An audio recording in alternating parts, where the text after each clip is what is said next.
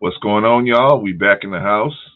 I'm back in the house. Hold on. We got to bring the show in the right way. The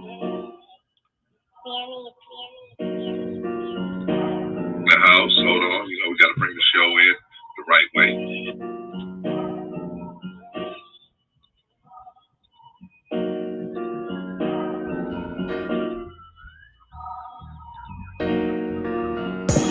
Dear God, please don't let me relapse and return to the evil that men do.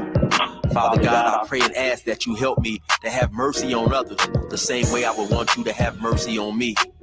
Father God, I also ask that you help me to be quick to forgive and slow to get angry. Amen, amen, amen. These young dudes out here don't respect shit until you put the barrel in their ear and let the text spit. I just might catch a case on my next hit, remove their whole face on some special effect shit. So show respect, trick, or I'ma have a flashback. Digging through the dresser like fucking where my mask at. The mash back with the banger and damage shit and say fuck everything I learned in anger management. Hop back on some east side Dannon shit and push a nigga's top back when I let the cannon spit. Start planning shit, premeditation. I'm in love with the streets again, rededication.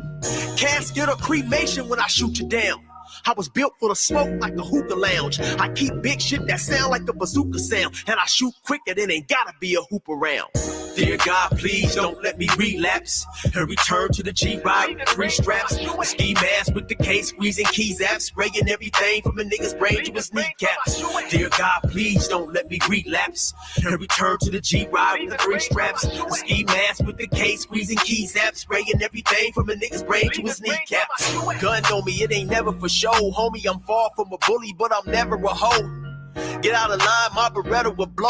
Real talk, we can take the beef wherever we go. I bring it to your front door like I'm Uber Eats. I guarantee you listen up when this Ruger speaks. Plus I maneuver through these streets like a ghost, and I'm handy with the heat. I cook a nigga like a roast.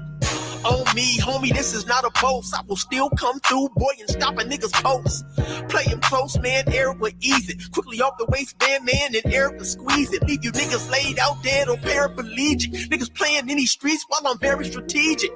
I come to your house dressed like the gas man. Shoot you 9 times, leave you stretched by the trash can.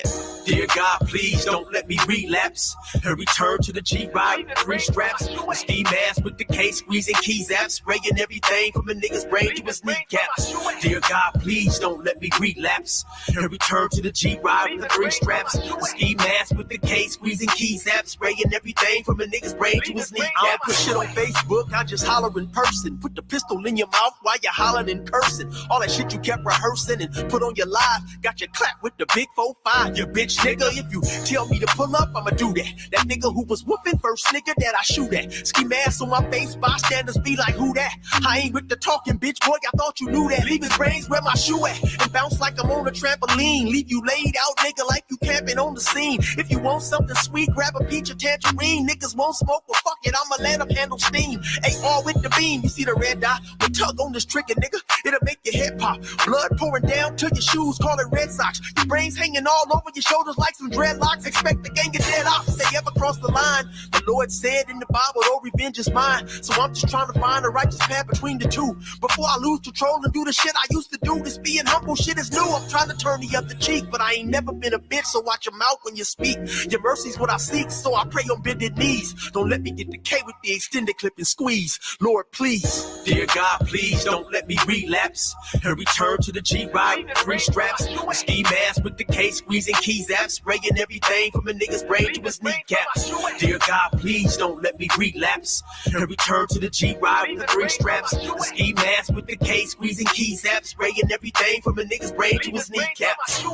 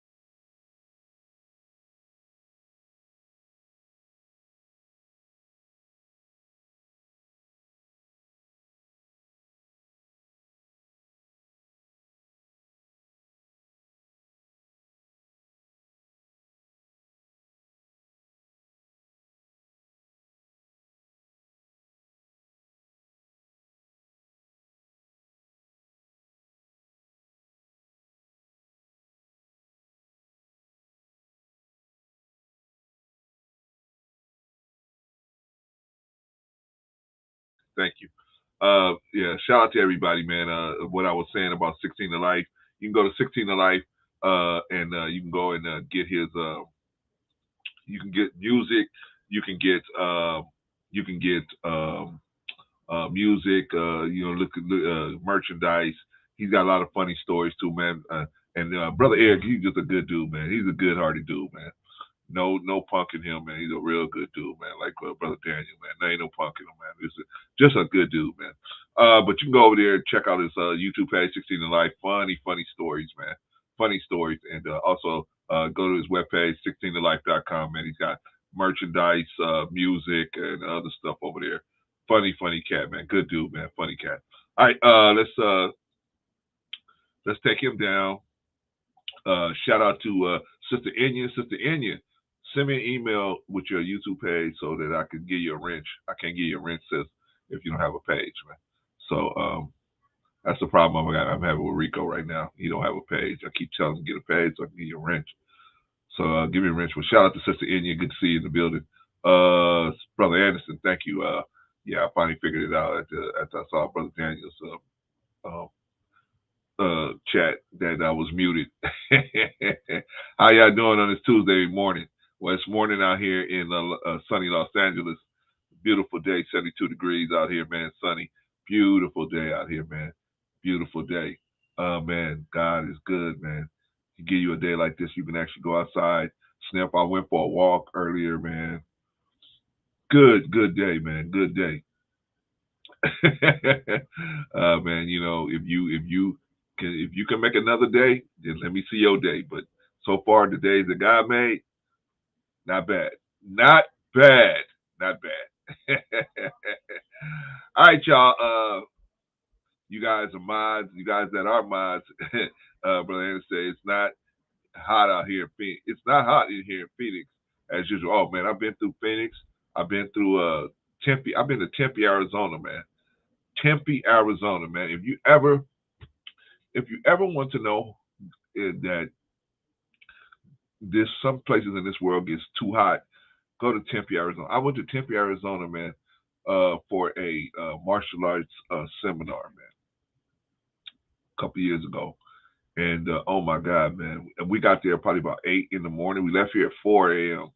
We got there about 8 in the morning. Well, we got to Arizona about 8 in the morning. We didn't get to Tempe till about 6, but we got there about we got to Tempe about 10 o'clock in the morning.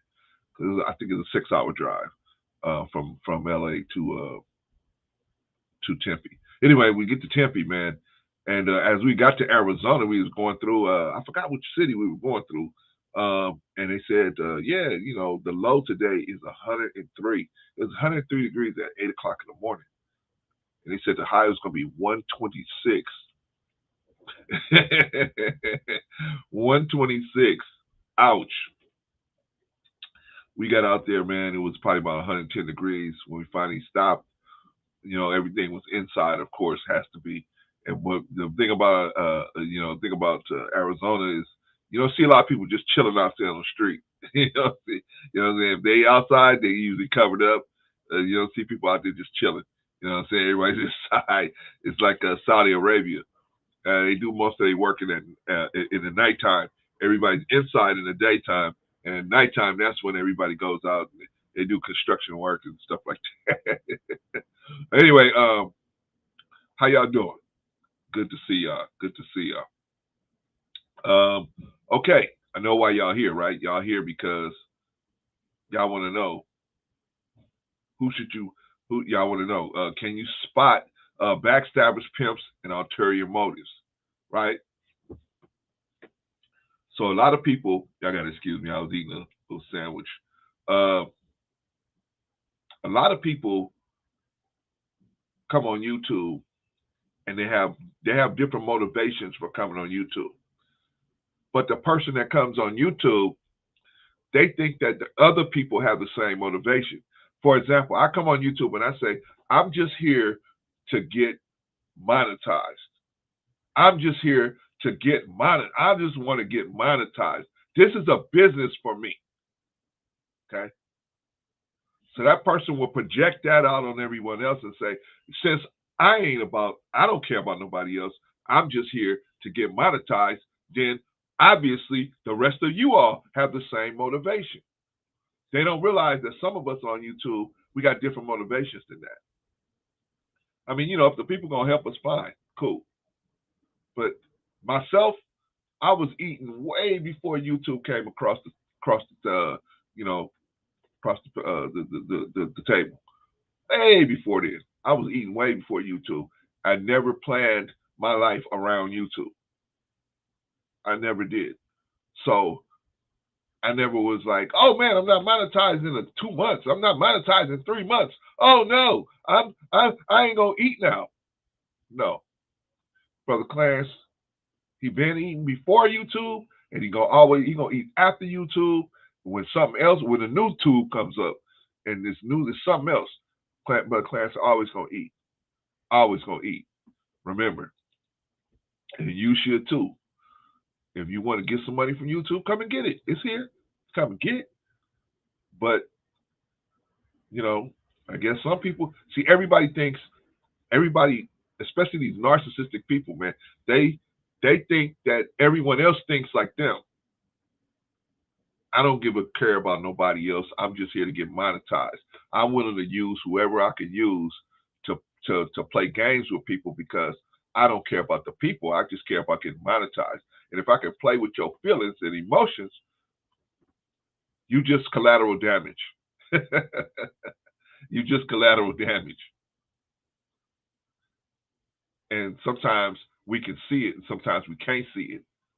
Sometimes you think somebody is solid. I'm going to show you that. I'm going to show you that now. I'm going to show you when one YouTuber thought that another YouTuber was solid.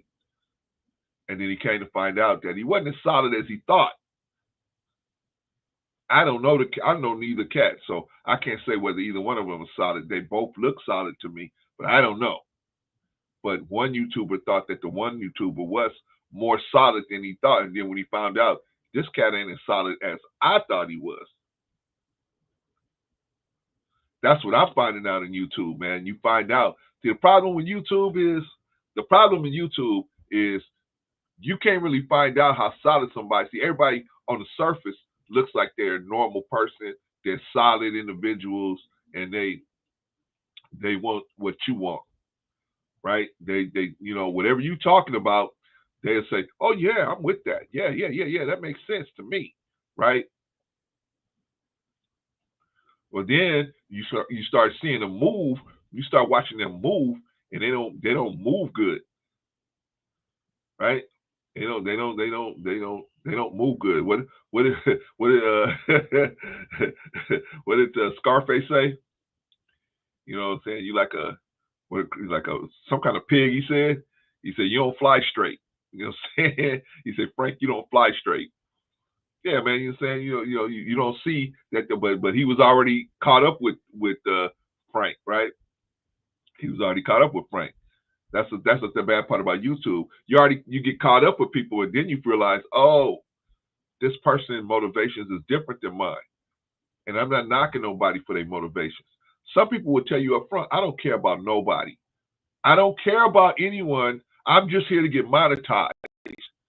That's all I care about. I'll go to platform using people's emotions, using certain situations. I will use anybody for just a game because I'm a man with no nation. I'm a woman of no nation. I don't care who gets used as long as my goals get accomplished or my desires get accomplished. My desires get extinguished. That I don't care whose feelings I hurt, whose emotions I play with. I'm learning that. I'm seeing that. I'm learning that. See, I've been on YouTube a little while, so I don't in the street. And once I could see people, because if I could see your body language and I could get your energy in person, it's much faster for me. I got it just like that. I've seen thousands of people, especially men, especially black men, thousands of black men I've seen. So I can assess them quickly. Just like when I was playing basketball, I could assess somebody quickly. I could see just by the way they was tying their shoes if they was any good. That's how good I had got at that. I can see how a man moves, and I can see, oh, okay, this probably is going to go this way. I've been wrong on many slight occasions. I've been wrong on slight occasions, but most of the time, spot on. Another guy I've seen that's been most of the time, I mean, he's been wrong every once in a while, but usually spot on. Rico, spot on. Typically spot on in assessing people quickly. He's better at me did it on YouTube than I am. I'm not as good as Rico is on YouTube, but in person, I might be better than him or just as good. Definitely, because if I can see a dude move and I can see how he breathe and walk and talk, I could probably assess him just like that.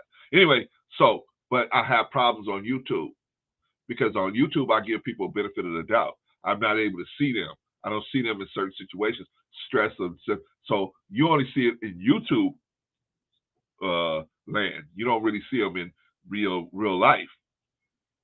So the type of person I am, I give a person the benefit of the doubt until they come out and show me that they, what they about, right? So the question is, folks, how do we see the problem that a lot of us have is we will make friendships or connections with people, right? But we don't find out that, this person got a different way of thinking about things until after we already connected up with them. How do you disconnect from them? How do you say to yourself, hey, you know what? I don't look at it like that.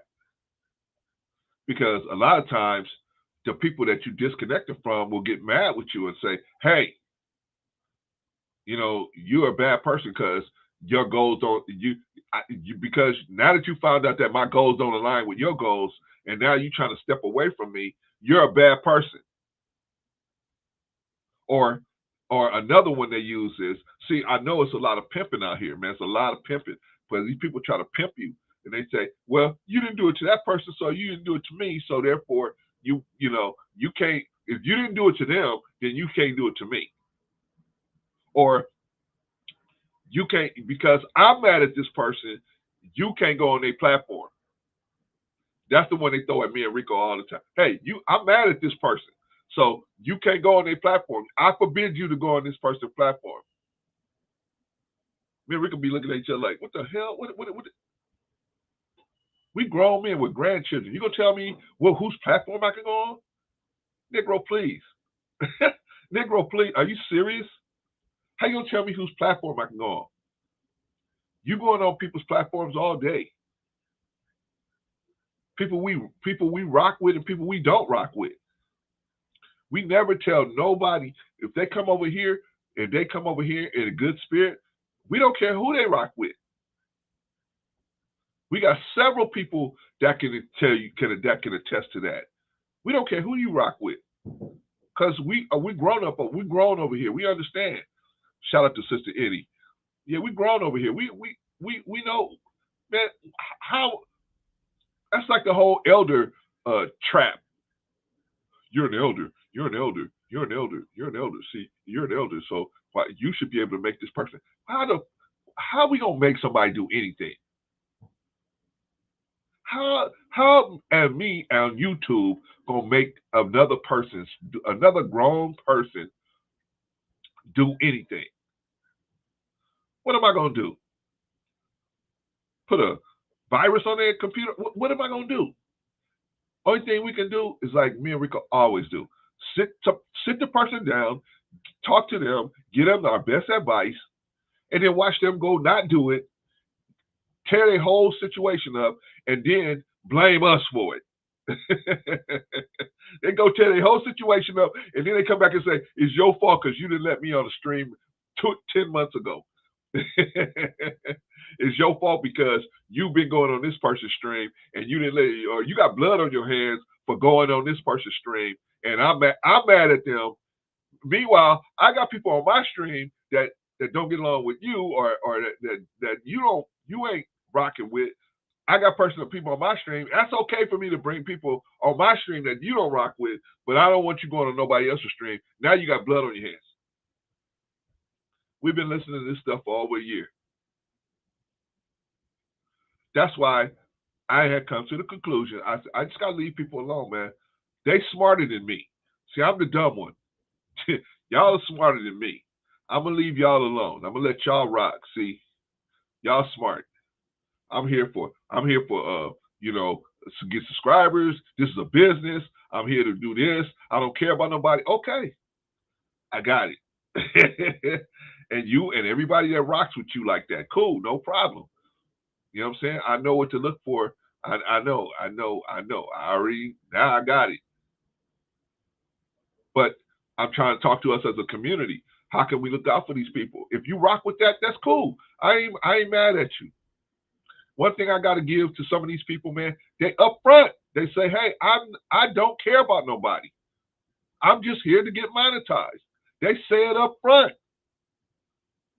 Problem I have is when they try to act like it, or they try to manipulate people's feelings against them. They try to pimp them. Oh, you sister, you upset over this?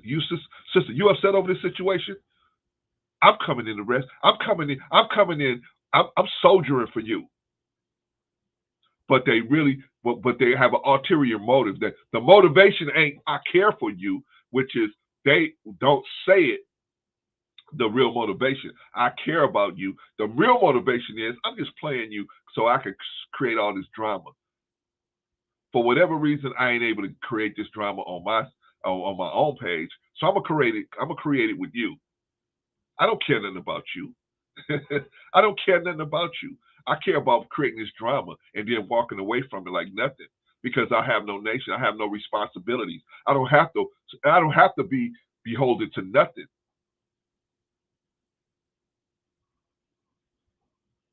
You got to watch men with no responsibilities. You need to really watch them, or they don't take responsibilities seriously. You need to watch that.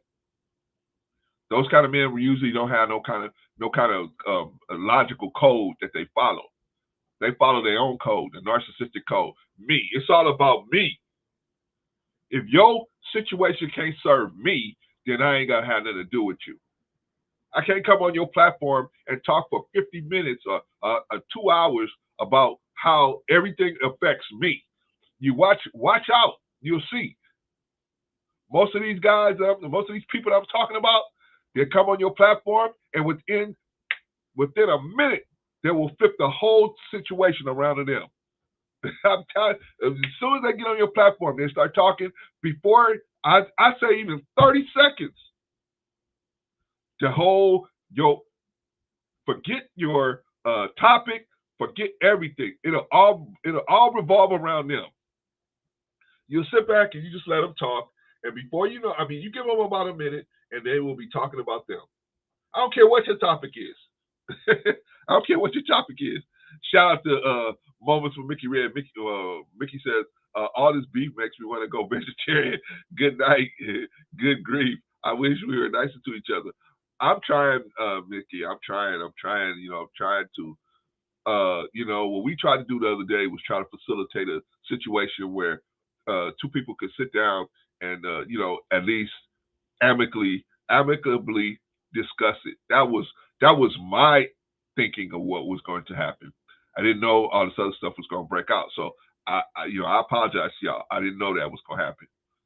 I definitely didn't invite the other person here, or not. I didn't invite her, but I definitely didn't want that person to come here, so this situation could blow up. That wasn't what I was looking for, but unfortunately it did. So I'm telling you guys, as content creators, watch who you bring on and watch what you do, because you got to think 10 steps ahead of the situation. If I was thinking, I would have said to myself, this thing it's probably not a good idea for the both of them to be together. But I didn't think that way. I thought, hey, everybody agreed that we were going to be respectful, and it didn't turn out that way.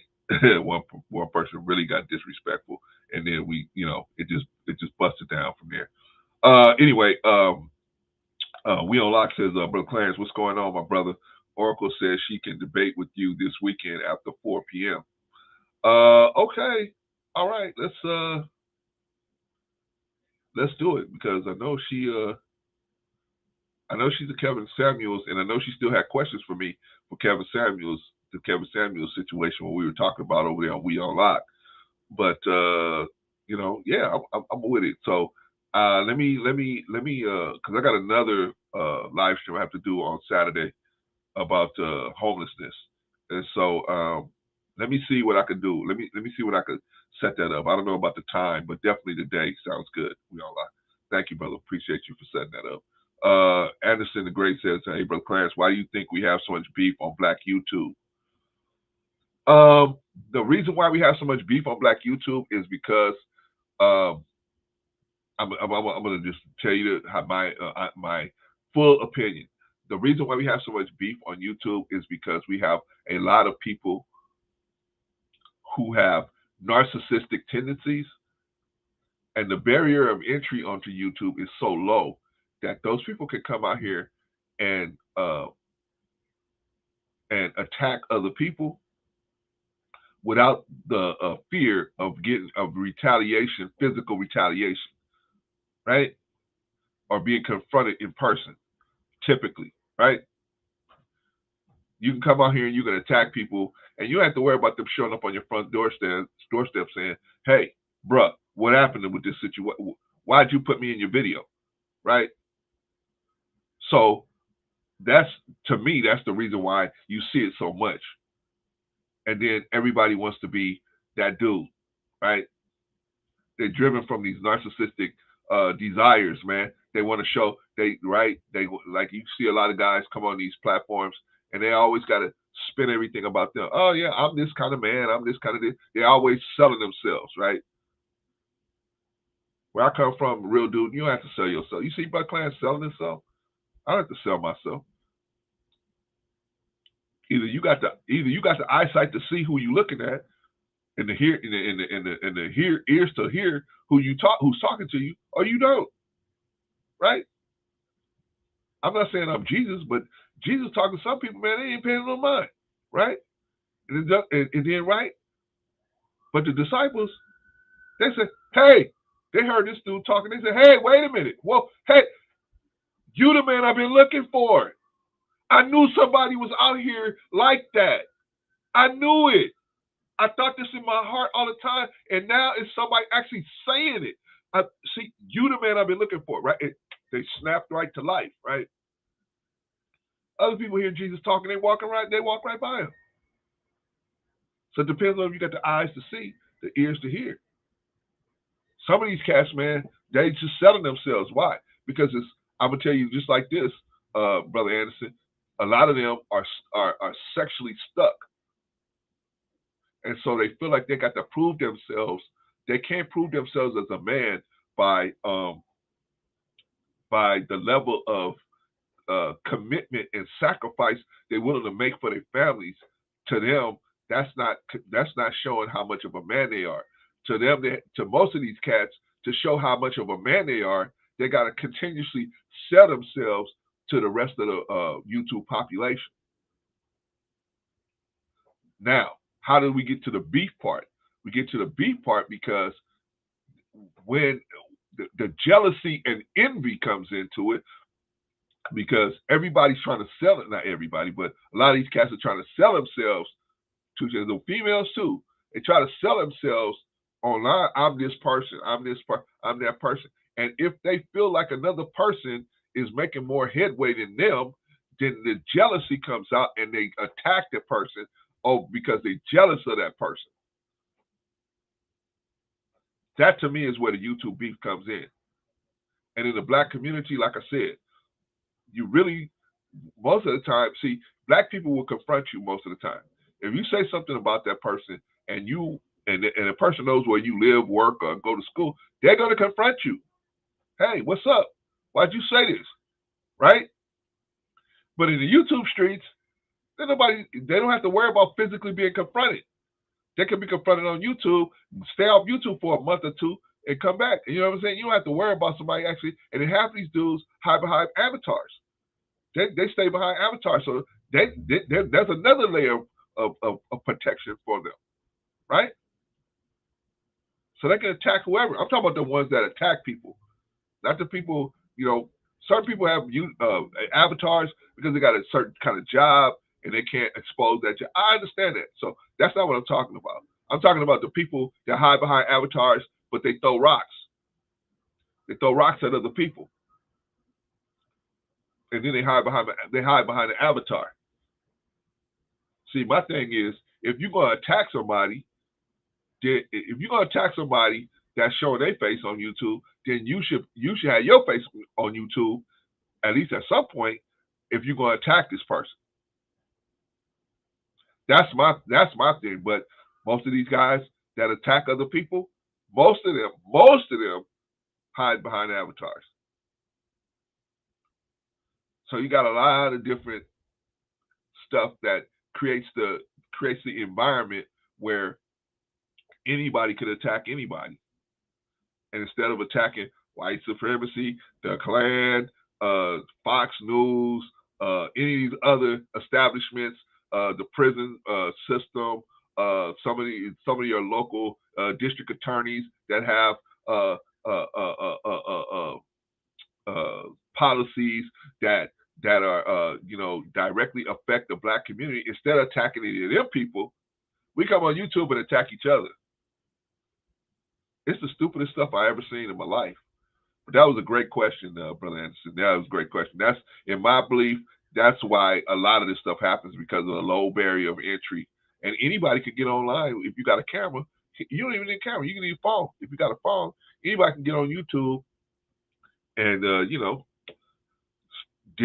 attack someone else.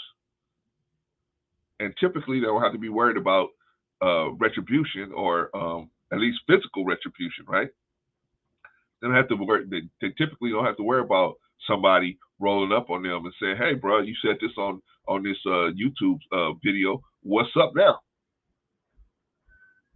That to me is why the beef is so big, because I think it wouldn't be as big if you thought if I make this video, this person may come and visit me. I think things would be a little different. Right? I think things would be a little different. But shout out to you, Brother Anderson. Great question. Sister Moment McGrath said, I didn't even see it. I logged off before the smoke. I smelled it coming and got my nose back because I like all of y'all and I didn't want to see it go down. Yeah, it was ugly. It was ugly, Mickey. Yeah, it was ugly. And you know what? It was just, I think it was unfortunate because, I didn't want to see either lady looking, in a bad light. But, and I just didn't want them to, say or do anything to put themselves further, into the beef situation. I didn't want to exacerbate it any further. So that wasn't our goal to do that. Our goal was to try to sit them down and let them talk. And I think it just got away from us. That was my fault. It just got away from us. We on Lock says, I think I know the full definition of that word, narcissistic. Yeah, man, it's ugly, man, and I'm learning it. I'm learning it, brother. Because see, what happens is we on Lock because you're a content creator, and if you create content, and you do live streams, you're gonna have people that come on your panels, right? You don't know what these people are gonna say. I try to explain to people, man. Especially people that don't create content, they're not content creators, man. So lots of stuff you have to watch. You have to keep your eye on. Sometimes you're going to miss something. Sometimes you're going to miss when I go back in the replay. I say, I didn't know that person said that. I had to find out that people said certain things in the replay because I just didn't hear it because I was busy doing other stuff, right? Trying to keep the show moving. But yeah, then that's the part you have. You have narcissistic people that come on your platform. You don't know they're narcissistic, but the narcissistic person, they can act like they're normal, right? They act like they're cool until they get triggered. Another person on the panel will trigger them. Now they start going in on them, or they start following their true insides, right? They follow their ulterior motive, and then they follow the true nature of what they wanted, who they are, right? But sometimes they come on your platform. Oh, hey, Brother Clarence, how you doing? Or whatever platform they go to, right? They go to whatever platform, and it looks like you talking to a regular person. Not always the case. Not always the case. Shout out to you. She said, I want to see all my people win. So do I. And I wish we could put our differences aside and work together and change the narrative. So do I. That's why I'm doing this. I'm not doing this more for myself. I've already been burnt. I've already been burnt a couple different times. I've already been burnt. So this is not for me. You know what I'm saying? I already got the singe marks on my rear end. Uh, this is to help other people, man, other content creators. When you guys go out there and you start making content, you gotta try as best as you can to see who you bringing up, and if you align with their thinking process. It's difficult, and then have a line, have a standard in your head. Somebody say something crazy, then you go, hey, wait a minute, this is way out of pocket. This is way out of pocket. So don't. so hey, I can't have you up here. I'm gonna let you go. You guys see, I have it now. But based on the fact that I've had so many different people try to pimp me and try to pimp me and persuade me and put me in a position where they could just use their narcissism to guide me. I say, hey, you know what? I try to be nice to people, and they just taking advantage of it. So now we reserve the right to throw your ass off the panel or block you from the chat for any reason. I ain't gonna stop to explain nothing to nobody. If you even look like you moving like a snake, we're gonna just block you and knock you off the platform. And then you can explain it to me later, right? Oh, this is what happened. Oh, okay. Well, this is why you got blocked. This is why you got knocked off the panel. And we don't. I'm not gonna, because I'm not here for the drama. I'm not here for the drama. I'm here for if you want to have a open discussion, cool, no problem. But we ain't here for the drama, man. At least me and Rico ain't. We have both agreed. I can speak for him on this point, where we both have sat down with each other and said, hey man, let's not have a drama. Let's not do that. So if you see drama up here, it totally caught us off guard because we wasn't even trying to do that. Look at us. We got 500 subscribers, 570 something subscribers, and I've had that for over 2 or 3 months. Why? Because we ain't trying to start. We ain't trying to get subscribers. What we're trying to do is get people to understand what we're talking about, and then have it grow organically.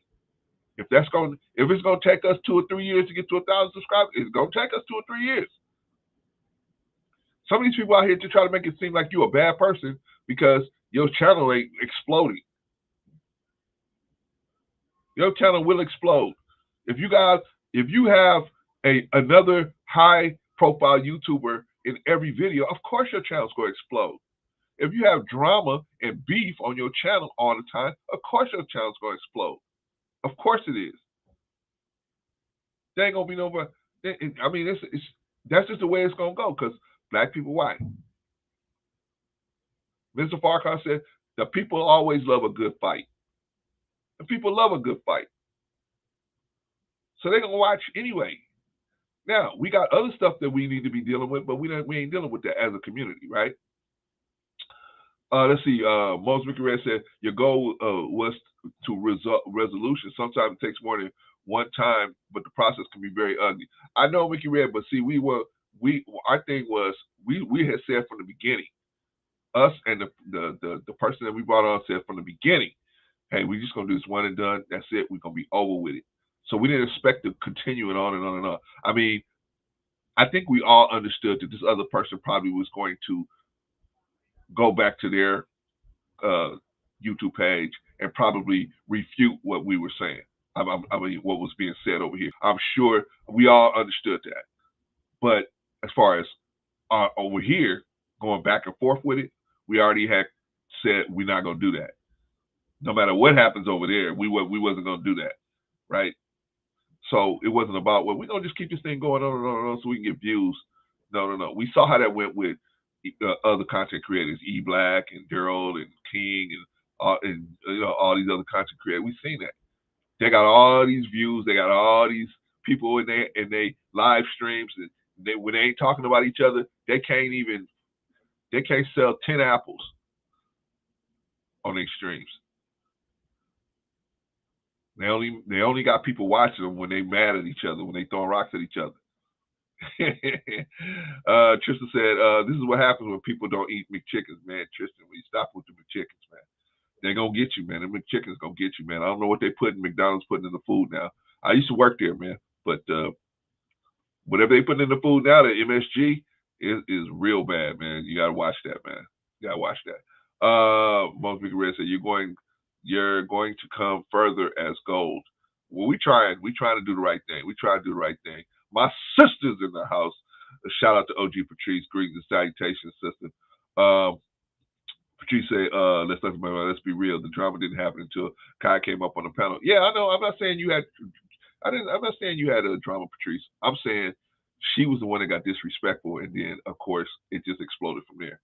And so unfortunately, our goal was to have you ladies, be able to talk it out, and but it didn't work. It didn't go like that. That's all I'm saying is to the people is we wasn't trying to do it to make it be drama. We didn't, you didn't ask her over here. I didn't ask her over here, Rico. None of us asked her over here so that it would be this drama filled situation. None of us wanted that. I don't think. None of us wanted that. We asked her over here just so we could have a discussion about the situation. And unfortunately, she said some things that we can't allow to have happening over here. So we had to pull her off the program. So, and unfortunately, she left on her own. But hey, shout out to her. All right. OG Patrice said, smash the like button, fam. Appreciate you, OG Patrice. Brother Be Easy said, what's good, big bro? Hey, we talking about how people can use other people for their motives. Like Be Easy, like somebody will try to align with you. Like you have a YouTube page, they try to align with you, and you think they on the same page you on, and then they get triggered by another YouTuber, and then you start seeing how they truly really feel, and you're like, wait a minute, I don't feel like that. So how do you cut them loose? How do you cut them loose? I'm finna show y'all how you could get duped. Anybody could get duped. Anybody out here. There's none of us that's smart because we don't know. We don't know what's going on. You don't know really until the person start moving. Once you see them start moving, then you can say, oh, okay, well, this is how this person moved. But when they first start talking, they all, oh yeah, I'm with the program. This is, we are on the same page with this and this and that. And then you start seeing them moving in the YouTube streets, and you're like, whoa, I ain't with that. I ain't with that. And then what happens is they eventually start bringing it to your platform. They bring their real get down to your platform. And they feel comfortable. They say, hey, I'm comfortable here, so I'm gonna just, they think because the way they think that everybody thinks that way. They project how they feel on everyone else. I think this way. See, I don't care about nobody. I'm just here to get monetized. So I think everyone else thinks that way. And they will project that on me. Hey, you're lying if you think that, if you say that you're here and you're not here to make money, you're lying. Right? They just think they think everybody thinks that way. That's but that's the narcissism of the people. But anyway, let me move on, y'all. Let me move on because I want to show y'all something really how people people can get duped. Anybody can get duped. Anybody can get duped. Anybody can get duped. So let me show y'all something. Let me show y'all what I'm talking about, man. Let's see. Boom. Okay.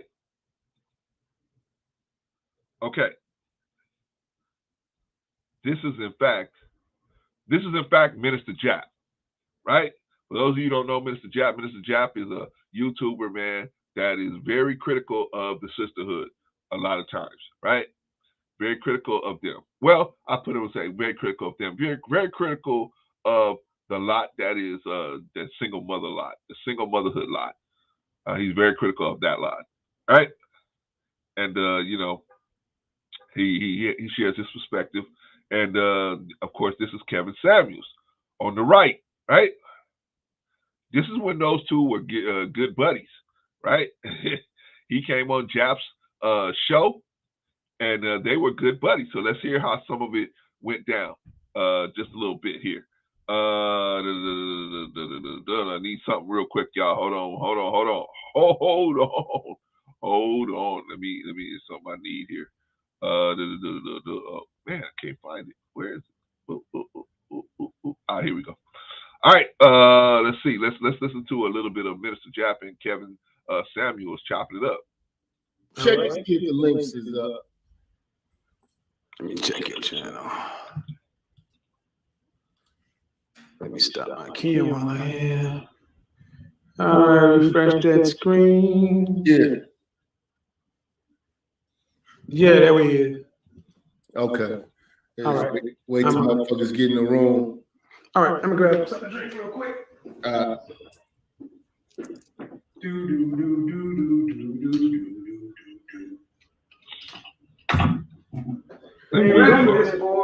You know what I'm saying? Say what's up to the people, bro. What's going on, everybody?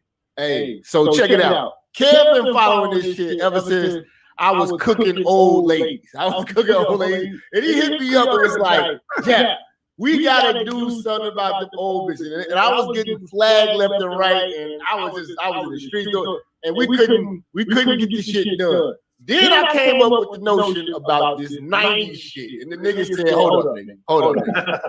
I want in on this shit, you know what I'm saying?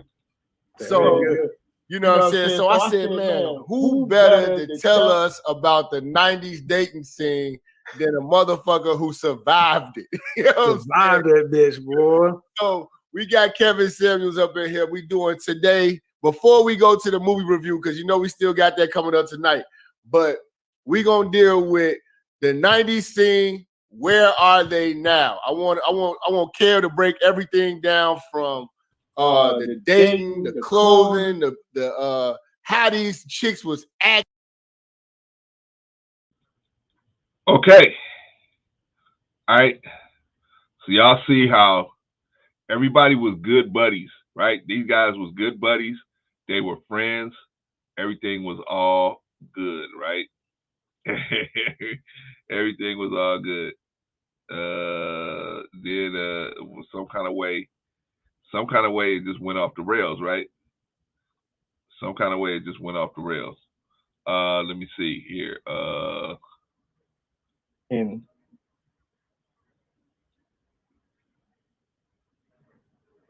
Yeah, let me see right here where it went off the rails at. Yeah, man. So, but did Jap know, right? Jap didn't know that Kevin Samuels was a particular kind of guy, right?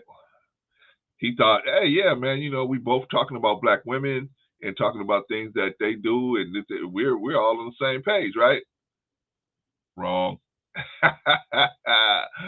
Wrong. Okay, so now let's hear Minister Jap talking about Kevin Samuels in a not so good way. Not so good. Summers of doing. Yeah, it's the clip of Mr. Jab going off on Kevin Samuel. Well, you know, niggas, you know what I'm saying, don't know the real. You know what I'm saying? I know what's going on. I really know what's really going on. You know what I'm saying? I know it personally. When you see that nigga hugged up with that shit, that's bitch ass shit, because the nigga tell me straight out his mouth, when I see this nigga, I'm gonna get down on this nigga, woo, woo, woo. And you tell me ride with you.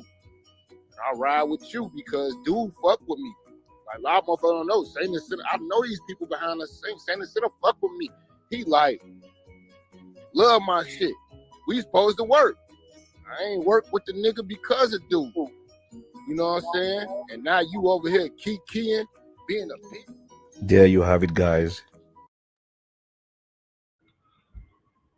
All right, y'all. I'm sorry for the echo. I'm trying to work it out, man. I'm trying to work it out. My computer's not letting me put the settings right so we don't have an echo. But anyway, that's Minister Jap talking about Kevin Samuels in a whole different light, right? In a whole different light. So here's the point. Now, Jap thought, hey, man, I'm talking about black women. Kevin talking about black women. Hey, we're all on the same page. He didn't find out till Kevin Samuels got put in a situation that Kevin Samuels told Jap, hey, I'm going to handle this situation like this. And when the situation got brought to him, it didn't get handled like that, right? So my point is, you don't know, man. A lot of times we don't know. We don't know you don't know how people are gonna. Hold on.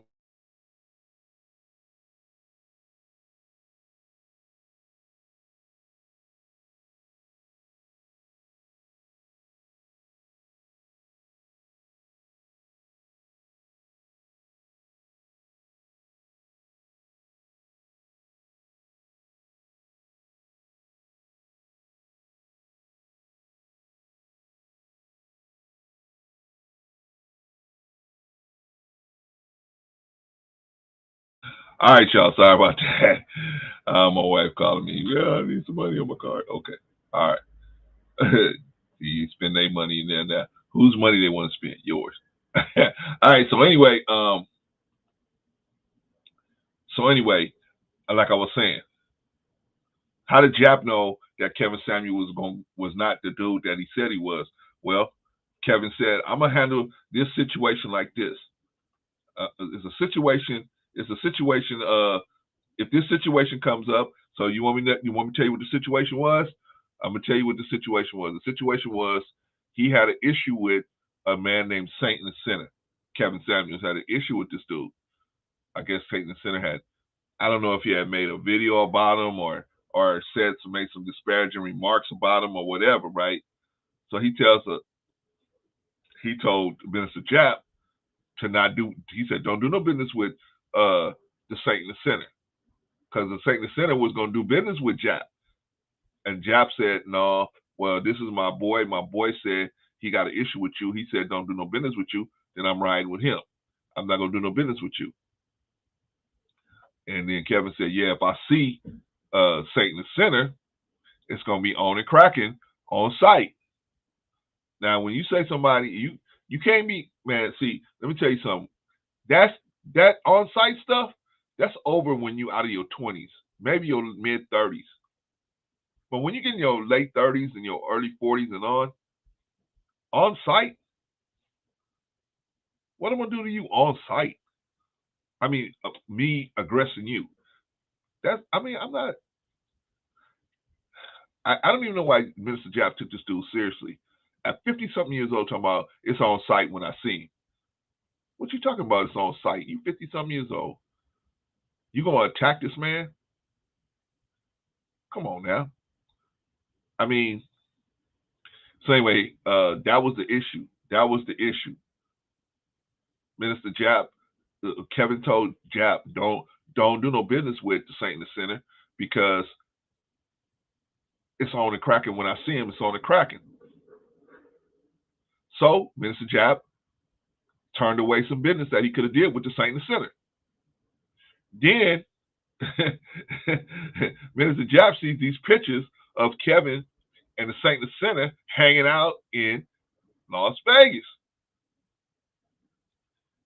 Jap says, wait, what? Whoa, wait a minute, what?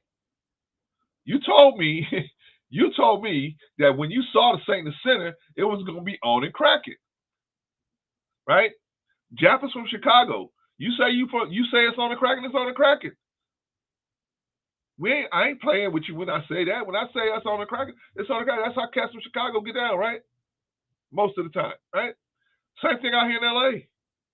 You tell somebody it's on when I see you, it's on, or they paint your name on one of these walls. When these gang makers paint your name on the wall and they put an X through it, that means, man, when they see you, it's on and cracking. They're gonna try to put an X on you for real. Shout out to Vaughn Bryant. Shout out to Doberman. Get to y'all in just a minute, man. I gotta put this money on my wife's card here. Hold on one second. Anyway, yeah, man. That means it's on and cracking.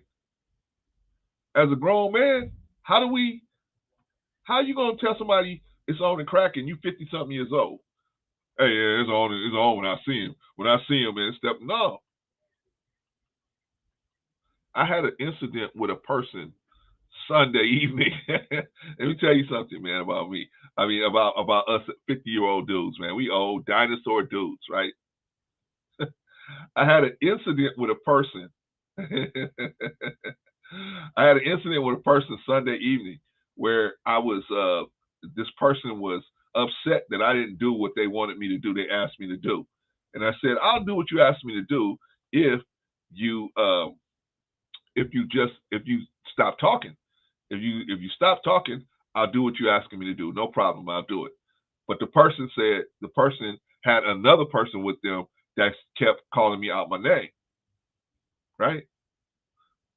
So I said to this person, I said, as long as this person keeps talking, what you asking me for is not gonna happen. It's just not gonna happen. Right? So the other person kept on going on and on and on and on and on. You a BAN, you this, you that. you a BAN? So I said to that person, I said, hey, if you want this to happen, I told her again. I said, if you want this to happen, you got to get that person to be quiet. You got to get that person to be quiet. They didn't want to do it, right? So I said, okay.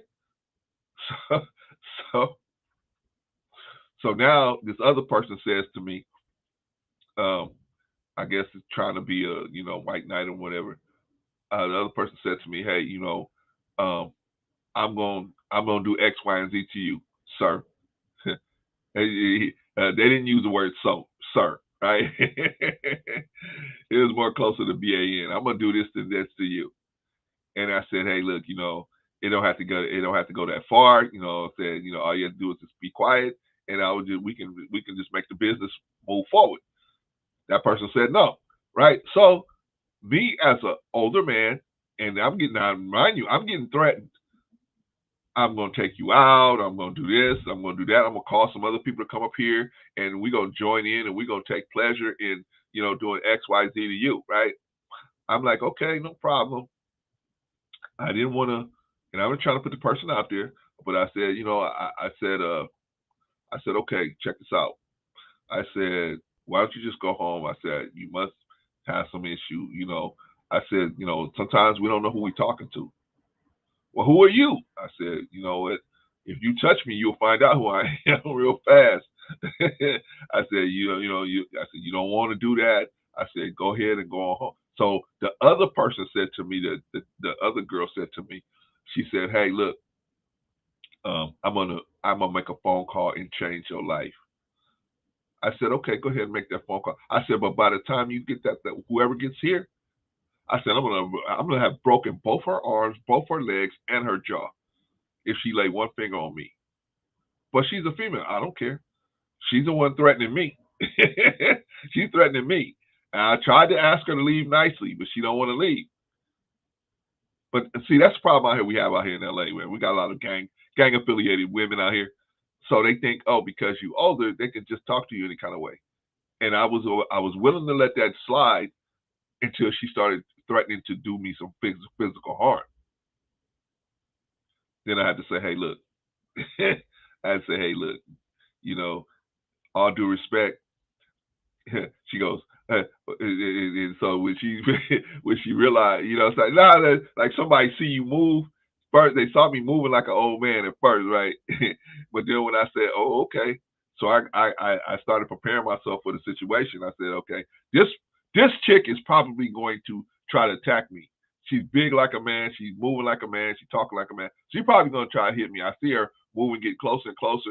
The other chick is trying to stand in front of her. I said, okay, this chick is really trying to make it happen. So I said, okay. I said, I haven't really put a serious beat down on somebody in a couple of years. Now, it's probably been about maybe 5 or 6 years since I really had to put my hands on somebody and really hurt them, right? And it definitely wasn't no female. I was like, man, I was very surprised that a female would step up like that. But the point is, once you in it, right? Now I'm here. I'm like, man, damn. Are they going to let me leave the vicinity? So I couldn't even leave because I wanted to turn my back on them. I didn't want to do it. I had to let them leave. I had to wait until they left, right? So the girl was like, hey, I'm about to do this to you. I'm about to do that to you. See, you think I should just beat your A right here, right now, right? This is a female talking to me, right? I said, okay. I said, tell you what I'm going to do.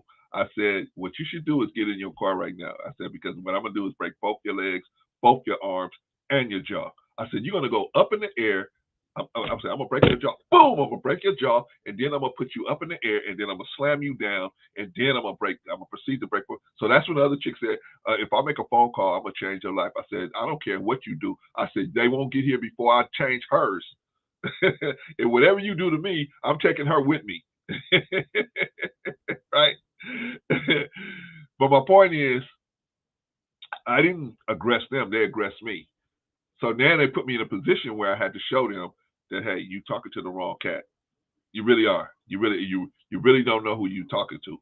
So when I said that and I made that clear about what I was going to do to her, she kind of stepped back and said, She's like, well, I can call somebody. I can call somebody. Come over here. I said, that's your best bet is to call somebody. That's your best bet to call somebody, because you don't stand a chance by yourself. Even though she was big as me, she was probably bigger than me, weight wise. I was taller than her, but she was definitely huge, but bigger than me. She walked like a man, talked like a man, and then she got a ponytail on her head like a female, but she looked like a dude. I said, man, wow. But hey, you know what? We fight like hells with those who fight with us. I'm not trying to fight no female at all. Didn't want to. I was trying to walk away from it as best as I could. But this sister was walking up on me, and I guess for whatever reason, she felt like, hey, I can take the old man. And I decided to put some things on their mind, like, hey, you really don't know who you messing with. And I think once they saw that energy, they decided, hey, you know what? Because I said, they know if you touch me, you're not leaving out of here unless you want a stretcher. Definitely not. Definitely not. I'm gonna break your fingers. I'm gonna break your arm. I'm gonna break your leg. I'm gonna break everything on you. You're gonna be a heaping mess by the time I get done with you. But sometimes you gotta say something. Sometimes you gotta let people know you ain't with the bull, right? You gotta let them know, right? I had to let this person know. So they had something to think about. They said, wow, is it really worth me getting all my limbs broken the way I'm talking to this man? She made the best decision possible and went and got in the car. Both of them made the best decision possible and went and got in their cars. Right? But me as a 50-year-old man, I didn't go off on them. Even though they was offensive, I let that go. I let it go until the sister started walking up on me like they were still going to do something to me. I said, oh man, this sister is serious? Oh my God. Vaughn, I'm always getting caught up in stuff. Patrice, I'm always getting, be easy, I'm always getting caught up in something. I'm always getting caught up in something. Man, anyway, man, I just try to treat everybody right, but these sisters looked at me and said, oh man, especially the big one, the big sister was like, I can take the old man. Really? Let me tell you something. I don't think anybody else is going to tell you what they're going to do. I'm telling you what I'm going to do to you. Because I've done it to way bigger dudes than you. Anyway, I done put way bigger dudes up in the air. so you ain't going to be nothing. All you're going to hear is snap. Ah! Anyway. Not like I'm no tough guy. I'm not no tough guy, y'all. I am really not. I'm not no tough guy at all. I'm the most nicest guy you're gonna run into. I'm the most tarnished cheek person out there, right? I am. But if you lay a hand on me, man, I'm gonna try my best to send you to the cemetery. Absolutely. I am not playing with nobody. I'm not playing with nobody, man. I try to give everybody grace, everything. But my point is this: I'm 50 years old. What do I look like threatening her? Right? What do I look like threatening a person or telling somebody, hey, it's on site when I see you? I done got into it with a lot of YouTubers. I'm going to tell them, it's on site when I see you. You can't do that as a 50-year-old man, because other people will look at you and they'll say, now, is this dude really? Because, see, we got responsibilities. I'm 50-something years old. I got a wife. Y'all saw my wife just called me. Hey, I spent all my money that I had on my card. Can you put some money on my card? I got to go do X, Y, and Z. Do I got time to argue with her? No, because I'm sitting here on the live stream, right? I just got to just put money on her card, right? Right? But that's just the way it is, right? I can't. What can I do, right? Because I got responsibilities. I have a wife. I have children. I have a granddaughter. I don't have no time to be on site with somebody. I got life insurance payments. I ain't got time. I got insurance. I ain't got time to be on site with nobody. I mean, shout out if you do, but I don't. And I don't think Kevin Samuels was that type of dude. I'm not saying that he had all his ducks lined up. He had those kind of responsibilities. It sounded like to me he didn't have those kind of responsibilities. But still, at 50-something years old, you ain't finna roll. Kevin Samuels didn't seem like the type of dude that'll roll up on somebody and be like, what up now? Right? What's that stuff you was talking?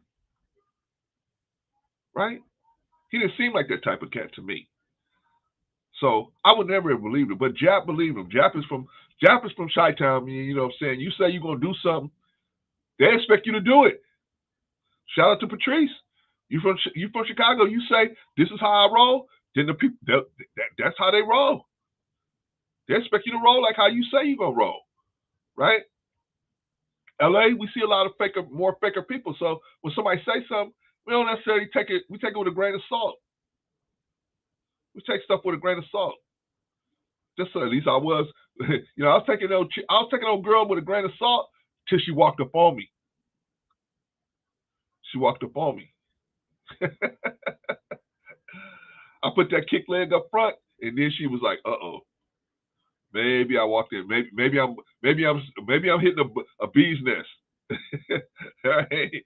But I switched up and put that kick leg up front.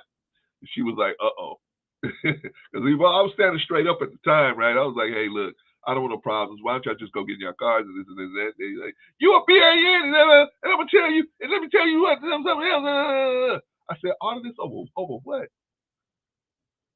This is nothing. It's nothing. And you already out. You already gone."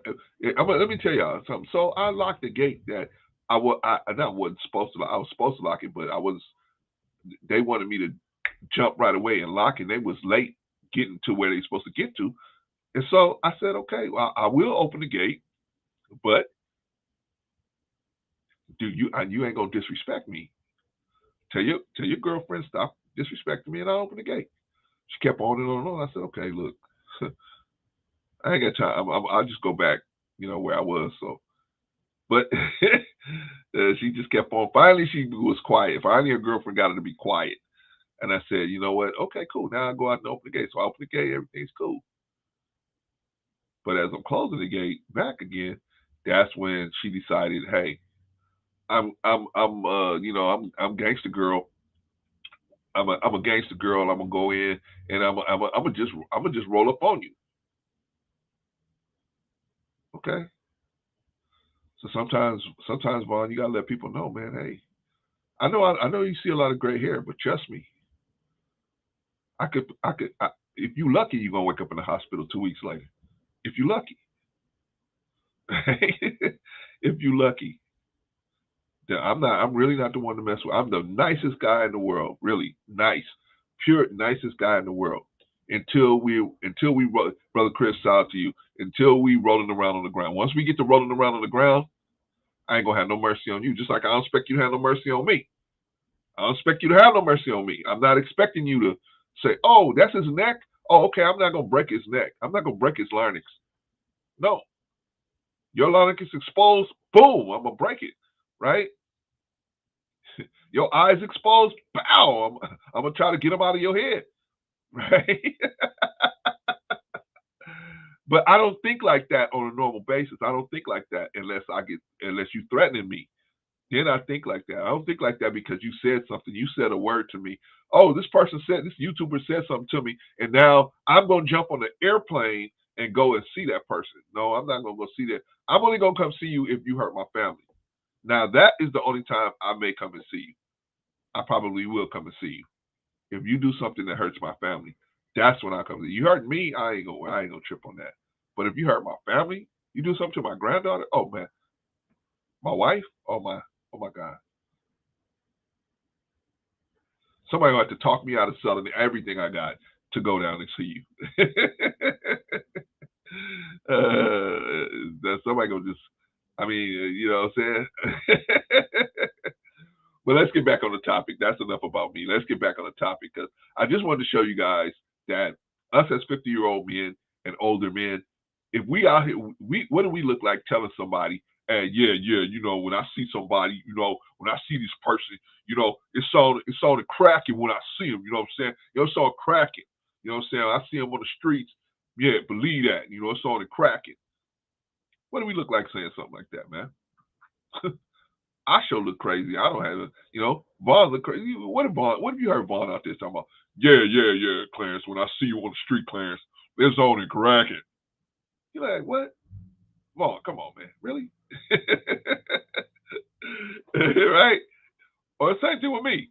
When I see Vaughn, man, you know what I'm saying? I'm gonna get you, Vaughn. Well, come on, man.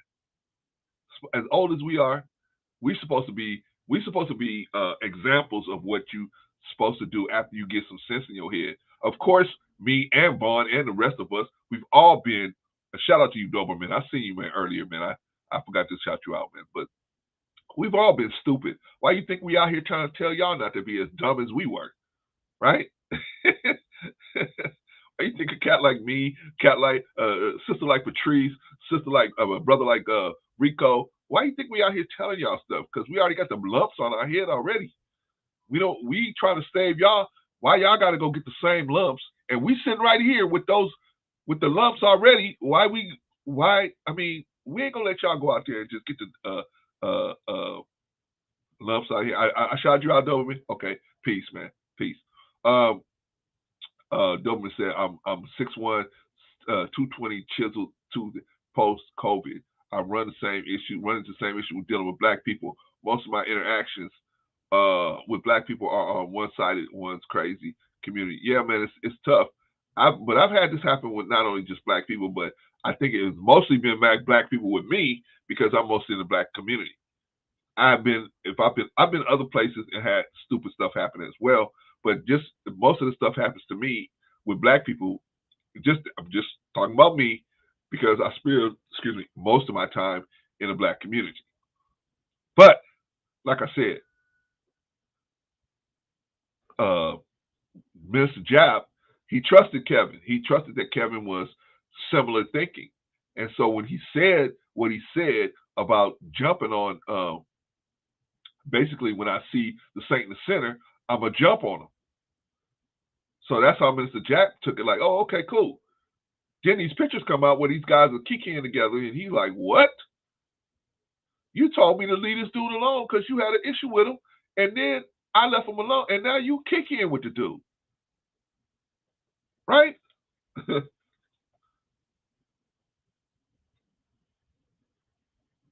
How did Jap feel about that?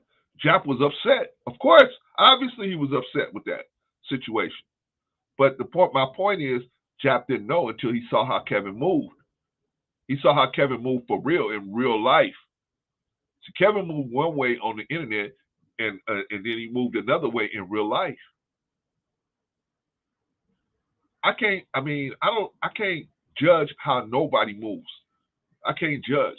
Only thing I can say is I'm not gonna let people come on my YouTube page and move crazy or move outside. I'm not gonna say crazy. Let me say it this way: if you move outside of the way that I want my channel to be used, then we're gonna have an issue.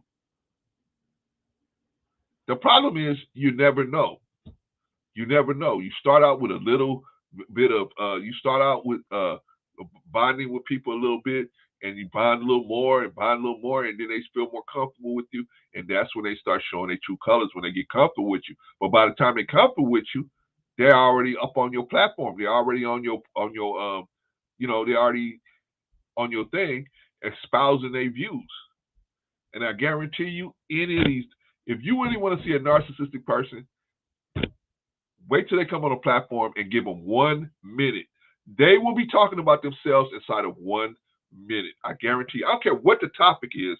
They'll be talking about themselves inside of 1 minute. We're going to talk about this later. Me and my sister Patrice, we're going to talk about this a little later. But I'm telling you about these narcissistic people. They will take over your whole platform inside of 1 minute. The topic today is, the Mars landing. Oh yeah, well, I just want to say, Mars landing and how it relates to me. I was in this situation, and I had an issue with this person, and it just goes back to them. Next thing you know, this person talking for 20 minutes, talking about their situation. And like, yeah, but we want to talk about the Mars landing. Why are we talking about you? We talking about the Mars landing. And then they start bringing other people up into the situation. You're like, wait a minute, hold on. Hold on. That's what I'm trying to not have happen here. So y'all got to work with me. Y'all got to help me. Say, Clarence, hey, I thought you said you guys wasn't gonna do it. See, you guys, when you guys tell me stuff like that in the chat, then I say, oh, okay, because saying, I'm telling you, man, when you are a content creator, stuff can get away from you so quickly. You don't even realize that it's out of control. By the time you try to deal with it in real time, it's like how do you like I said, how do you stop somebody from saying particular things, right? I don't know. It's like Saturday. I didn't know what this person was going to say. I didn't know what they were going to say. Or Sunday, or whatever day we did it. Thursday, whatever day we did it. Saturday, I think. How do we know what they're going to say? As a content creator, especially if I don't know the whole, I know it's a little bit of the backstory, but I don't know the whole backstory. I don't know what they're going to say. I don't know what nobody's going to say until they up here and say it. Now, some people will tell me in the backstreet, hey, they say, hey, this is what I want to come on this platform. This is what I specifically want to talk about. I've fallen for that before. You know what I'm saying? I've fallen for that before. And then it goes off the rails again. I've fallen for that. So the only thing you can do is just tell everybody, hey, if you say something out of pocket, we're just going to drop you. We reserve the right to drop you. Like a hot rock, right? But Trista said, I think you should work with who you want to if it benefits your channel. I don't like gatekeeping. You know what, Tristan, unfortunately, you have to, man. You have to. Because, see, like I said, unfortunately, you work with people, but some people you don't know, right? You don't know that they have opposing viewpoints until they get comfortable enough to start espousing them on your channel, right? You don't know. Or they start, you know what I'm saying? You start seeing how they move. And then once you see how they move, then you're like, oh, okay, I see that now. But you was already in it. But Tristan said, do you want a code word? No, brother, I don't need a code word. I thank you, Tristan, for that, but I don't need that. No, bro. I just, like you said, you see on the bottom, we reserve the right to bounce you. I don't care. I'm not asking no questions. I'm not. If you even look like you're about to cause a problem, you're gone. I ain't even gonna ask no questions. If you're on the panel, I'm gonna bounce you off the panel. If you're in the chat, I'm gonna time you out in the chat. I don't care. I'm not asking no questions. You can explain it to me later, right? So the best thing if you want to be on the panel and be on the chat, don't do nothing crazy. Don't move crazy, and then you be cool. You know what I'm saying?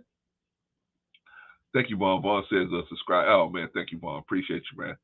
Appreciate you, brother. My sister OG Patrice. But Clarence, your moderators have to be on their jobs better as well when it comes to the chat.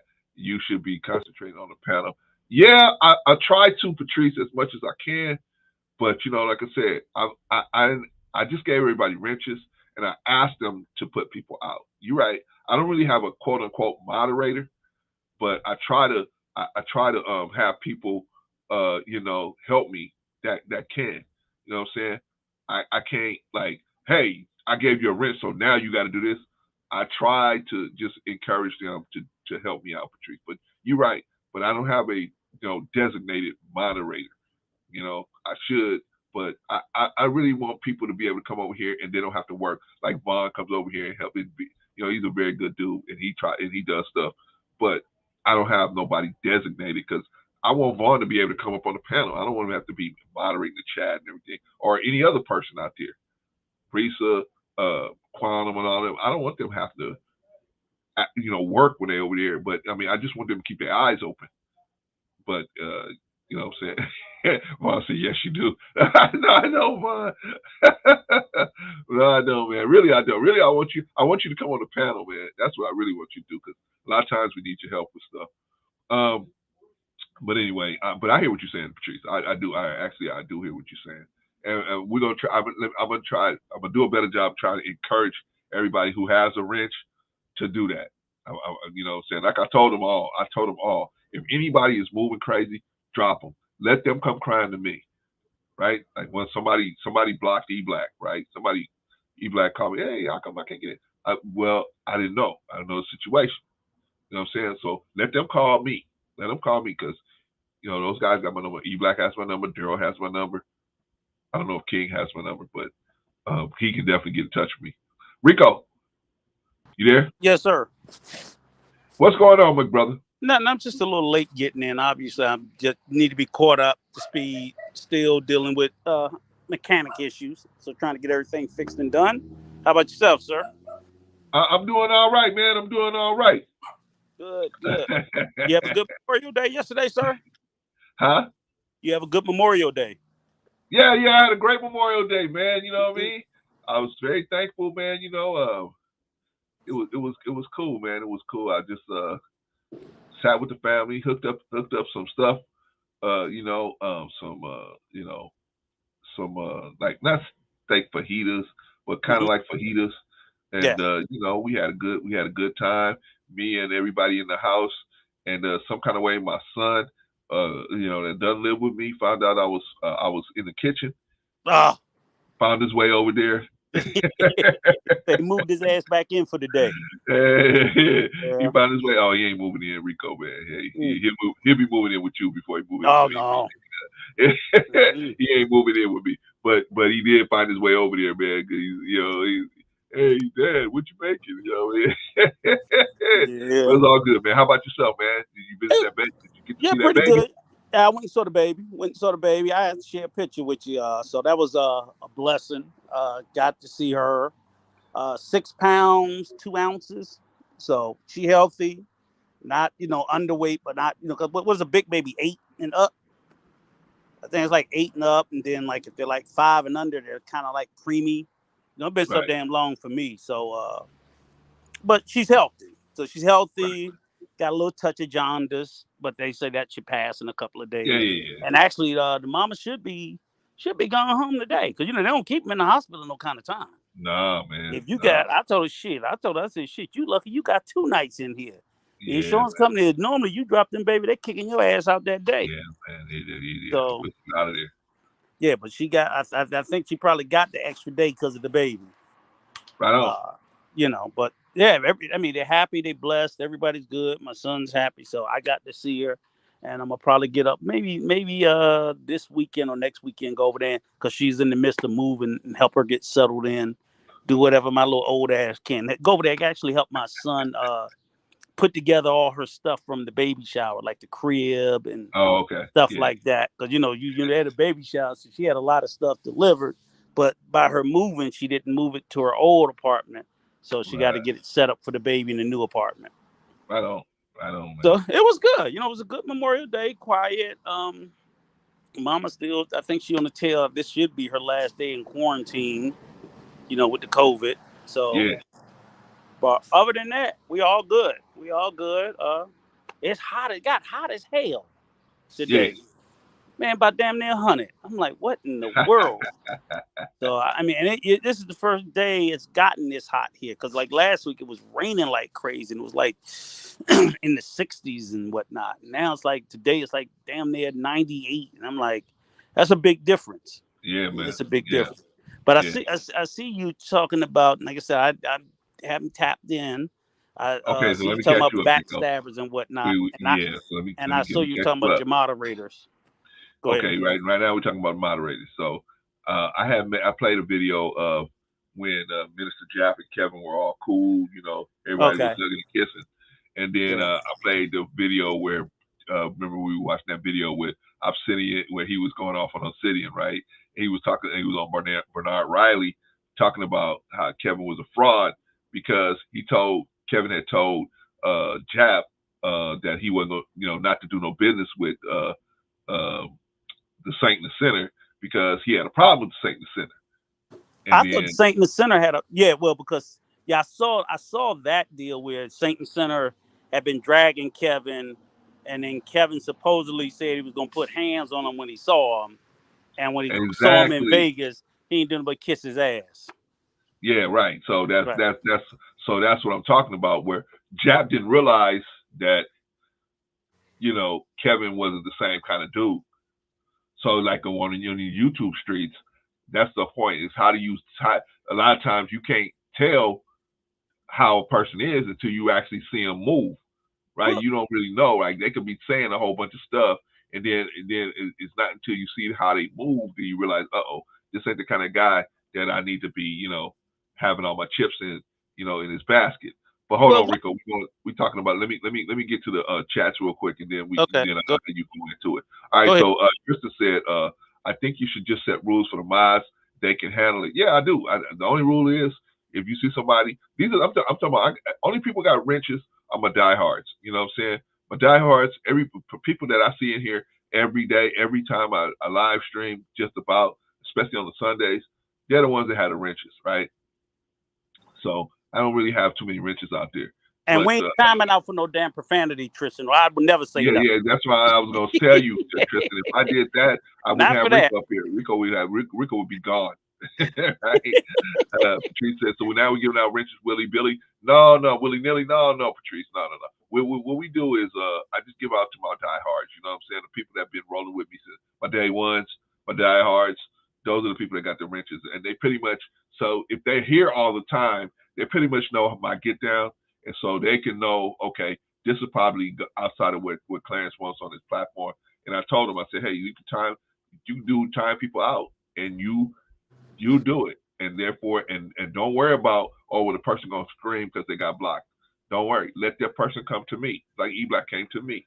Let them come to me, and you don't worry about it. Right, you got to remember too, if anybody abused the privilege, it can always be revoked at any given Exactly, time. So you got the wrench. That's a day-by-day privilege. Exactly. So as that's it has been, right? And my black ass ain't even got a wrench. I don't even have one. But you know what I'm saying? It's not like if somebody obviously is abusing the privilege and getting a little power hungry, as me and Arshawn used to call them misfit mods, then they won't be one. Yeah, cause some mods I've been on some streams where like they get crazy if it's not even profanity. It's just like they'll misinterpret something. Yeah. And I was like, and start threatening you in the chat, like, whoa, what did I say? All right, I'm out. Yeah. So, but that's what it is. Go ahead, sir. Yeah. So that's where we at, man. We talking about how can you tell, man? How can you tell? How do you? Well, first of all, have you ever been backstabbed on YouTube, brother? I don't really consider it backstab because, like I said, the people that I've had a problem with, I wasn't really friends with. Yeah. So I've had instances where people have sat there and said some shady shit about me or to me, but I was never friends with them. So if the definition of backstabber is somebody that you befriended, you turned your back to them, no, that hasn't happened. Okay. I'm talking about. But I think some of these is and we got to be real careful about if we're defining backstabbers, because even when you talk about people like Minister Jap and Kevin, like all the people that Kevin Samuels had these relationships with, those were business associations. But none of them niggas his friends. They just wasn't. Okay. They just wasn't. They all say they were. But I'm not saying even if friends, Rico. I'm not even. You don't even have to be friends. But I'm talking about backstab. They I'm should talking about somebody that you tried to. You tried to have an alignment with. Yeah. You're doing business and somebody, they can betray you. They can backstab you. Exactly, Rico. And absolutely. But that hasn't happened. Or they try, especially if you're a content creator. Yeah. They try to talk against your channel, but yet they coming up on your channel. Well, that's a regular thing. Yeah, that's a regular thing. Yeah, right. that's where, and that's even in a space where I probably more closely fell into, where it's like, you're trying to do your thing, and you small. It's like, why you gotta keep coming over here shitting on me? I ain't even getting no traction. I'm trying to get my traction with my little 10 people, and you want to trash me in front of my little 10 people. But because for some content creators, I guess they can be intimidated by the big channels, can be intimidated by the smaller channels too. If your content is rocking and resonating, it's not always the sub count. It's just like what the content is, how the message is landing, how it's being shared and pushed out into the algorithm. But yeah, they do that. That's the more common thing, is people will sit there and people will constantly slick this, act like they cool. Oh, I ain't got no problem. And like, motherfucker, all you got is a problem. Right. Through the behavior, the content, the way they always say things. It's even bigger than that for me because I've watched. I'm not even gonna name no channels, and it's funny, you know. I watch platforms, and you know they were talking about like just black issues, and I said I've never seen so many black content creators consistently shit on black movements. So you know, I hear all the people. I get the pushback on the BLM and the leadership stealing the money. I'm fine with that, but I'm Right. like, but why are y'all shitting on the BLM message? That's what I don't get. So y'all so upset because somebody was. It's like if somebody was stealing from the NAACP, get the nigga that was stealing. The NAACP is still good. It's still a good organization. Or somebody stealing from the nation. Get the nigga that was stealing. The nation Right. is still a good organization. And I'm like, it bothers me. And I even get upset about it. I'm like, okay, yeah, this woman, Patricia Collins, she stole all this money. And I be wanting to say, you know that money that she stole came, most of that, 99% of that money came from white people. Yeah, but here's the thing about that, So Rico. I'm not dismissing it, but I'm just saying is like, we're doing the very thing that the ops want us to do. Because they said when we say Black Lives Matter, what do they say? All lives matter. So now they don't even have to do it anymore. They can sit back because they got black Well, people here's the shitting on the hypocrisy. message. Here's the hypocrisy in the BLM That's the problem. argument. It's full of Here, hypocrisy. wait, But the but here's message the is what I'm major talking about. hypocrisy from the people in the BLM movement, but not Mhm. in the movement, but against the BLM movement. The major hypocrisy is, like you said, one person steals all this money. They saying, "Hey, the whole movement is no good. Let's throw it all away." Yep. One cop shoots and kills somebody, an unarmed person. They say, "Hey, that's just a bad cop." Yeah. You see the hypocrisy there. Right. Wait a minute. But How that's can not the you? BLM. That's the white people. Because Because see, here's the whole point is when you talk no, about Rico, when black cops do it too. right, Black but that's cops what I do it already too. say. But that's what I already say. As you say, when you talk about the cop apologists, all of white America and half of black America will apologize and say it's not all cops. Exactly. That's what I'm sitting there saying. Which we It's know, not. right? Yeah. Which we know. All right, wait Even a minute. half of Let's us, be clear, half of Rico, us will excuse that shit. Mm, Let's be clear. Let's be clear. That's what we're saying, right? We're saying that yes. it's not all cops, right? Right. And I'm also saying it's not all of the organization, is all I'm Yeah, saying. right. Because what I'm saying is it could be all the whole leadership. I'm saying the message that they said was speaking to look, we are disproportionately being shot and killed unarmed by the hands of. They were pushing a police accountability message. Did they steal the money? I'm going to say they stole it all. Who gives a fuck? But how did we get off? That's why we didn't get the George Floyd fucking Police Accountability Act. Because it was niggas that's going against it too.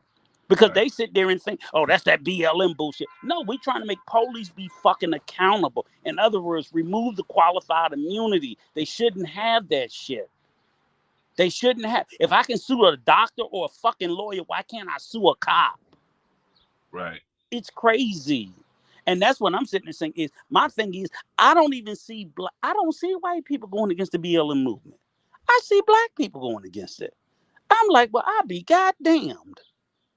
Everybody, please point out to me, other than fuck Fox News. But I'm like, wow, and all throughout there's not one positive spin throughout the Black Manosphere space about the BLM movement. And I'm like, okay, so now that we shitted it and we done got it all fucked up, what's gonna replace it? Yeah. What's gonna replace it? Because you niggas ain't starting nothing else. And that's what gets lost on me. It's just like, why? I mean, I literally sat there. Like I said, people are now in our community because it started with this dumbass B Simone. Like, why are we discussing fucking MLK? Are you serious? She I mean, got we no we go right to we even have.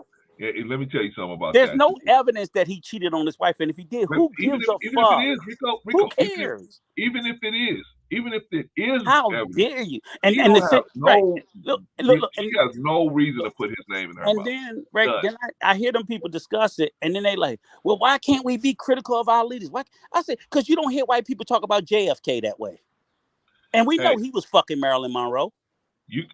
this is my position. We You know can he be was fucking critical. everybody in Hollywood, but you Exactly, do man. not hear white people Not talk only about him, his JFK brother. that way.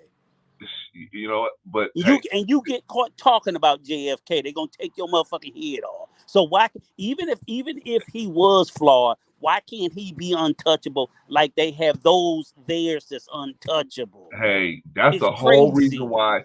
That's the whole reason why Malcolm got sat down. It's Yeah. because Elijah Muhammad told him, "Don't make no statements about the president. Don't Yep. make no statement about his death." Right. And Right. he did it anyway. And, He did it anyway. and that's So, what I'm saying is, why are we so loose with it? And I'm like, they just go out and I'm like, come on. I mean, really, we doing this to Dr. King? Y'all got to be kidding me. And there's zero fucking evidence of it. It's all purely speculation. but bro, So I'm that's like, not even the issue. you're gonna take the word of J. Edgar Hoover, the fucking COINTELPRO. So in one breath, he the worst motherfucker in the world, and in the next breath, y'all sitting here discussing I the don't docket care. of I don't care evidence if he that had he a got. 50 women. I don't care if he had 50 women. That's not the point. The point is, you ain't got the, unless you put in that kind of time, that kind of work, that kind of energy, you ain't got, you can't hold nobody accountable for nothing. That The man, whole reason why you able to be out here on these YouTube streets yes, is because a dude like that gave his life for you. he So I don't gave care what he did. his Hey, fucking, and when did any of us say Dr. King was perfect?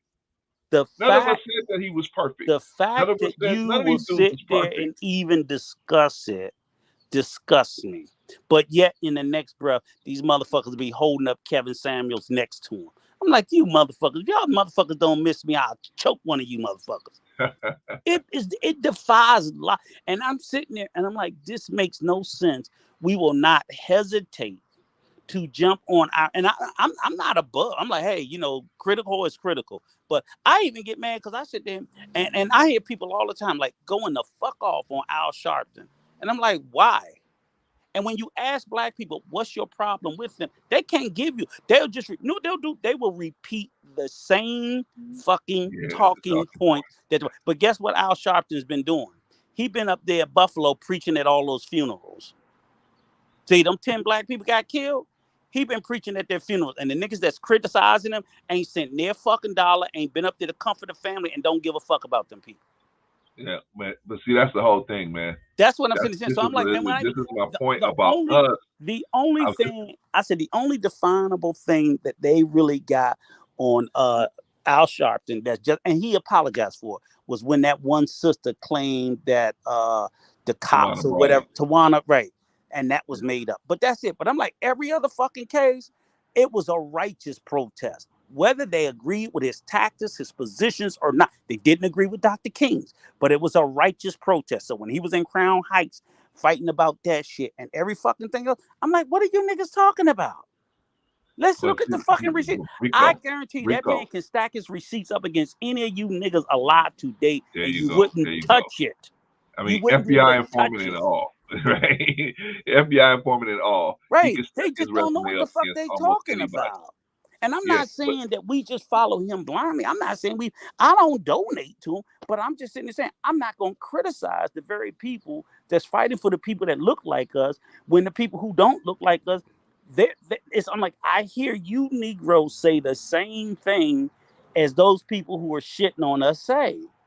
Come up with a real talking point, and I would give it some credence. But when I hear you coming with the Fox News line, I'm like, are you listening to yourself? Rico. See, this is the thing. I want to bring it back to YouTube because a lot of people see this is what the idea I'm trying to get across is we got to think about we got to investigate people a little more. Oh, absolutely. Before we just accept them into our circle, right? We all have a little circle, right? And so, you don't want to just accept somebody into your circle unless you investigate them a little more, because you may see them, and when they come on your platform, you only see them on your platform. I know me and you have discussed where we have seen people on this platform, on our platform, and then we see them on another platform, and they pushing a whole other program, right? Yep. And you're like, what's going on, right? But what I say is this, Clarence, you need to and I'll tell people like this, make your circle like an onion, because an onion has layers. So your circle needs to have rings.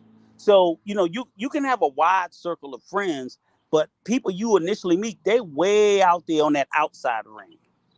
Yeah. And they have to work their way to get down into that inner circle. Because the bottom line is, when you go through life, you make connections, you network. And that's what primarily, that's the thing. YouTube is a networking tool. So people come out to network. So I'm just saying this. When you first meet a person, they need to be on that way outside fucking circle. Agreed. You ain't giving them no inside information, no pillow talk. You filling each other out. You doing a dance. That's all you're doing. And you're vetting them in the process. You're like, oh, okay, they good. I like this information. And that's how you got to walk people in. You just can't open up the circle and the onion and they come all the way to the center. But okay, Rico, yep. Hold on, right there. Okay, so this is my point. But so you got people that they drill their way through. Nah. No. Listen to what I'm saying. Listen. You got certain people with these narcissistic mentalities, right? Mm-hmm. And so they don't want to be out there on the outer ring. They try to drill straight through, right? So, yes, they do try. Wait, I'm talking about on YouTube, right? Yeah, that's what I'm saying. On YouTube, they do try. Okay, so they go straight in, boom. They try to drill all the way through, right? Because they know once you start seeing how they really move, you may pull the eject button on them. Now that's what I see. I'm gonna give full pushback on this. They can only drill in if you let them. True. That's what ain't nobody. People have talked to me, and I'll have a conversation with them, but they're not in my inner circle. They still out there in that outer ring. You don't get in. You don't come to the next level until I say you get to come to the next level. Agreed. And then when you you start out there at level 10, then you're gonna work your ass to level 9, and you're gonna stay at number 9 until I feel like I can trust you a little bit more. Then you can come to level 8. And that's just how it is. Yes, they may be at level 10 trying to get all the way to level 1, but I don't give a fuck what they say. I might be in their one because maybe they say, oh, see, Rico, I'll let you into my level 1. I'm like, oh, okay, right. Thank you. But that's I just how say, they manipulate you. But anyway, let me bring you just say thank you. I don't care if they think I manipulate. You still ain't on my level 1. Right. I might be on yours, but you still on my number 10. Fuck that. Yeah, and you know what? Unfortunately, that is the best way to think. That's just the way you got to do it. Yeah, that's the best way to do it. Everybody got to be tested. Shit tested is what they call it. That's what I was told. It's called shit testing. Patrice, are you there? I'm here. How y'all doing? How you doing, sis? All right, Patrice. I'm good. Happy belated Memorial Day. Yeah, happy belated Memorial Day. Same to you guys. I don't celebrate, but same to you guys. Did your ass go to work?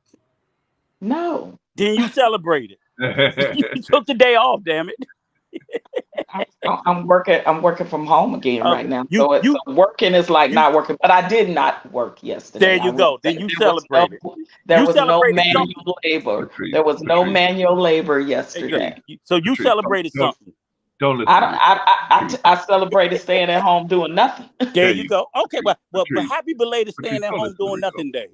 Don't listen to Rico. Don't listen to Rico. Talk to me, Patrice. I'm in my libations. You know what? I'm gonna have to respectfully disagree with my brother Rico on this whole about the some of our Black activists and leaders. I'm tired of them being poverty pimps. Okay. But come on, tell me some more. That was a motorcycle went off somewhere in the background. Yeah, that was me. Sorry.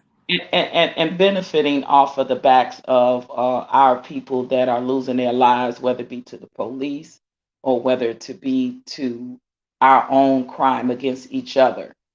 It's funny that a lot of these movements and a lot of these activists only comes when it's a benefit where they see dollar signs for them to get a piece of that action. And it's unfortunate. Now, I'm for the BLM movement and message, but I'm not for the bull crap that happened with, with them, a lot of them stealing the money. And this young lady that was the head of it, Patrice McCullum, she's been exposed. There's a lot of YouTube things on, and her income tax came out, you guys. And my sister Michiette, she broke it down and they did a whole show on her when she had to file her income tax for BLM and where a lot of those funds went to that Patrice was taking care of her. A lot of her family members, so it was a lot of nepotism going on. Her ex baby daddy had I think a security firm. He was paid so many, almost like $1 million. Her brother. So, it was a lot of nepotism. She had a lot of family. And I'm not necessarily even tripping on the family, because I believe if you have a legitimate business, there's nothing wrong with you helping your family members. Because let's be real, our other counterparts, our other race counterparts, they look out for each other too. But it's a lot of her income tax information has been exposed as to what she spent the money on. And some of the money did go to that big old pretty house she bought out there in California. Can I ask And Reese? well, let me finish. Okay. And also, you have people like Sean King, Tamika Mallory, my son, and all of these people, your Ben Crumps, all these people, they run to when they know that it's a benefit for a dollar sign behind the death of our people. So when you talk in the police, they run because they know that more than likely these families can end up have big lawsuits and can sue the city and the police department, so they are running to as like ambulance chasers because they know they're going to get a piece of the pie. But then you take it when it's just a regular black on black crime. Where are they then? Where are they speaking up on that? You don't see them. You know why? Because it does not benefit them financially. So let's be real. And I think that it is more our responsibility to call out the Black activists and leaders in our community that are doing this type of thing. It's more on us to call people that look like us out and hold them accountability for the things that they are doing, taking advantages and being poverty pimps and things of that nature in the Black community and off of the backs of people that are losing their lives in our communities as well. But they nowhere around when it's just black on black crime because there's no dollar, there's no lawsuits and no dollars attached to that. So it's a difference of when you see them coming speaking on behalf of your George Floyd families, of your other people families that have gotten major millions of dollars, major money off of their deaths. And that's just my humble opinion. Okay, can I push back a little bit? Absolutely. Okay, and first of all, it's not even a pushback because actually I agree with you 100%. But there's some points that I want you to think about. Okay, so I 100,000% again, like I said, I have no defense of the BLM leadership. But again, like I said, I did hear you say it. That's my problem is while people are shitting on the leadership, they're shitting on the message too, because I don't see anybody defending the message of Black Lives Matter. Now, prior to them starting, and maybe they were just opportunists, there was no movement. There was no movement to draw attention to the issue. While it may be small, it's significant because the issue is police shooting of Black men. And what makes that different is that's state sanctioned. So when we talk about black on black crime, right? If it's my black ass killing Clarence black ass, that's citizen to citizen. Okay. But it is a higher bar that if one thing, we send our black sons outside and they get killed by another citizen, the last thing you ever expect is the police to kill us.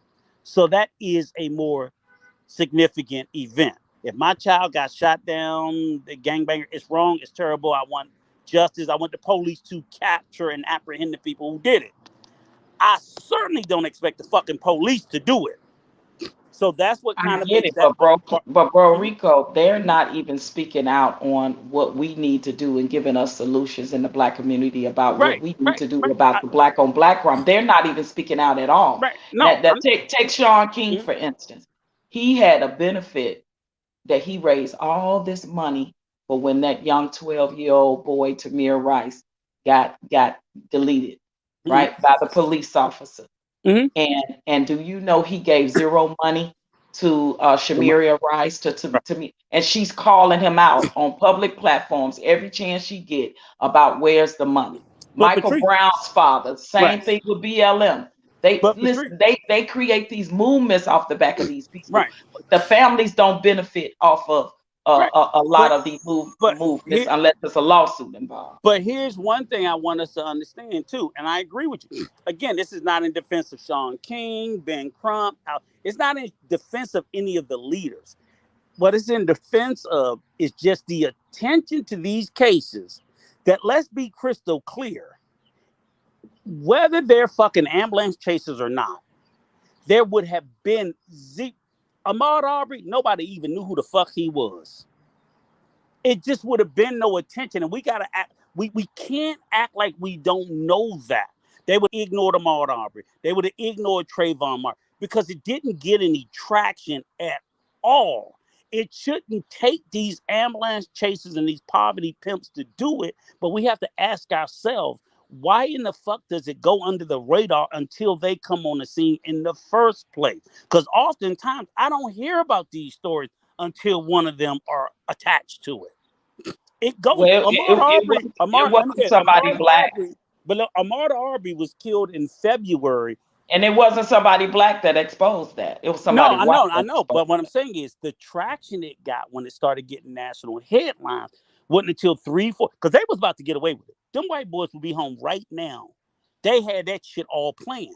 But it was only because as salacious and as fucked up as the movement is, it drew enough attention to it that people had to look for it, that justice occurred. Prior to that, I'm telling you, there would have been zero justice. They would have justified that shit as self-defense because that's what they had it wrote down. That's how they had it. So again, I'm not defending the leaders. I'm not fuck Patrice Cullors for the stealing. She need to go to jail for embezzling. Fuck Sean King if he gets found out stolen. I want all of them to go to jail. I just don't want the message of justice, however limited it be, because what I see is if we start to shit on the message, we're gonna get we getting a little bit of justice. If somebody, you right now, like you in the ADOS movement, you got niggas out here shitting on that. Oh, Right, you but don't need reparations. See what I'm saying? And it's like, and if it comes to find out that somebody's stealing, I'm still rocking for fucking reparations. Fuck that shit. right, The fact right. that Patrice stole it, well then lock her ass up. I still want my I get check. that point. I It get that doesn't point. Yeah. matter. You know what I'm I saying? think I for the don't want the most part, message. though, bro, I don't think they shitting on the message. I really think it's more just of what they knew that it But stands then, for. but then Because, come with bro, a Rico, but let me tell yes. you, because I'm out here in these Yep. streets now with these. That's why I respect you on it. Okay, so Okay. look, so people don't know originally that the BLM movement started with the small chapters in certain communities, right? And it actually started it genuinely off of the backs of police killing black heterosexual males, black heterosexual men. But you know what they done turned that movement into? If you go I on their know. website I know. and you read their what do you call it? What's that They thing made it called? more inclusive. I understand. Hey, listen now, if you pay attention, you go on their website, what they done turned into. So that is a problem that a lot of people have started having, is because when I went to a couple of them in Nevada, right? And there were black heterosexual males in these meetings were speaking up. They were asking them to be quiet, to not talk too loud, to be and then they start changing the whole narrative and allowing another certain community of people to be at the head of this movement. So that is the problem. And a lot of black men stopped walking out and getting away from that movement because they saw where the narrative was being spent. And this is the thing that people need to pay attention to about when people spin narratives. Now, I get it. I'm for the message in the movement. Right. But here's the question. Exactly what you said, and it's fine. Okay. I got two questions because, like I said, I know you out there in the streets doing the work. One, the first question I ask is, if it was that movement for that group of people, where the hell was the cisgender or heterosexual black men that should have started the movement? Because it wasn't started by them. Right, Let me finish. And then the second thing is, even if we were for the movement, it's not for us, we see us going left, we're going to step away. I'll be happy to shit on the movement. Give me a replacement. That's my problem. Nobody's saying, oh, fuck that. We gonna go on something. They just go, okay, we're gonna burn this down. I'm like, okay, great. Now who's supposed to give a fuck about it? Okay, they were the wrong group. I get it. They were the wrong group. Fine. Fuck them, fire them. But when I fire you, when I get rid of OG Patrice, who gonna start rocking for reparations? Oh, ain't nobody doing it. Well, goddamn, that's my only Right. I issue. get My what you're issue saying. is not getting rid of you. My issue is I want my fucking check. Right. I get And we it. And just and, screwed and because the thing only is, until you came you know, along, but you nobody know was why even this asking happens? for it. I know you know why this happens is because every time our own people do this to us, it diminishes the trust a little bit more and a Yes. little bit more. Yes. And so Yes. when a legitimate Yes. organization, Nobody believes it. that with people that's really doing the work, like the Black Nope. Agenda Thank you. with Michi X, that are boots on the Right. ground, grassroots organizations, really Yes. doing the work and giving solutions in the communities. And I Yep. mean, in the lower impoverished Yep. urban hood communities, Yep. people don't see that because it Or gets care because overshadowed right.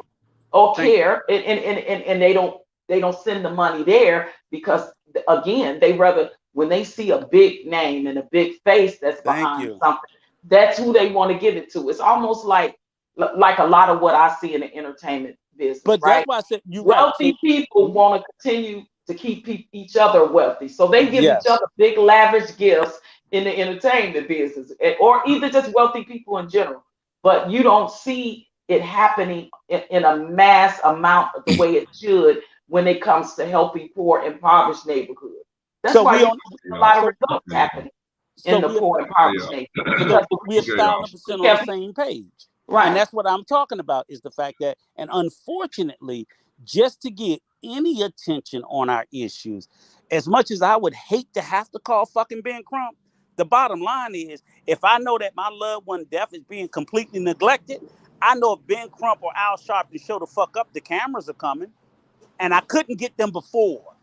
So if I couldn't get them before, and I can call them and the cameras will come, yeah, everybody like, oh, they just for the back. I don't give a fuck what they for. They killed my son, and I need somebody to listen. So it does, it's like, and that's what I just want us to think about. We need to, at least in the interim, we have to, like, okay, that's the devil, until, and in the interim, for all the people that are critics and critiques, I'm like, I take it. I take it. Let's build something genuine, legitimate, so we don't have to keep going to these carpetbaggers. Because until we do, that's why the carpetbaggers exist. But They bro, exist that's what because I'm there's a telling you. There vacuum. are some legitimate ones out there. People Oh, well, just, yeah, they they're just get or supposedly overshadowed. legitimate. They're getting Yes. overshadowed Right. by the Exactly. bigger ones like your BLMs. Because Yes. when you're talking about Okay. like your black agendas, there's nobody Patrice, white behind them funding them like it was with BLM. Patrice, Okay. Rico, Yes, hold on. sir. We have some other. We have another person on the panel. We have our beloved brother Be Easy. He I would know like when to. we cooking, he's supposed to let us cook. Go ahead. He was letting you. He's letting you cook.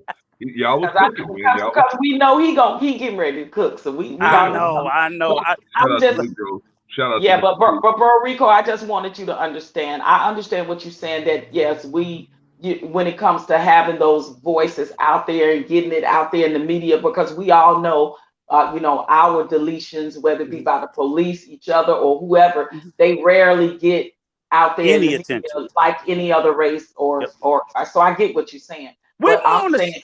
Yeah. I'm saying that please know that there are agendas and narrative being pushed behind these people that are Yeah. doing And that you're right. And things that's for why. us. That's why I give unlimited respect and deference to you because I know you're actually out there doing the work. I'm just when I was talking about it is because I'm talking to people who I know ain't doing the fucking work. They ain't doing nothing. These other YouTube content creators, I'm like, these motherfuckers ain't did nothing but watch the goddamn video or Fox News and they're repeating it because I hear, I be like, shit, that look like a white man in blackface. The words are so similar. And that's why it's like, why are Bro, they Rico, repeating the same thing? I got a meeting today at 4:30 my time here in Arizona, which is Pacific Standard Time, to Mhm. meet some of the politicians here, and I don't care if they Republicans or Democrats, Yeah, in I don't regards to care. getting the Black hate crime bill Yeah. passed for our people. Like, Uh-huh. because Angela Stan King asked everybody to go out and reach out to their politics in their state, to their politicians, in order to have these conversations and get to try to push to have us to have a hate crime bill, just like Okay. the Asians, and with that price tag on it too, $50 million. We want the same. Okay. All right. And we didn't mean to derail your scream today, bro, Clarence, about BLM, but it's an important to talk to. It's all in this vein of the backstabbing, okay? Bro, Clarence, with your backstabbing ass. Yeah, because we get backstabbed by these leaders, right? We And get by backstabbed each by the other. movement. We get backstabbed by each other. It happens. And That's every time it happens, it diminishes yes. the trust. It diminishes the Yes. trust in Yeah. the movement, the leaders of the movements, the message. It diminishes that a lot. But And I that's see past yeah. the leaders. I don't blame the movement or the message. I Yes. blame the Yes. The people put it. leaders. So I'm like you. I believe to hold them accountable. Yes. Yes. And But they that's Y'all, are all real I was people out here. are that's y'all the gonna, only thing I do was y'all trying to mind if speak to, Patrice. It's just like let's not throw out the baby with the bathwater. hey, do y'all I mind get if you, I bro. bring Be I Easy get in you. here? I get Y'all you. mind if I bring Please, Be Easy in? by all means, Bring please do. Be Easy. And make it quick. We got more shit to talk. I'm just fucking with you. I'm just fucking with you. Be easy. Come on, Be Easy. Be Easy. You there, brother? Yeah, what's up with it? Man, we Happy need you. belated Memorial Day, sir. Or Yeah, celebrating I your day appreciate off it. not working. And happy birthday again. Oh, Yeah, yeah, happy happy birthday. birthday. All right, but be easy. We've been talking about a whole bunch of different stuff, man. Talking about the backstabbers, the pimps, the people that the narcissists, you know, a bunch of different stuff. We even start talking about BLM and Ben Crump and all of them people. What say you, brother? What you know, whatever you want to hit first, second, or third, or whatever, drop it. Let us know what's happening, man. All right, since I walked in on the back end of the BLM, I'll just chime in on that, and then any specific questions that you have, I'll chime in on. So the Okay. BLM issue is just almost. First of all, I need to say that Black people got to stop being so gullible and reactionary, because they're gullible by anything that's has Black attached to it. They want to go celebrate it as symbolism. There's a story in a place in Illinois. I can't remember the exact city, but they have a Juneteenth festival, mainly in a predominantly white city, and I think only 8% Black. 8% of the population is Black. All of the proceeds that they get are going to West Africa and Mexico. Right? People are not standing up to this type of stuff enough. People are not demanding, where is all of this money for BLM going? You just hear Black Lives Matter and say, hey, I'm Black and I want to stand up. That's the gullibility of it. That's the symbolism over substance. Everyone has access to a smartphone, a library, a free resource. If you don't know about something, you can look it up. You can say, hey, bro, Clarence, like maybe we should look into this a little bit more, opposed to, oh, they painted BLM in the street and the NBA put it on the floor. So now we should be excited about this. It's nothing to be excited about when you see that there's no heterosexual representation in BLM, but that's what they're using predominantly is heterosexual men to say, hey, look, this is why you should donate. Yes, there were a few Black women in there, but it was in like the 90 percentile of those victims were Black men. So you're using heterosexual Black men to say, look, this is why you should donate and this is why you should rally around this cause, but you're doing nothing to protect them, doing nothing to help them with mental health and to enact laws to prevent this police brutality amongst everyone, right? Because this is the hypocrisy of the all lives matter. Let's take the Black out of it, right? When y'all talk about Chicago and quote unquote Black on Black crime, the same people who keep saying, why are you making everything about race? Suddenly they always bring up Black on Black crime. Isn't that about race? But I thought we are all Americans. I thought all lives matter. So why should you should be as outraged about Chicago as a Black person, because it's not a Black neighborhood, right? It's an American neighborhood. But all of this shit just becomes just a political tool, a political football to just be kicked around. And unfortunately, since we're so gullible, we just collect the football, don't see who kicked it, don't know what team we playing for. We just we'll unite under a slogan, but we won't unite under a skin tone or under an ideology or under a specific cultural standard. You know what I mean? That's where we're so reactionary, because it's like, oh, white massa told us that we should be supporting Black Lives Matter. So we do. I agree with the sentiment, but just not the organization. And to Rico's point, okay, cool. Y'all don't like BLM. What is the alternative? Why are you just complaining about BLM, but you're not presenting any alternative? And plus, if Black Lives Matter, it doesn't matter if it's a slogan or organization. Black lives actually matter. So we need to be carrying ourselves and behaving ourselves like they actually do matter. And I'll also say, when it comes to the police, they're held to a higher standard than the average citizen. They're afforded privileges that we don't get.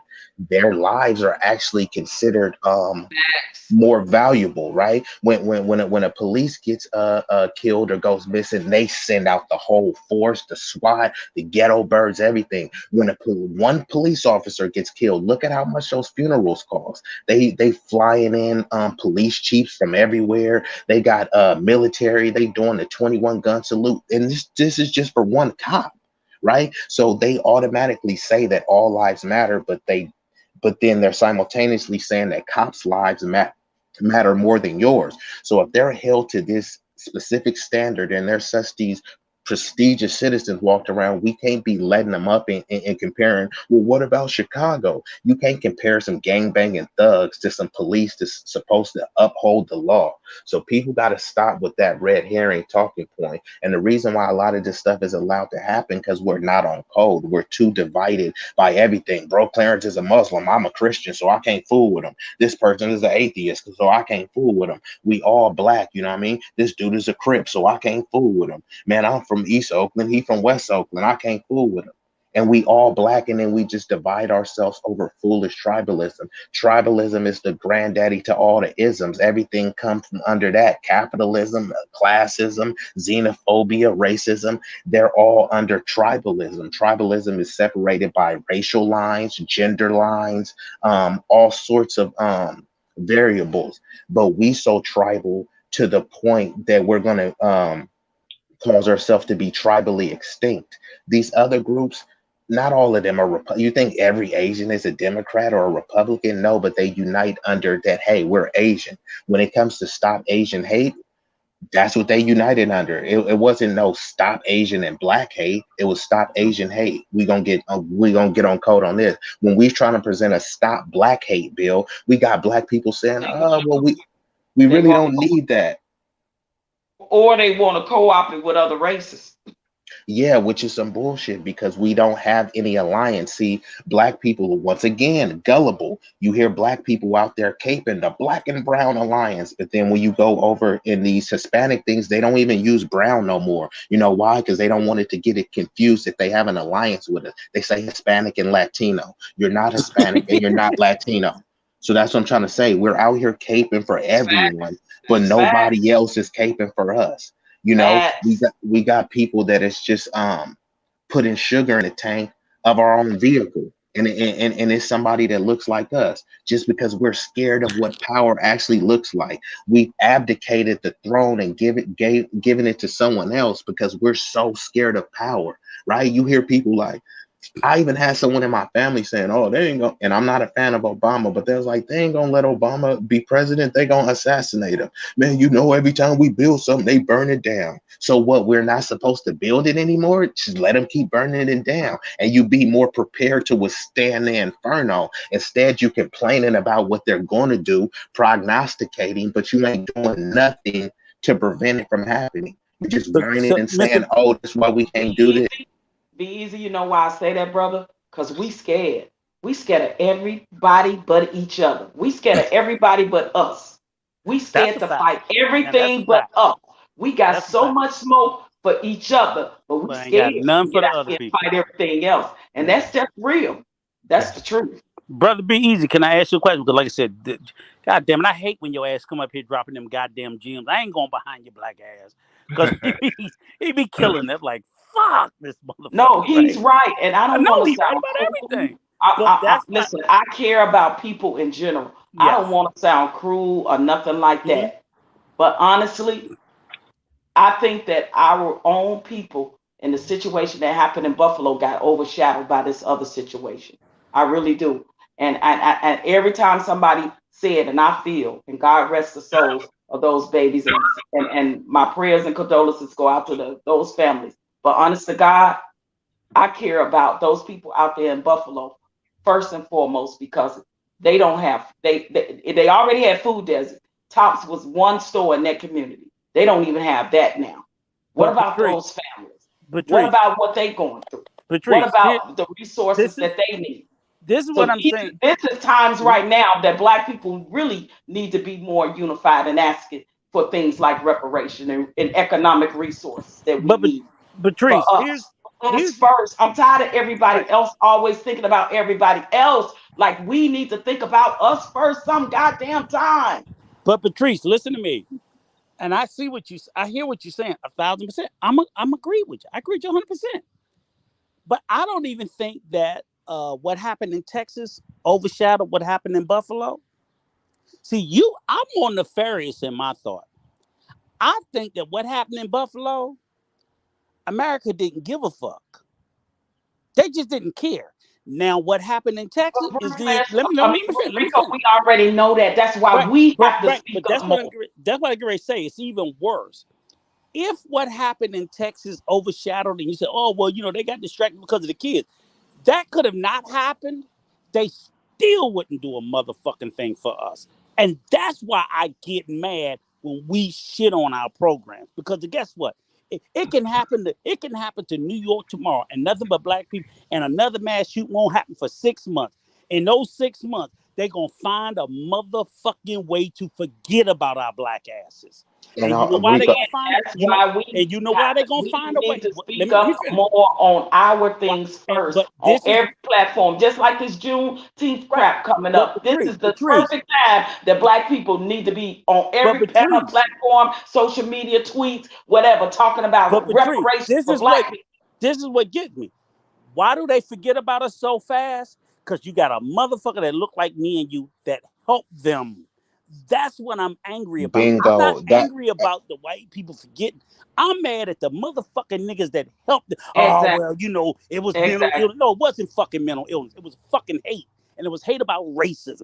Fuck his mental Rico, illness. let me. I gotta say That's this what right I'm now. disturbed about. I Go have to ahead. say this right now because when it comes to the Buffalo shooter, okay, clearly we know that they don't, care, and they already trying to erase it. They only charged the dude with one count of murder, even though he murdered 11 people. Even though he wrote "nigger" on the gun and "here's your reparation," they still have yet to declare it as a hate Hate crime. crime. They said they're investigating to find out that it was a hate crime, and this is where Black people don't really try to draw conclusions too. Y'all can tell me one of the retired cops, they said that he had invented a water powered Yes, engine. a water Are powered we to engine. believe? And look, Wait a what minute. with I gas missed that. prices, He invented a what? a The water powered retired cop engine. that was the security guard that got killed, he had just invented a water powered engine. Oh, wow. Okay. Yes. Exactly, with all of these gas prices. I mean, there's people that have already made they've made a car to where you can run it off of vegetable oil, and Yeah. they try to say, "Oh, these are unproven methods," because they don't want you, you know, oil and big gas is big business. So Hmm. I mean, we could say that it's a coincidence that they happen. I believe that this dude was the target. We could say that it was a conspiracy theory, etc. But how the dude write a whole manifesto, 180 pages? I don't know if any of you guys have wrote anything that was 180 pages. So Hell no.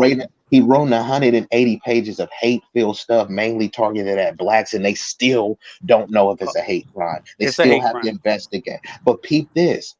This was the kicker.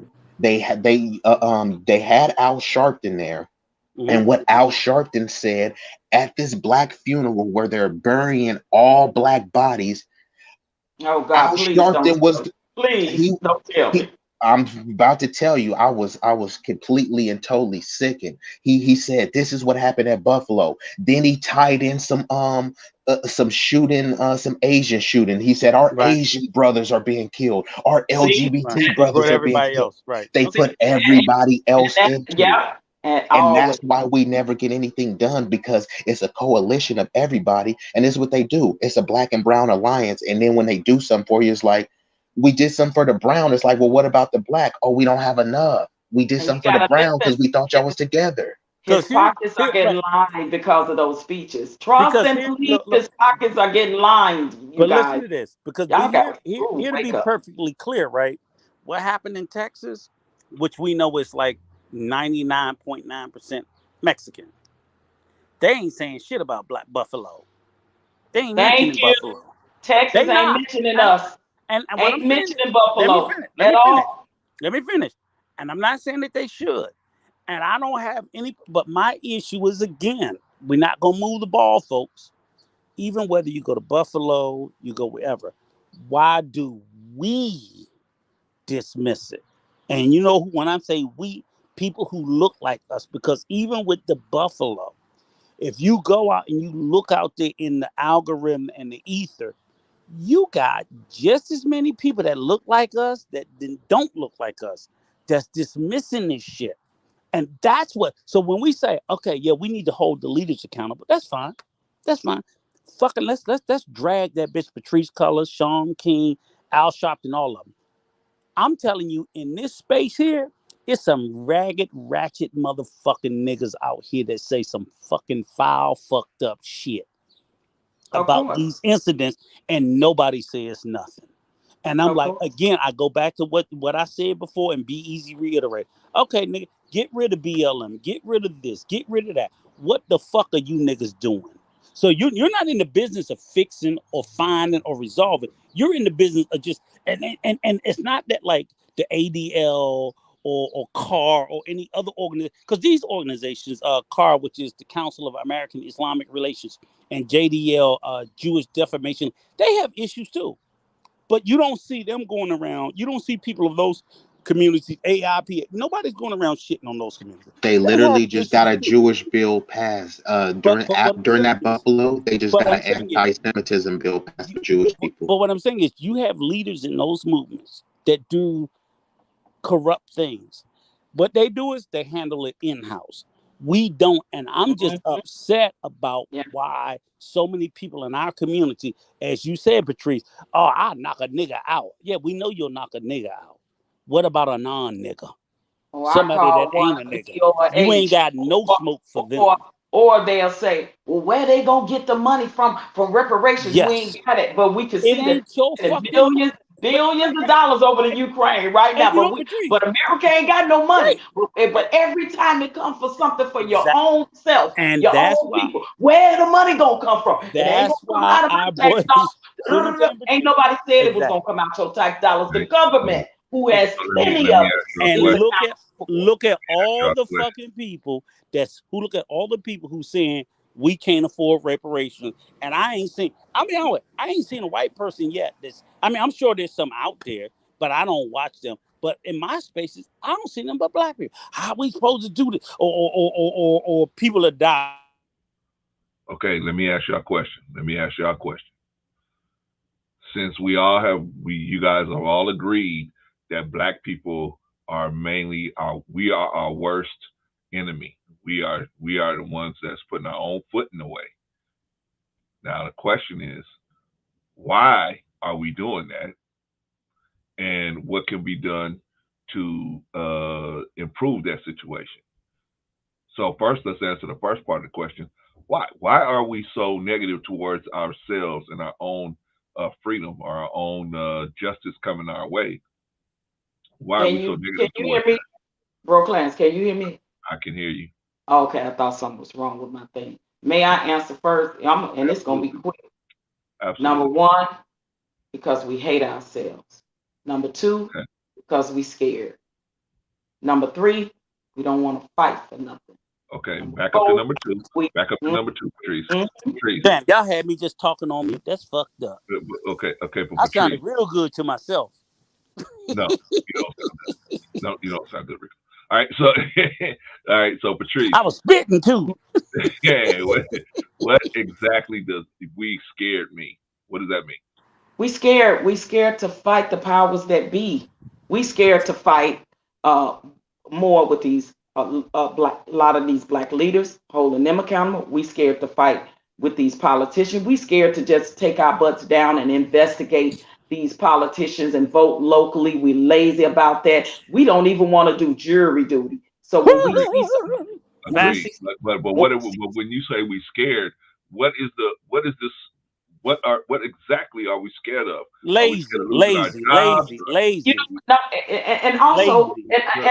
and also scared of dying, right? We don't want to fight for that because we Okay, said that, okay. but we ain't have no problem with deleting each other. We had no Right. listen. Well, Black that's people will delete each other.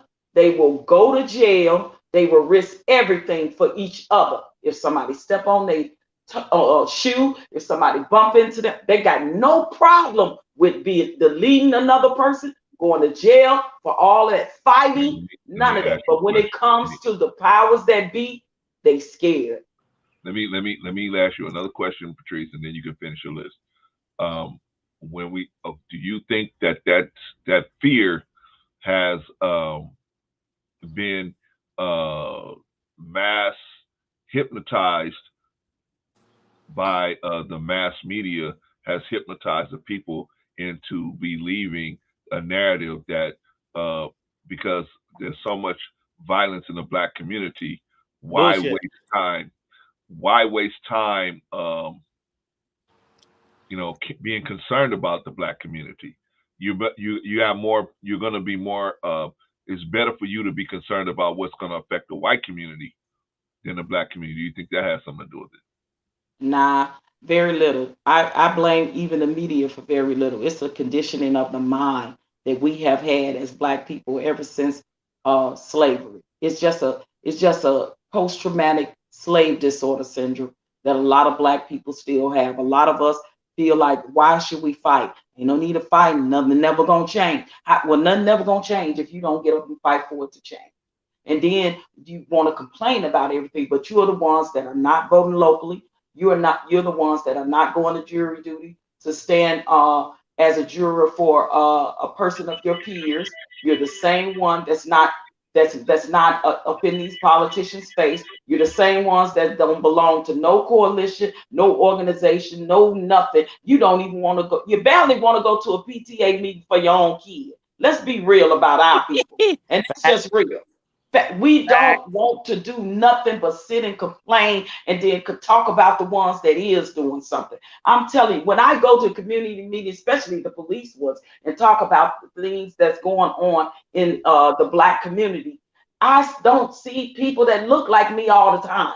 I may see one or two of us in there. The rest of them look like other races of people. They're Caucasians, they're Hispanics, and their ages up in there in droves talking about the changes and the things that they want to see happen in their communities. But we ain't at these meetings. We ain't at these city council meetings. All the things that, like I'm talking about, I'm going to do right now. Like what Angela Stanton King in your state, write, call, Hey, Patrice. email your local politicians and ask them to put a black hate crime there. We too lazy to do a damn email. Let's Hey, be real about it. We too Patrice, can lazy I to do ask you a question? Can I this ask is you? the stuff that makes us mad about our people. Let But me then ask they you. have so much smoke for people like me that fight for our people.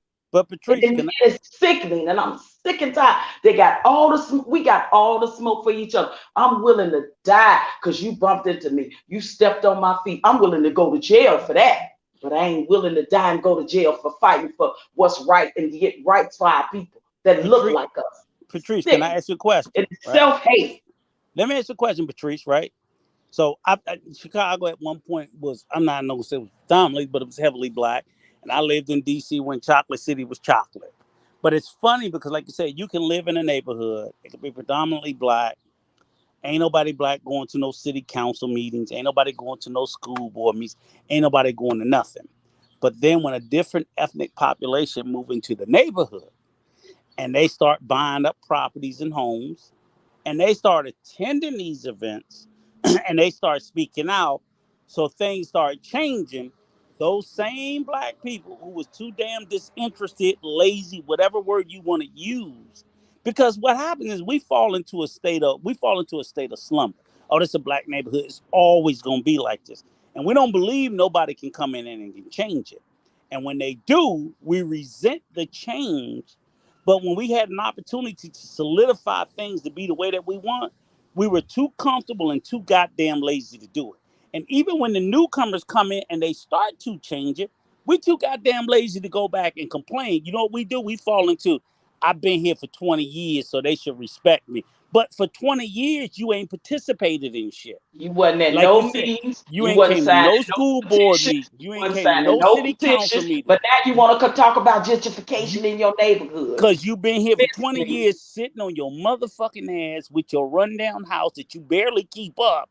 And you mad because people that move around you want to keep their property values up. And they want more police patrols. And they want more beautification. And they want this. And now you crying about the taxes and every goddamn thing else. Because I live in a very diverse neighborhood. We got somebody live right up on the corner. Same way, like up the street. And they're the only ones. And you know they're us. And shit just falling apart. And it's like, they gonna get run out. And you know, it's a very diverse neighborhood, but everybody else in the neighborhood taking care of their property and trying to keep their property values up. New growth, I'm in Rockville, so you know how Rockville roll, Rockville, Maryland, in Montgomery County. I'm not playing with that shit. I'm trying to keep my fucking property values up. If them niggas got to go, they got to go. Fuck that shit. I don't care how long you been here. You ain't fucking with my home equity. That's the reality. But they could, and I get emails. I'm on the fucking email list when they doing the Rockville City Council. I do it by Zoom because I'm lazy. But again, when things don't go my way, I accept the fact that I wasn't participating. And that's why I sit there and say is when I talk to my people, I'm like, if you don't participate and shit don't go your way, you can't complain. You have to be involved. If you're not gonna be involved, then you're governed by the people who are. So that goes back to Okay. New Growth. I know you had smoke for me the other day with the voting thing. So that's what I said. All I right. know I'm Hold gonna on. get your ass Let's again. let's let's Go move the ahead. ball around, Rico. Rico, let's move the Go ball ahead. Give it around. to New Growth. All right. So be easy. Be easy. The question is, why are blacks so negative about resolving our issues? Why do we have all this smoke for each other to resolve our own issues? I mean, I agree with what OG Patrice and Rico was chiming in on, but I would also say that it's a bit of social engineering too. Like we can't just discount that fact, right? Yes, you have supposedly, bodily autonomy, and you should be exercising personal responsibility over your thoughts and behaviors. But I've heard Elise Brett Clarence chime on this briefly. Everyone on this panel and any intelligent person understands the impact of positive reinforcements. Telling your kid that you could be something, right? You gonna be the top of your class, man. You gonna make the football team. We know the power of positive affirmations, right? People be like, yeah, of course. I mean, that's like a no brainer. But then we act like we don't understand the impacts of negative affirmations, negative reinforcements that happens every day that we do to ourselves. That the media, show me the media even today promoting positive imagery too, to where yes, we do have self-hate, right? So that's one issue, so we can talk about that. But then the separate issue is that white supremacy promoting self-hate while saying that we're all equal and we're all the same. Like we can't just not talk about both simultaneously. So yes, you do need to embrace and say, look, we need to do better as a collective, but we can't just overlook that the most of the images that they put of black women was like obese women that was loud and obnoxious. Most of the imagery that they put of black men is some thug, unproductive dude. They didn't even want to have actual black people representing themselves. They want to have a white person painted in a white face and do a character of a black person that had nothing to do with black people's motivations and intentions, but it affected their psyche. All of this redlining, convict leasing, debt peonage, and all of this stuff. These things are not positive reinforcements. These things are not going to make a group of people start loving themselves. So that's where the social engineering comes in. Yes, people need to be better people, but if you've been socially engineered, brainwashed to be a certain type of way, I mean, it's not easy for someone to just snap their fingers. And this is not we specifically talking about black people, but why do you think the whites don't want their kids growing up in that environment? Because their kids will be subject to the same type of behavior. So it's not just a quote unquote black thing. It's really it's a poverty thing, and it's a lack of education thing. Because you look at the neighborhoods where it's George County or something, where I think it's like the most affluent black neighborhood and county. You don't see a bunch of drive-bys and drug use over there. What's the difference? High You talking marriage about Prince rate. George's County, Maryland? Exactly. Show me Yeah. the drive-bys that's happening there. Show me the drugged Nah. out. Nah. Exactly. It's not happening. Nah. But people want to try to make it seem like this is inherent to the black community. It's inherent to people that are uneducated and impoverished. So that's what we need to talk about. And When just to the be Italian, what were you just to saying? be clear, be easy. That's the county right next to me, and my kids live there, and I grew up outside of there. They have hoods in there, but no, they don't have. They got ghetto shit. My fucking kids live in one. This, that, and Where there's everything else. people, there's gonna be a hood. A trailer Yeah, they're park is right, like a exactly. hood. But they and I want people to understand. I don't want them to think that this utopia. I'm like, no, they have very, very wealthy areas with millionaires and millionaire black people and so on and so forth. But they have hoods right on the outskirts of DC, and hell no, they don't I'm a, have Well, the I'm a survivor. drive-bys. there's no place that's a utopia. I mean, a lot of these quote unquote a lot of these mass shooters were born in what would be perceived as a utopia. So we can't even use that as a standard. Those shooters be That's coming with true. both That's true. parents in the suburbs, right? So like we got to be careful when we start doing with this pathology stuff, because and black people, like I said, they're so gullible and reactionary. When there's a drive-by in Chicago, first of all, Chicago, I'm looking at the demographics, it's 16% black. But let everyone tell you, Chicago is a black city. It's not a black city. Chicago is not a 16%. Warsaw. That's what I'm looking like. It says Wow. 16% and 22% Hispanic. So Hell, I would have 53 thought for sure it was 55, 60%. I don't know. I ain't been there. 53% white. I'm looking at the Wow. demographics right now. So that's what I'm saying. Yeah. The way the media portrays you, Chicago is a war zone. In any strip of land that you walked on, you're gonna get shot up by some old block gangster. But that's really not even the case. You know what I mean? The And if you what's FBI crazy, director, look at the narrative, what they call it. They don't even call it Chicago. they call it Chirac. Exactly. You see how fucked up that is?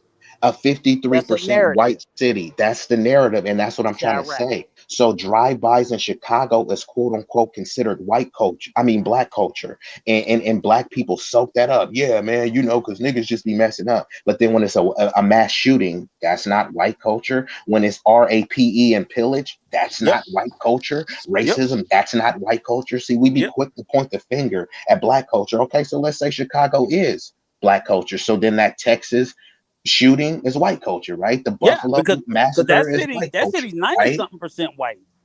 Uvalde is like 90 something percent white. Man, honestly, even if they're quote unquote Hispanic, Latinos, I won't say the majority, even though I believe it is. I'll just Look say it up. a significant portion of them identify as white. So a lot of them are Yes. just Mexicans Right. that, race Facts. that speak Yes. Spanish. So So that's what I we don't really right. have to take a grasp of, because due to the low fertility rate, a bunch of whites were recruiting other races. The same thing with Yes. Asians. A bunch of them identify as white. Start asking them that. They'll be saying, "I'm Facts. Mexican." Why Facts. you think they got? That's why they don't fight for us. Yeah, they Yeah, do. They that's do. why you don't hear no black and brown. You hear Hispanic and Latino, so they Yeah. could purposely distinguish, like, look, we're not fighting for y'all, you know what I mean? But they want us to do everything for us. They have us piggyback, so they say, hey, look, we can get the blacks in on it.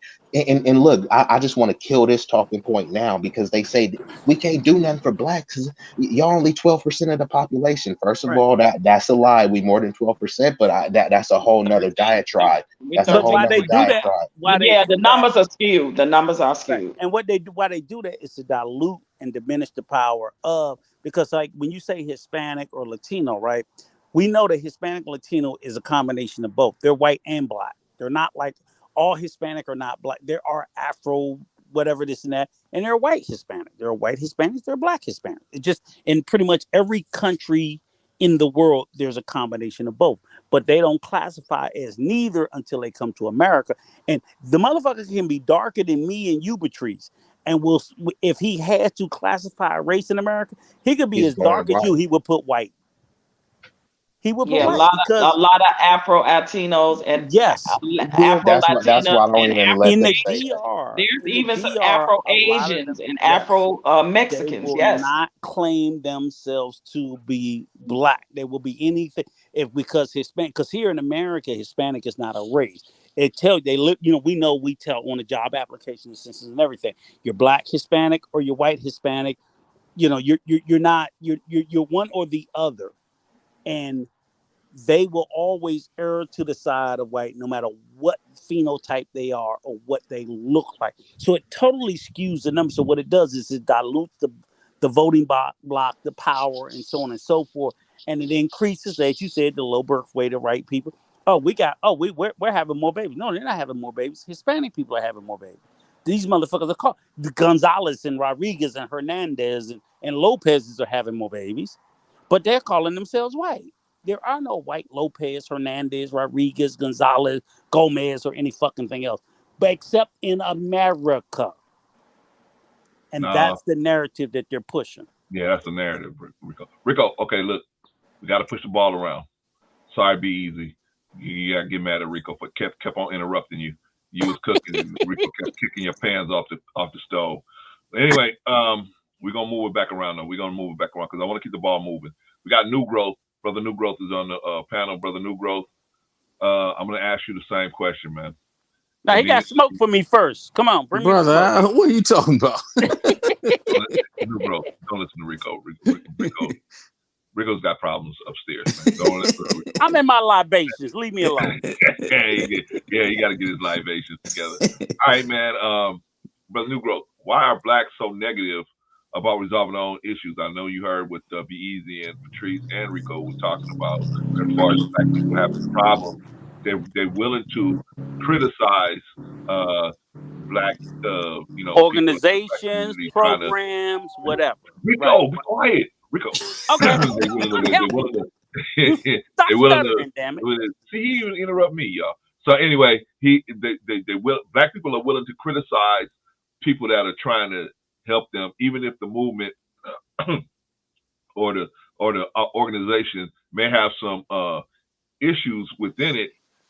They're willing to criticize that, but at the same time, they won't get out and do anything to try to make anything happen on their own. And so why are we like that, brother? Why are we so quick to criticize and so slow to actually get out in the street and make something happen?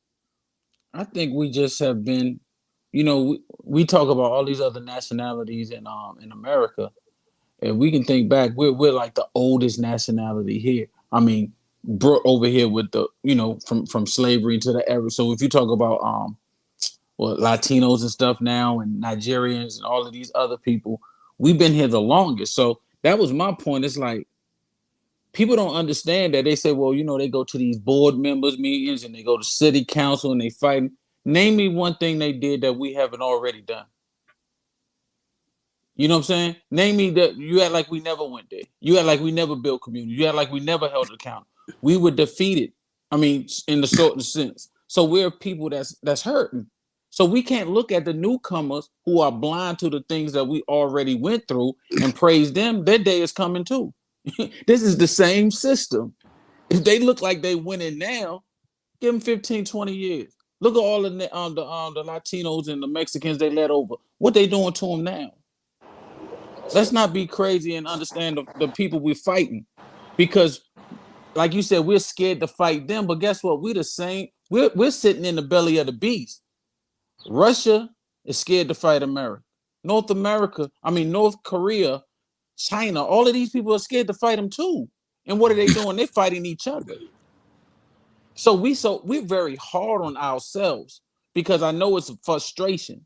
And a lot of times we don't realize that we still haven't removed the caste system that was set in place back in slavery and after slavery. We still have a caste system. So some people think they get a little bit.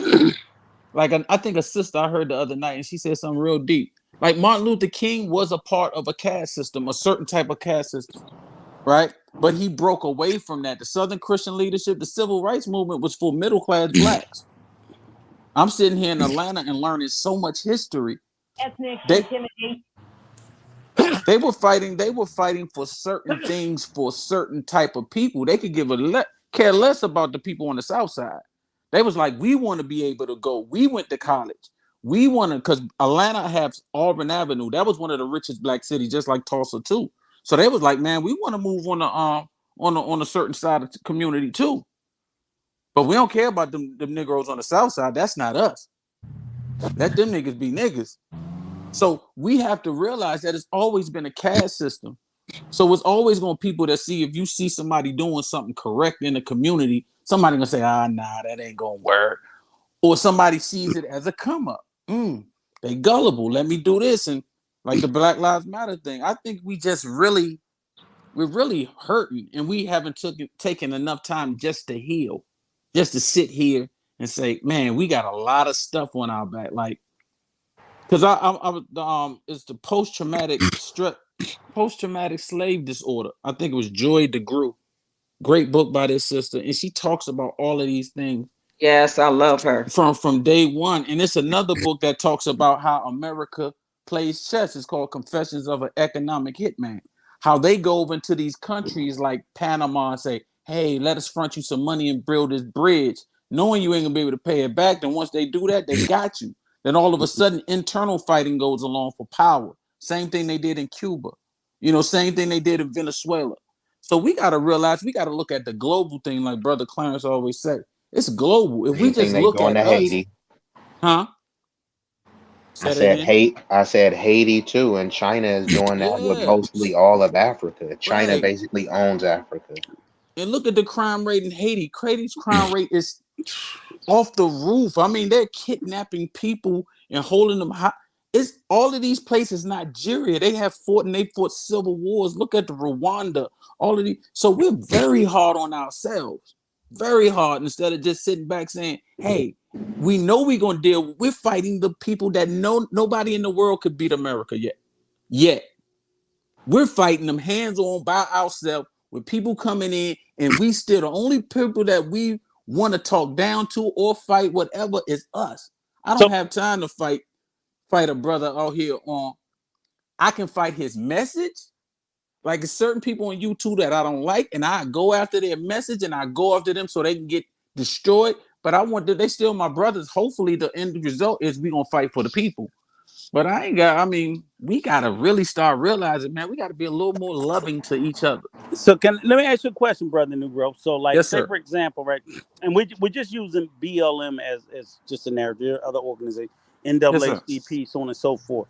But do you think it's problematic? And that's what's bothering me. It's not people questioning the leadership, questioning the motives, questioning the outcome. It's the fact of every time I look at, like, even look at the NAACP, I'm like, it's called the National Association for the Advancement of Colored People. Mm-hmm. It's 100-year-old fucking organization. Yes, It's it is. had its highs, its lows, its problems, its this, that, whatever. But I'm like, just listen to what it's saying. Even if the people are not doing it, the message, the National Association, meaning that across the country, we got an association together to talk about the advancement of colored people within America. That's a problem. So even when I hear BLM, Black Lives Matter, it's not saying other lives don't matter, just that whatever. It's just like, goddamn, I'm not talking about the organization. I ain't talking about the people because they're hell. Look, if we're gonna talk about the corruption in these movements, these the same motherfuckers that pay their taxes. I'm like, we're not even gonna talk about the corruption in the government. There's But corruption bro, in Clan, everything. People are quiet as it stealing kept, everywhere. quiet as it kept. Y'all need to do more research on a lot of the black No, organizations. no, no. I'm not. Right. Wait, bro, Go ahead. even the NAACP is now funded by white Okay. organizations. It Yeah. was Y'all I, started need to by do it. It y'all was need, started by it. Started off being it funded was by yes. started out even from the civil rights on up until now. And That's all of the organizations. Right. the agendas are being changed now in Okay, that's these fine. times. Look, I'm not disagreeing with any of that. I'm not disagreeing with who's funding it. I'm not disagreeing with who's running it. I'm not, I'm speaking just to what it, or the original message. Maybe the message has changed. Okay, the original message is what I get when I think of the NAACP. I don't think about like the 2022 iteration. I think back to when the organization was founded, and I think that it's still its original root. So when I Right. think of BLM, I don't It's know not. what the fuck it is It's today. not. Believe me, it's Right, not. and I don't disagree with that. Like I said, because you got boots on the ground, but I do want somebody to be out there to say that when a black unarmed man is killed, like when Eric Gardner got choked to death, and we all fucking saw it with his hands up in the air.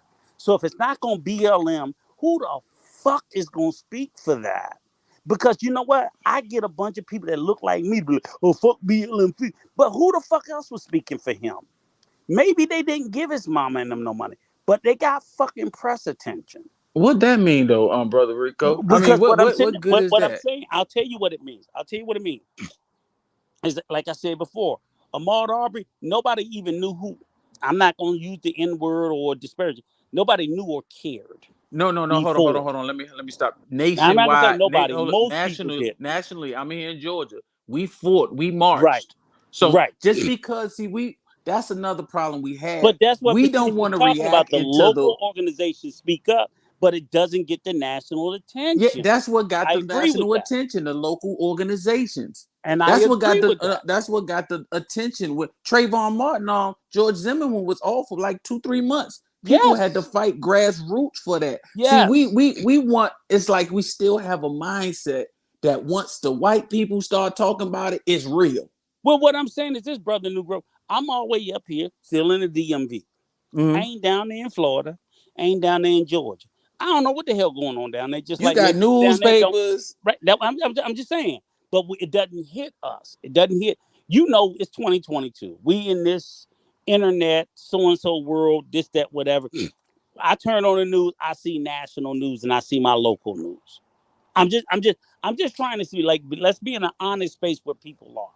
Right. So what I'm saying is I may not like Crump, I may not like Sharp, but the bottom line is they can get my eyeballs on a story in a different part of the country. I didn't know shit about Mike Brown. I didn't Right. fucking go to the Midwest, Saint Ferguson, Missouri, whatever. But they can get your eyeballs to places that you normally would, and they can get everybody. When fucking George Floyd got knee on the neck, I don't fucking about no Minneapolis. What the fuck I care about that? But I think of Minneapolis. I think of most of Prince. these things went viral prior to the news getting it. These black Well, people already knew about it which prior might to the be true. news. Right. I agree with that. But here's the whole point is, even if it goes viral, right now, I'm dead in my yard. The police killed me. I'm viral. The whole point is, who's going to bring the hammer to bear? As much as we hate Ben Crump, Sean King, Al Sharpton, you cannot deny that they carry a certain amount of weight on a national level, because and the problem is their sincerity is what's in question. We're questioning how sincere they are about the message, that they probably full of shit, and I believe they are. But my question is, if I said Brother New Growth, that's a real dude. He's a solid motherfucker, this, whatever. But he can't get nobody to listen to him. And my son is dead, and I'm grieving. That's the dynamic where a man's like, yeah, I know you care, brother Negro, but where the fuck is anybody? Oh, they about to cover it up and they about to get away. Because you know what, Ahmad, they was about to get away with that shit. They had a And with complete Trayvon cover up. too. Huh? With Trayvon as well. Exactly. They had a complete cover up. It unfortunately, as much as we hate to admit it, and again, I'm like, fuck it, kick Al Sharpton out, kick them all out. Where's brother New Growth? And like Patrice said, and I agree with her, we are the heterosexual men that was saying Black Lives Matter because I believe that these trans activists or these alphabet community Right. activists exploited and took advantage of the death of heterosexual black men. But Right. where were the heterosexual black Shout men out to Brother D. organization Shout out to Brother D. before they started, and where the fuck are they since they left? Because even after they left, we're okay. I'm gonna take every dollar. I was giving BLM $100 a month. I want to give it to somebody else. Who do I give it to? You got Who do I give it to? listen, What you got national? What Give it to the that's black what agenda. heterosexual black Give it male to the black organization? agenda. not Okay, even we don't need these big but organizations, you Patrice, know, especially in a viral world until that we you have mentioned now. it, Patrice, I You never heard of don't. the black We agenda. just got to be on code. We don't I Right. need We never got one heard of Brother it. leader. Clarence here. We got everybody. That's why we have to start regulating the black space as much as we can. Better. Because Give it to the black some of these agenda. clowns, Give it to ADOS. some of these clowns on the internet are getting $100 a month talking foolishness. So why can't I support? Facts. Why can't we support brothers on the internet? We don't need no Patrice, whatever her name is. Right. She Patrice we didn't Cullors. even Right. we didn't even study her. We saw the white Nope. Democrats get behind her, and we saw the flags all. We didn't understand it was agenda to get votes. We didn't understand none of that. But what We I'm just saying was out there is rhyming and doing this and all of this. so Come where on. where do we read that? Soon as I'm gonna tell you about Atlanta. Yeah. Atlanta is now, I think it's 56% white now. Now this was like all black. I'll go around the city. Everybody had the white people knocking on my doors talking about Black Lives. I'm like, where you been at? Who are you? So I said I'll talk to you after the election. This would piss them off. After the election, no signs there. Back to the same old, same old. My favorite Right. cartoon is when I think it was Donald Duck, and it was like Thanksgiving time. So he was hungry. So he went over and this farmer brought him over there and he was feeding him. He was like, oh yeah. Day before Thanksgiving, that joker took that knife out. He was too fat to run. He was too fat to do anything. He didn't understand that he was being set up for the kill. And a lot of times we don't understand we being set up for the kill. We went Okay. out there and voted and we did these things and we get behind these. Oh, it's been black people fighting here in Atlanta. I know they've been fighting in LA, DC. I know that. Oh yeah, We've for sure. been fighting forever. Why do we need to be on the David Letterman show? Why do we need to be at the Grammys? For us to say, oh yeah, we really being taken seriously. Because Exactly. And I we promise and that. listen and listen, the marching and the protesting, I'm sorry, but it's not doing it's not doing any good. It's not at a level that it needs to. And we've been doing that for how many years since the civil rights movement? And it's just not getting us anywhere. There's got to be more power and resources and action Can I, behind our actions into what we do, because the Okay, so can what I, do we protesting do? and the Though? marching can I is not doing. interject? What do we Can do? I, can I, can I get a word in? Can I interject with No, all Yes, of these sir. go ahead. people? You the captain. Just one word. All right. What black people have, we have tried, and we have been brutally assaulted on a number of occasions, such as Black Wall Street and other occasions where we have been brutally retaliated against.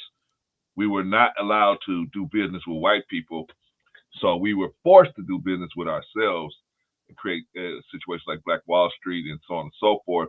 And we were brutally reprimanded and brutally and violently attacked and viciously attacked for doing that. So it has created a under the surface fear of togetherness for us, and because it's much easier, we will be allowed to attack each other, but not allowed to attack the system. And so, therefore, in my opinion, I'm just telling you my opinion. Facts. Now, this is not my opinion. This is a reality. We unfortunately, talking about black people, don't realize that to get things done in America, most of the time it's going to have to be political. Not going to be able to overthrow anything in America unless you get at least 30% of the people to join in your fight, right? So I mean, physically overthrow anything. So if you can, unless you can do that, you're probably not going to physically be able to throw anything. So your changes are going to have to come politically.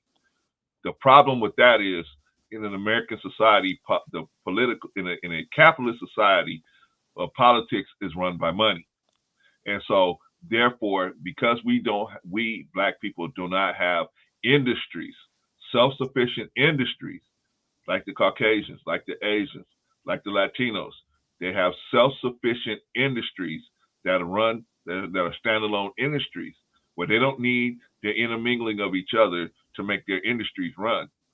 We don't have something like that. We, in my opinion, are we are constantly trying to find something like that, but we don't realize we can do that ourselves if we just come together.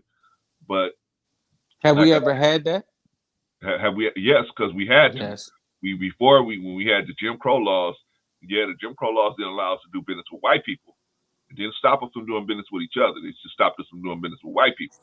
How about the hip hop industry and the music aspect of it with the Motowns and the Buddha records? Those were black run industries that was killing the game. Yeah, but if you look at the ultimately, it was white that was actually making the money off of it. No, Clarence, not the majority. can we take a moment for breaking news for Sister Patrice? Yeah, I got that already. Yeah, I loaded know. up. I was like, whoa, what the Okay, fuck? Jesus. so Okay. I'm gonna play that next, and then I'm gonna let I her just wanted to hear. I don't even want to see it. I just like, okay, I'm tired. Rico. Okay, go ahead. Stop interrupting everything. Anyway, so the point I That was want to make breaking is that news. That was breaking we have news. to start doing business with each other. We have to start doing business with each other. I ain't doing no business with you because I don't trust you. Exactly. You on the outside of the onion. That is most black people. You That's level most black 10. people say, hey, I ain't gonna make no nigga rich, right? So we don't want to do business with each other. We rather make white people rich, Asians rich, Latinos rich. But do you think we honest? I'm sorry to cut you off, brother.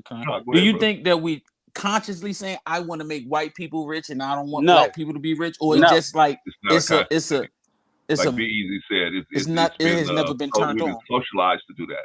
Condition. We've been socialized Yeah, to do condition. that. No. And let me say shout out. I agree Let me with say shout out to Sister Hanifa, the Queen. Yes, Thank you, Queen Hanifa, for shout out coming to and Queen. joining us. So we're not gonna. Okay, so this is what we're gonna do, y'all. This is what we're gonna do. Since Rico keep interrupting me, I can't really dig into what I was digging into. I'm gonna have to leave it right there because I want Queen Hanifa to actually get her point across before we look at this breaking news that I'm about to show you guys in just a second. Come on, great Queen. point, brother Clarence. You're right. I agree with you on that. Thank you, brother New Growth. And you know what? It's good to have people like you and Be Easy and Patrice and Hanifa on the channel. And King Rico. Rico is good sometimes. Now, all right, Queen Hanifa, do you have anything to say about the question that I'm asking, which is why are blacks so negative about resolving our own issues? Why do Queen Hanifa do we attack our own organizations, yet we don't attack these DAs that have public policies about how they're going to put us, how they can frisk and throw us in jail without having a real charge on us, or all these other issues, local issues that we can address, but we got all the smoke for each other. Or give our organizations grace. Rico! You're welcome. Can you guys hear me? Yes, we can hear you now, Queen Hanifa, now that somebody's not talking over you. Okay. No, I didn't catch everything that everyone was saying because I was in and out as you saw me come up and I had to leave back out. But I think I heard Be Easy was speaking, and if I could just build on that, to answer the question, why are blacks so negative about resolving our own issues? I think there's just a lot of internalized this internalized inferiority, that black people carry, particularly if you live in a society where the dominant society is people who oppressed your ancestors, and you still have to exist in that space, right? And you exist as the minority. But I think that if I don't see any good in me, whether that's through education, socialization, programming, so forth and so forth. I can't see any good in you, Brother Clarence. I can't see any good in Patrice. I can't see any good in any of you. Anything that looks like me, because if I'm not good, then you're not good, right? I think we focus on each other because we are an easier target, right? Um, when we think of going up against this beast, it's overwhelming to most of us. So it's almost like two children, and I'm gonna stop here. It's like two children growing up in a house, and let's say the father or the mother or the father is abusive, right? What happens to those younger children because they don't have the power to fight the authority figure? They start to take it out on each other, Yeah. right? Great But analogy. the anger is not really for the sibling. It's for the caregiver. So that's what we call the misdirected anger. But because I feel powerless to stand against the authority figure in the house, I am going to either fight my younger brother. Why? Because he is weaker than me and the authority figure is stronger than me. I think there's a lot of acknowledgement that needs to happen and like honesty. We need to really be honest about these conversations. We really need to discuss our feelings of disempowerment, right? Which is then crippling and it paralyzes us. It paralyzes us physically, we it makes us immobile. It paralyzes us psychologically where we cannot even think for ourselves. A lot of us are told what to think and what to believe, right? Through these different social media platforms. Like this is people Yes. this is our news now. Like when something happened, people go to Facebook, people go to these to these different things to get their news, right? People are told what to think all the time. So there's a lack of critical thinking. But if I perceive my mind to be inferior to your mind, right? Then I'm going to allow you to tell me what to think because you have the superior mind. And so therefore, what you think about the situation is best. Your perception of it is best because my black mind is inferior to yours. So there's a lot of internalized inferiority that we really need to really unpack that's going on among us. But to speak to the why we are at each other, it's because we're an easier target.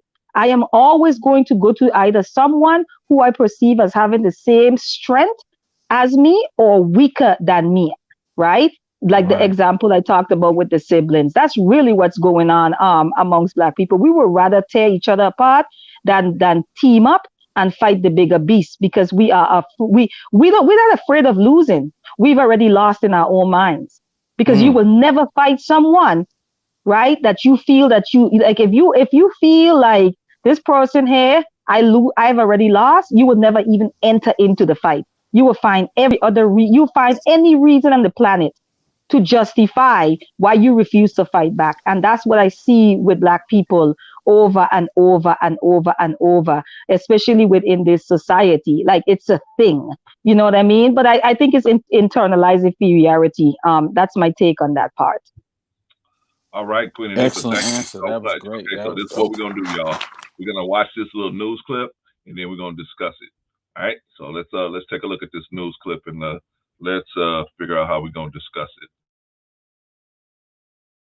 Is at the center of a terrifying situation at a grocery store in Dearborn. A man attempted to run down two people outside Westbourne Market while yelling racial slurs. 7 Action News reporter Nana Senchubonsu explains how this unfolded. Good evening. Dearborn police tell us that the man who is now facing charges followed the black shoppers, made racial slurs, and even waved a baseball bat in their direction. It's absolutely scary. Knowing that she could have been harassed outside of a grocery store because of her race, Tracy Jackson says she comes to Westbourne Market off of Michigan at least once a week. This is my quick in and out so that I can get home to my children. So to say that possibly that would be deterred and, someone will stand in the way of me and my children and my family, that's absolutely shattering. That's extremely scary. Dearborn police say a white man made several racial slurs at two black customers on May 13th. He followed them into the parking lot where he tried to hit them with his car. Police say he then got out of his car with a baseball bat, raised it over his head while he continued to yell racial slurs. When incidents of hate go unchecked, we see what the outcomes are with these mass shootings happening all across our country. Mayor Abdullah Hammoud says there is no place for racism in the city of Dearborn. Ignorance is the most radical thing when we have to make sure that we combat hate in a unified way. The man is facing several counts of felonious assault, ethnic intimidation, and a habitual offender fourth notice charge. From my understanding, this individual has had similar offenses in other parts of the state. Jackson says she's glad the police department got on top of the situation, but says unfortunately, the grocery shopping experience isn't the same for everyone. Our guard has to be up. Our day-to-day does not look the same. We have additional concerns. Now, police say that man is currently out on bond with a GPS tether. And as for those victims, police are commending them for coming out and speaking so they could quickly put that individual to justice. I'm Anastasia Bonsu for 7 Action News. Wow. Telling y'all, listen. Right. And do you see where women are? It's always where women are caught in very vulnerable positions. I encourage my black sisters to go get strapped. No, go get you a black husband. Be able to defend yourself, but your husband's not gonna always be there. Your husband ain't with you for the most part at grocery stores. But this happened in the grocery. Know most of our community is single. They know it's fair game. That's why I tell black women.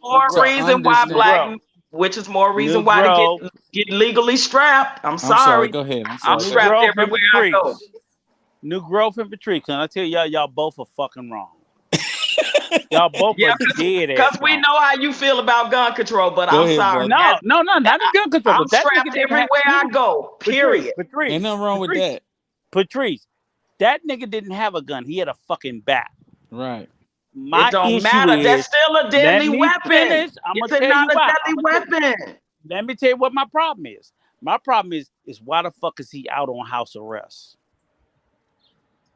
You know why he's out? Because he had multiple offenses. Thank you. They ignored. You're trying to finesse a system that has oppressed you for 400 years. Don't, because his ass don't look like one of us.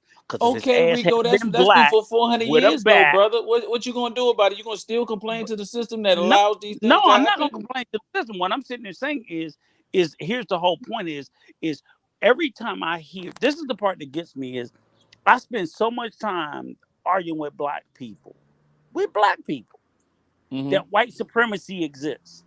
These motherfuckers will beat me to the dirt that it doesn't.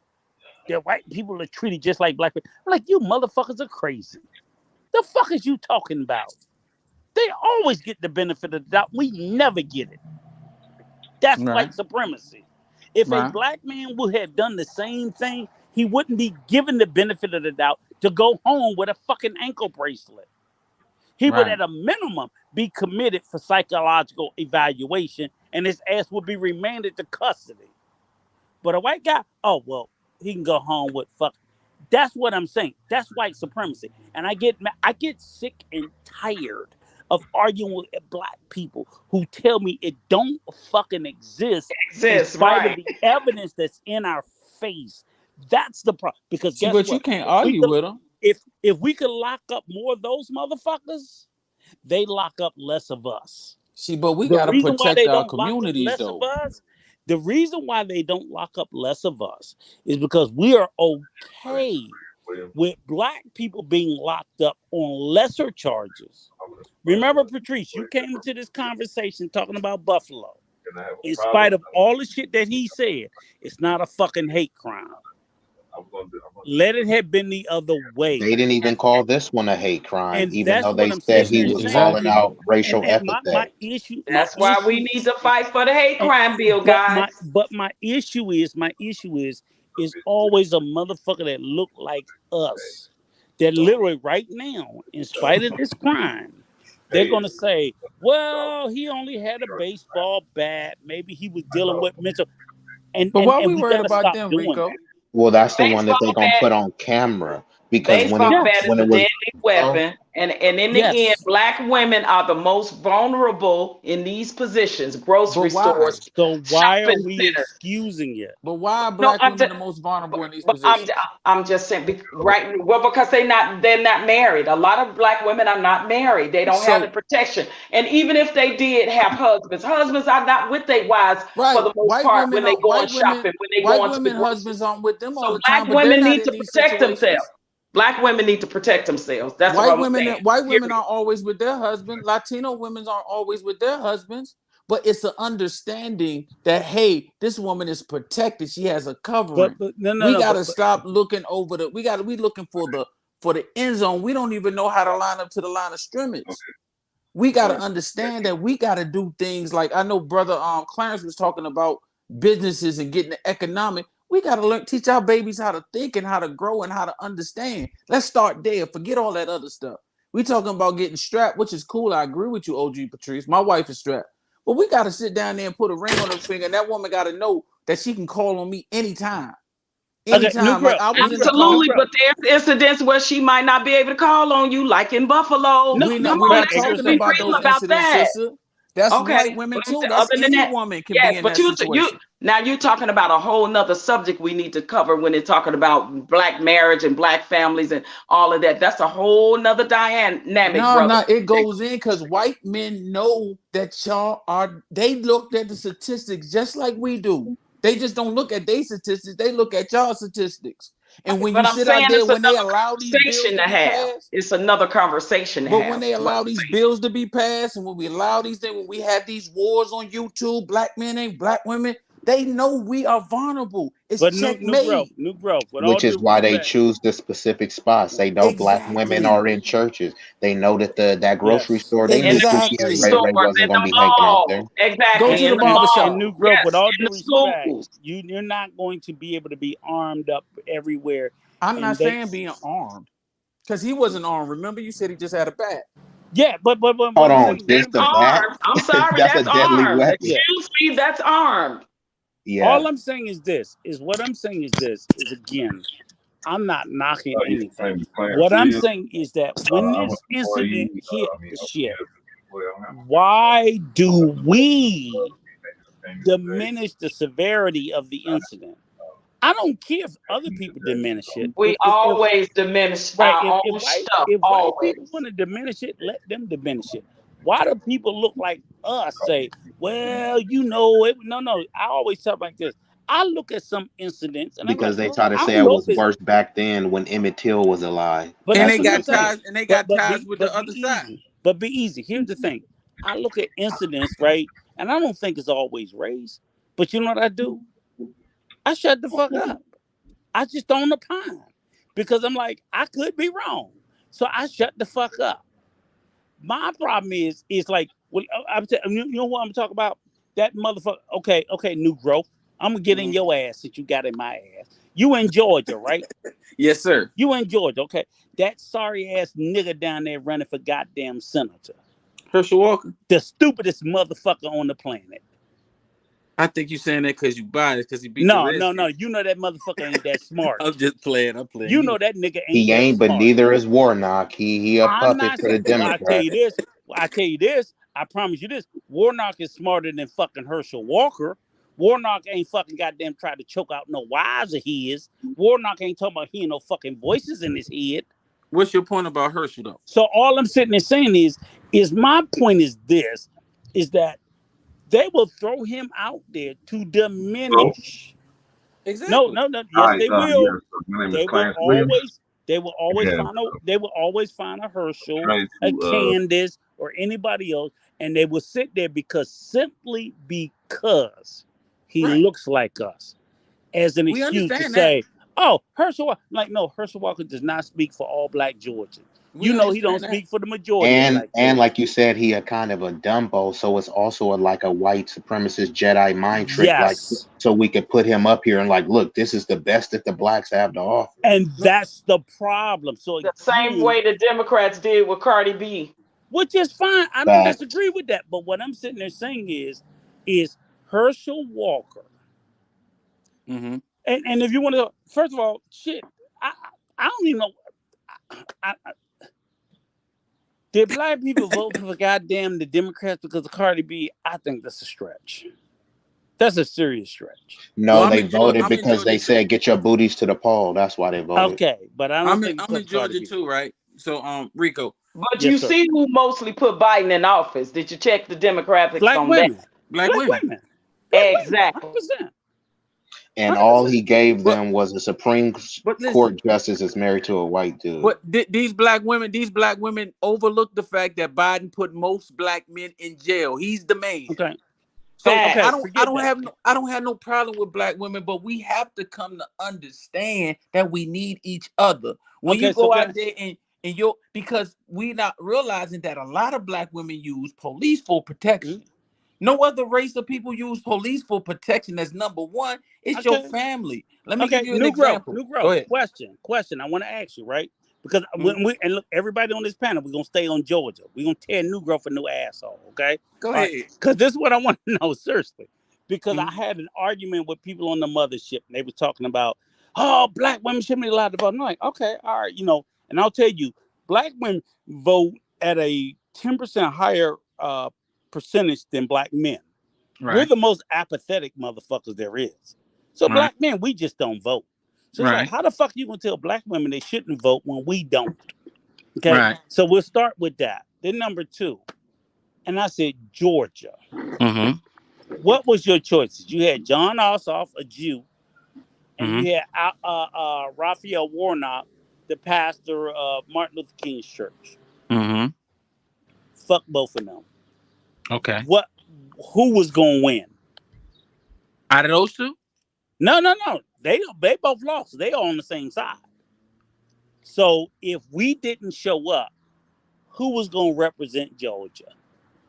I don't know. Was it Purdue? Kemp is Purdue, the one who just got boots kicked in his ass. Wait a minute. No, hold on, Clarence, hold on. Purdue, who just got boots kicked in his ass by another Republican, the incumbent governor of Georgia, because he's sitting there sucking on Donald Trump dick, who got the brakes beat off of him. I'm not making this up. And then the trick ass broad who used to own the Atlanta Dream, who was so fucking racist, they forced her to sell the fucking team. They forced her to sell the team. She was so fucking racist. Her players said, fuck this bitch. Right. And got rid of her. So what I always get into the argument is like, okay, I get it. The Democrats are not perfect, but y'all act like it's perfection on the other fucking side. That's my whole argument I keep getting into. Like, okay, fuck them, fuck Joe Biden, fuck Kamala, fuck all of them. Who you got? And y'all come up with a fucking a trash can fire. I'm like, seriously? That's what we doing. But all the options you named was a trash can fire. So. Which is fine. But the whole point is you can't blame black women if they decide, okay, this trash can fire is better than that trash can fire. So do you think black? I don't think it's better. I'm just saying is they have a right to believe, because what I'm saying is my choice is no better than their choice. Right. That's your. You got to beef with them people you was talking to. We ain't had nothing to do with that. My thing is, your argument is that do you think black women are competent voters? Yes. Are they voting on issues? Yes, I do. I can beg to disagree with that, but they're literally complaining that Biden hasn't done anything for him. How is that competency? No, it's called quid pro quo. You vote, if no tangibles, no vote. Right. Okay, but what I will say this, Biden has done very little for them. They had 4 years. Hold on, what exactly has he done for them? Let me finish. He did the one thing he said he was gonna do. I'm gonna fucking put a black woman on the Supreme Court. That does nothing for black people. That's symbolism. Stop. It's symbolism. You're right. It's symbolism. I don't disagree with that. Now you have to explain to me, what did the guy before did for him? You talking about Trump? That's who was there. That's who Okay, the fuck was there. Let's not act like it was sitting empty. Okay, so what did the For guy black before women. him do for? What did he do for hold black on, women? gentlemen. We're going down the foxhole. Gentlemen. No, Yes, it's a good conversation. It's a good conversation, but I don't want the ladies squeezed out of the conversation. I'm sorry. They're not going to interject like that. So, if Patrice and Hanifa, if either one of you guys got anything to say, so go ahead and throw it in there now, one at a time. Patrice, you can go ahead. No, I just want to say the few things that Trump did do for blacks was, one, he put in place, he gave a lot of clemency, because you remember he gave a lot of clemency to black men that had charges or were incarcerated for things. And you know, as much as I don't like people like Lil Wayne and people, but he did give them passes. He also passed and it affected predominantly most black females that were incarcerated, that were pregnant, where they would not have to be chained to a bed when they were in labor and given delivery. And he was going to propose that $500 billion Black Platinum plan, but we shut that down with the hope when we shut Brother Ice Cube down. See, and that's a lot of things that we do is because we think that the fact that because he was allegedly such a racist, we couldn't see past our feelings for that. So we literally, when Trump was literally saying, well, what do black people want? Well, what do black people want? I'm willing to have the meeting with Ice Cube. I'm willing to have the meeting with the black leaders. That we were saying, don't you bring your ass in our community. Don't you bring out, because if you do, we're going to stone you. See, we were doing that when he was saying, well, what do black people want? Well, what do black people want? Well, maybe because he burned a few bridges when he talked to Steve Harvey. When he talked to Steve Harvey and came up with nothing. But see, this is the thing where we get it wrong. We cannot get nothing done if we're not at the table to get nothing done. We didn't even.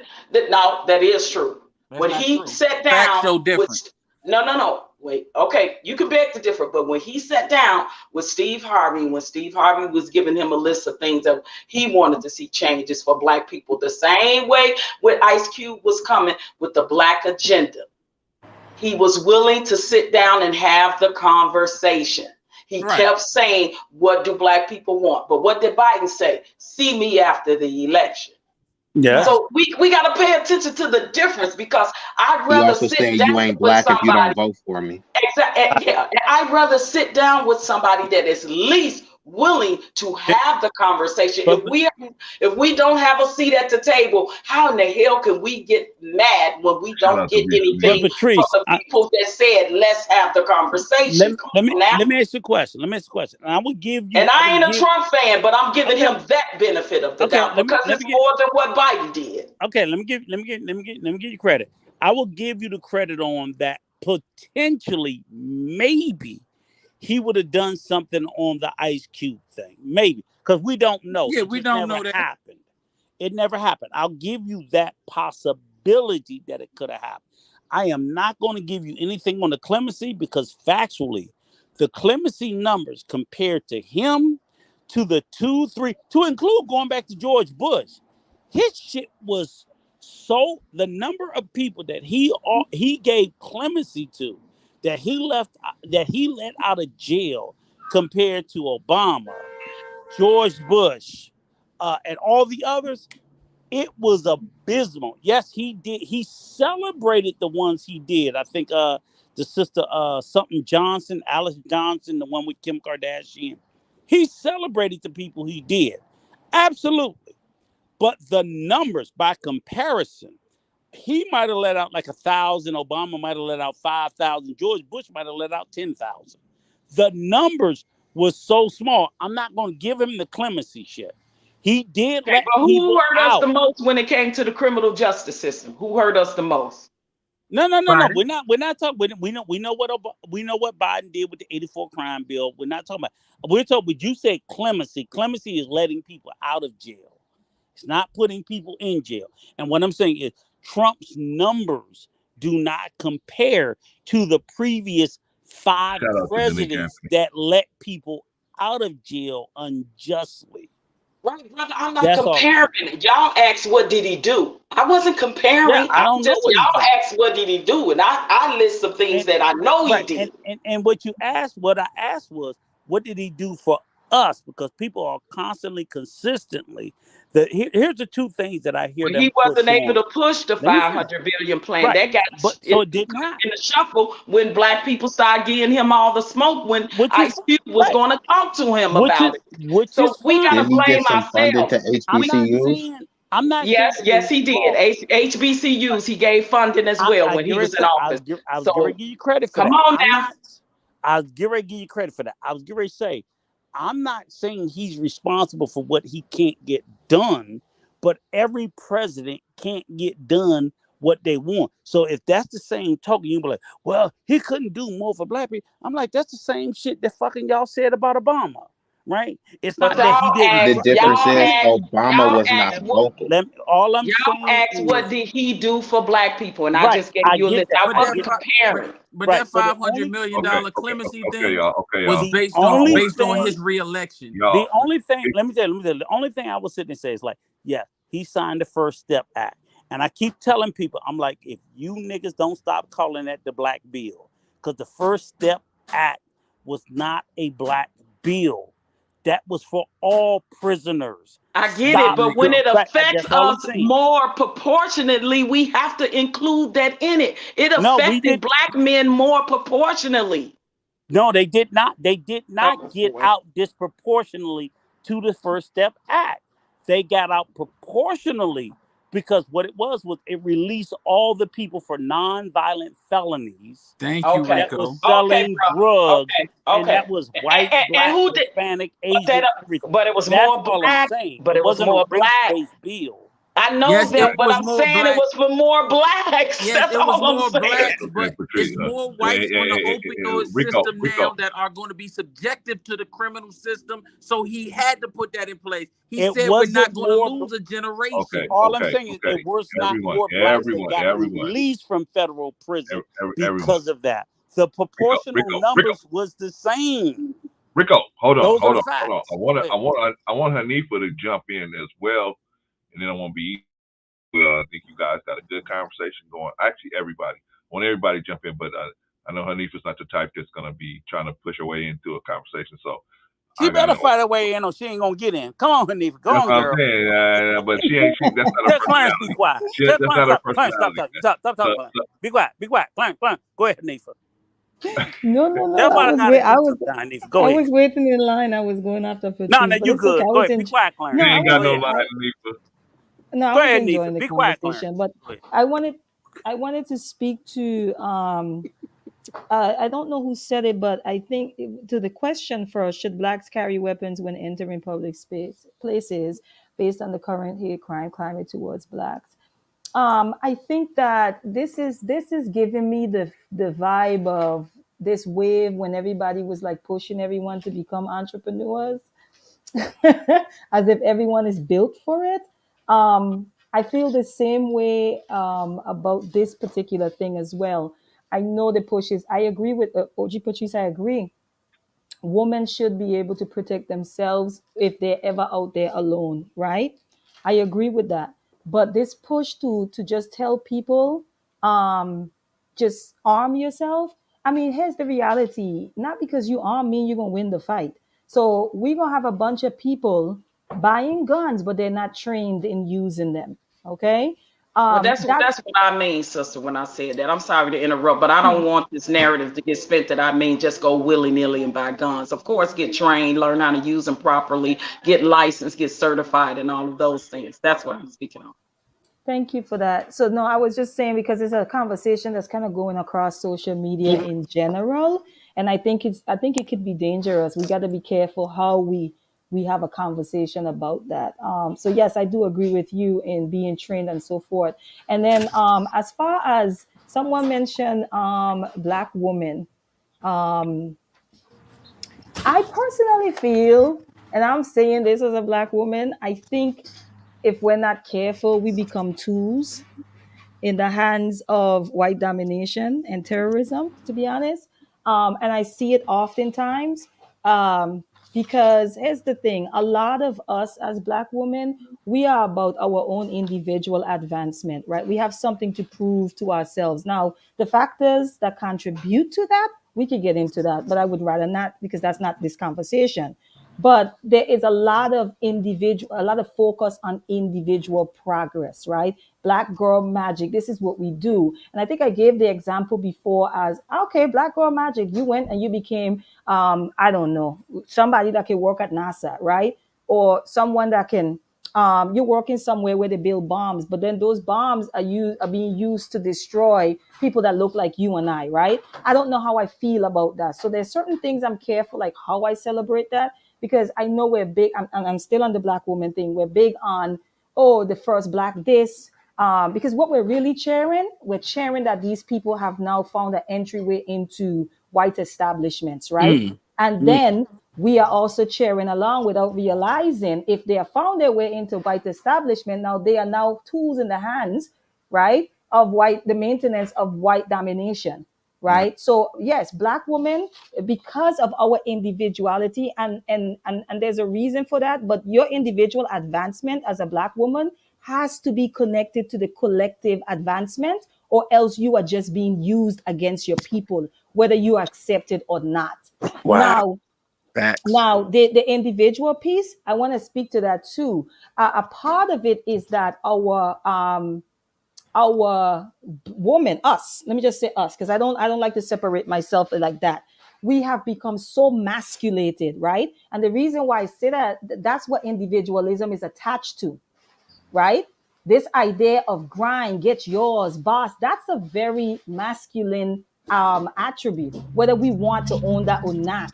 So what happens is individual, when you look up the principle, masculine, feminine principle, the masculine principle is focused on individuality. The feminine is focused on collective, kumbaya, let's work together. That's what the feminine principle is about. So when we see our woman focus on this individuality, we know something is out of balance, right? Now, again, we could get into why that is, okay? So, and then also too, that I wanted to say that we also have to remember, white people will never give up power, right? And everything that they do is towards their maintenance and advancement of their domination. Every single thing, including reporting the news. So when I was watching that news thing, I was just listening to that and I was just like, these people, it's a lot of sensationalism that happens with these news media outlets, right? And again, every single thing that they do is towards the maintenance of their domination or the advancement of it. The quicker we understand that, the quicker that we could be about our business of empowering ourselves and nation building. And that includes Black women. Black women need to study. Okay, we are too invested in this society, and to the point where if I'm that invested in you and I'm dependent on you, then you can replace my man, you can replace our men, and that is what has happened. Black men have become, okay, like useless to Black women. So the need, the lack of protection and all of that, it's all connected. It's all connected. There's this disdain that we've developed over the years for each other. And I think that comes from propaganda. And I also think it comes from our own personal experience with each other, or our personal experience in our like families and neighborhoods, that we come and we project onto the entire collective. So my uncle who wore a red shirt every time he touched me or violated me, and he's a Black man. Now all Black men in red shirts are bad. You know what I'm saying? There's a lot of that going on in our community as well. So I'm speaking from a woman's perspective. As Black women, we really need to study. We need to identify who our enemy is. And we need to somebody laughing. I'm sorry. we That's we pretty will good. Go on, Keep oh doing Aziza. your thing, sister. I'm listening, bro. It's just back chat stuff going on, sister. You Oh, cooking? Go sorry. ahead. We ain't No, got so I nothing was to saying say. we need to be able to identify our enemy, and then we need to align with the men, not all men, okay? Because there are some Black men out there that they're just not there, okay? They literally live in a white bubble. But align yourself, connect with people that are like-minded and start building. We have to get out of this individual thing. We have something to prove. We want to be boss bitches and whatever else we are here calling ourselves. We really need to relinquish that if we're really serious about nation building. And nation building starts with building our families and keeping them together and raising our children towards the advancement of Black people as well. So that's all I have to say about that. I agree, sis. You were 100% on point. I agree with everything you said, but there's always another situation with that. I'm all for the Black nuclear family and Black men and women being able, especially the men being able, the marriage and being able to take care of and protect his family, his property, and his loved ones. But that Black man may not always be around. Like the guy I'm dating now, guys, he's a police officer. As soon as I told him I was licensed to carry, I go to the range, he was like, cool, would you like to learn how to sharp shoot? Doggone right I would, because that man is not going to always be there to protect that Black woman either. So that narrative has to be pushed out there that Black women, because we are so vulnerable, because they know we mostly are in the malls, getting the nail shops, in the grocery stores, in the schools, because there are more female teachers than any, like, still be able, because I always thought in the case of Buffalo, if one of those sisters or brothers was licensed to carry and would have had their weapon on them, maybe the situation would be different, because I'm willing to die to stay alive. And that's just me. But I know I'm different. See, it's a lot of other Black folk ain't willing to die trying to stay alive. And that is the mindset that I think a lot of us need to have. We need to be able to be willing to die to stay alive. I don't understand why not, because when you guys was talking about it earlier, I chuckled. I said, Black people are some of the most spiritual people on this the most religious people on this planet. You know what that's done, sis? That is docile Black people. No. So I'm actually being facetious right now. I'm saying that. I'm saying that if y'all believe so strongly in the afterlife, then y'all need to be in the front line, because guess what? You're about to go to heaven anyway. So why go to heaven? Lady. Here's the problem. Here's the problem. Take a moment of grace. Hold on, Wicko. I'm gonna let you rock after me. Okay, so the problem is we're willing to die for white people. We're just not willing to die for each other, for our own work, our own things. We're willing to die and stand on down the hill for them, or for what benefits them.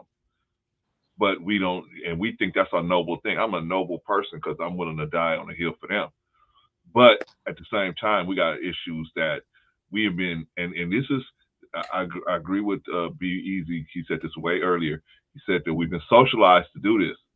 So this is you're a good Black person if you're willing to die on the hill for.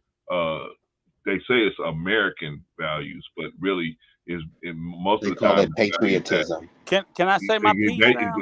Excellent word, New Growth. That's the word they use. That's the what is that called when you using words to play games? Semantic. So that's the semantics they use. Patriotism. Can I say my piece now? Right. So that's the issue. We got to understand that this is happening. I think Khalifa was saying the same thing that I'm saying. I'm saying it in a roundabout way, but she was saying it directly that we've been conditioned to not have our own best self-interest at heart, and that's unfortunate. But there's a lot that goes into that. I know, Hanifa, you ain't even got the time. Neither didn't on this broadcast. We get time to go into it. But can I say my piece now? I just want to say this right quick. I want to say this right quick. They and this very Christian foundation, for the most part, that the United States was founded on it. And the reason why I say it is made, especially Black people, predominantly docile, is because they think everything can be prayed away, everything can be given to Jesus, everything kumbaya. And this is what a lot of this religion has done to our people. It has made us so docile to things that we don't even want to fight and scared to die for something. But my thought is that if any one of those sisters and brothers in there would have been armed, they knew that they were in a position that they were possibly going to lose their lives, I would have died trying to save mine. Well, the security officer was armed. Actually, can I say the guy had on the vest. Right? Didn't the guy in Buffalo have on a vest? Yes, but can I say my piece Go now? ahead.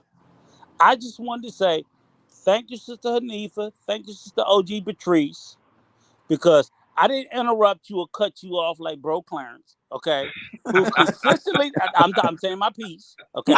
And I appreciate what you said because I wanted to hear what the sister said because I know he has a habit of cutting you off and opining and going on and on and on. So I just wanted to point that out that you guys made some great. Excuse me, are you gonna cut me off again, sir? Thank you. So I just wanted to make my point that I didn't cut you ladies off because what you had to say was great to say. And Bro Clarence, you listen. You stop talking and listen. Stop cutting people off. Stop talking and listen.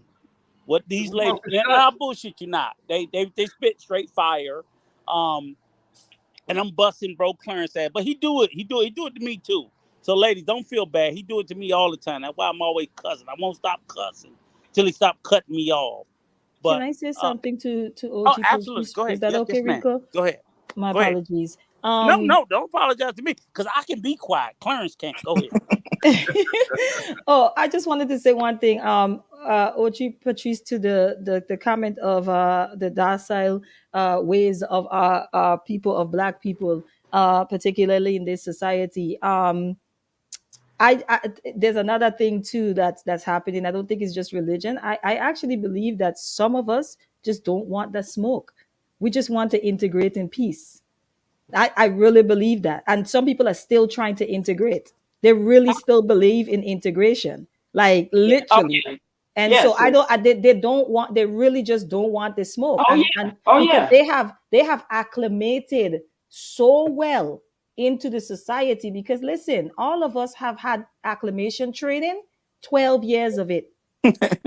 12 years of Fact. acclimation training. Absolutely. I agree That's with not that. a joke. That is I not agree a with joke. Hanifa, And if if you I but can I I touch the third rail with you you? have to lose religion because it's 80% of the Christian values of Black people. Let's just be Well, we got religion is, especially Christianity. 70 between 70 and 80% of our people are Christians. And we and, got to and, be and careful with the Christianity Patrice, talk hang because on, one second. religion in general, but I'm talking about percentage wise where Black Okay. people, But the religion Hanifa, is on the Black people. I want to ask you a question. And Bro Clarence, don't interrupt us again, okay, sir? You've been doing it too much, okay? Thank you very much. But Hanifa, because what you said was a very valid point. Now, what I want to ask you is this, okay? Now, when we talk about the diaspora, right? The diaspora is Black people from all different countries, right? And this is where I think some of the vitriol between African Americans and African immigrants come. And when I say African immigrants, they don't have to be from Africa. They could be from the Caribbean. They can be from South America, anywhere other than America. Where I think some of the problem comes in, quiet, my little stupid dog, is the fact that is when you sit there and you look at the like you said, because I think that's true what you said about the assimilation. But I think the assimilation is greater from when you talk about people who are probably, so in other words, if you're a first generation immigrant here from wherever you come from the diaspora, you want to be accepted by America, as opposed to if you are a FBA, Foundational Black American, or ADOS American, through generations, you learned that, look, that shit ain't what y'all think it is. So I think we both have two different perspectives. Me being an FBA, ADOS, whatever the fuck you want to call me, generations all the way to slavery. I tell Black people all the time, oh, ain't nothing exceptional about America. I don't give a fuck what America says. It's not exceptional. There's some colonizing motherfuckers. They take over shit, this, that, whatever. I'm not saying it's a bad country, but it's not exceptional. But I'm oftentimes find myself arguing with immigrants from the diaspora, even when I go to the DR. These motherfuckers think America is Magic Kingdom, like Disneyland. Like, dude, it ain't that.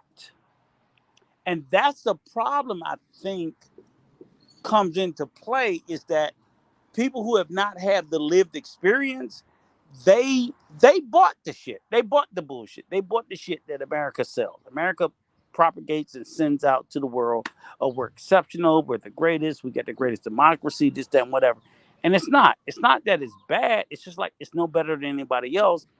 And they buy into it. And then what they do is they look at the people who are here and they feel like you didn't take advantage of it with disdain.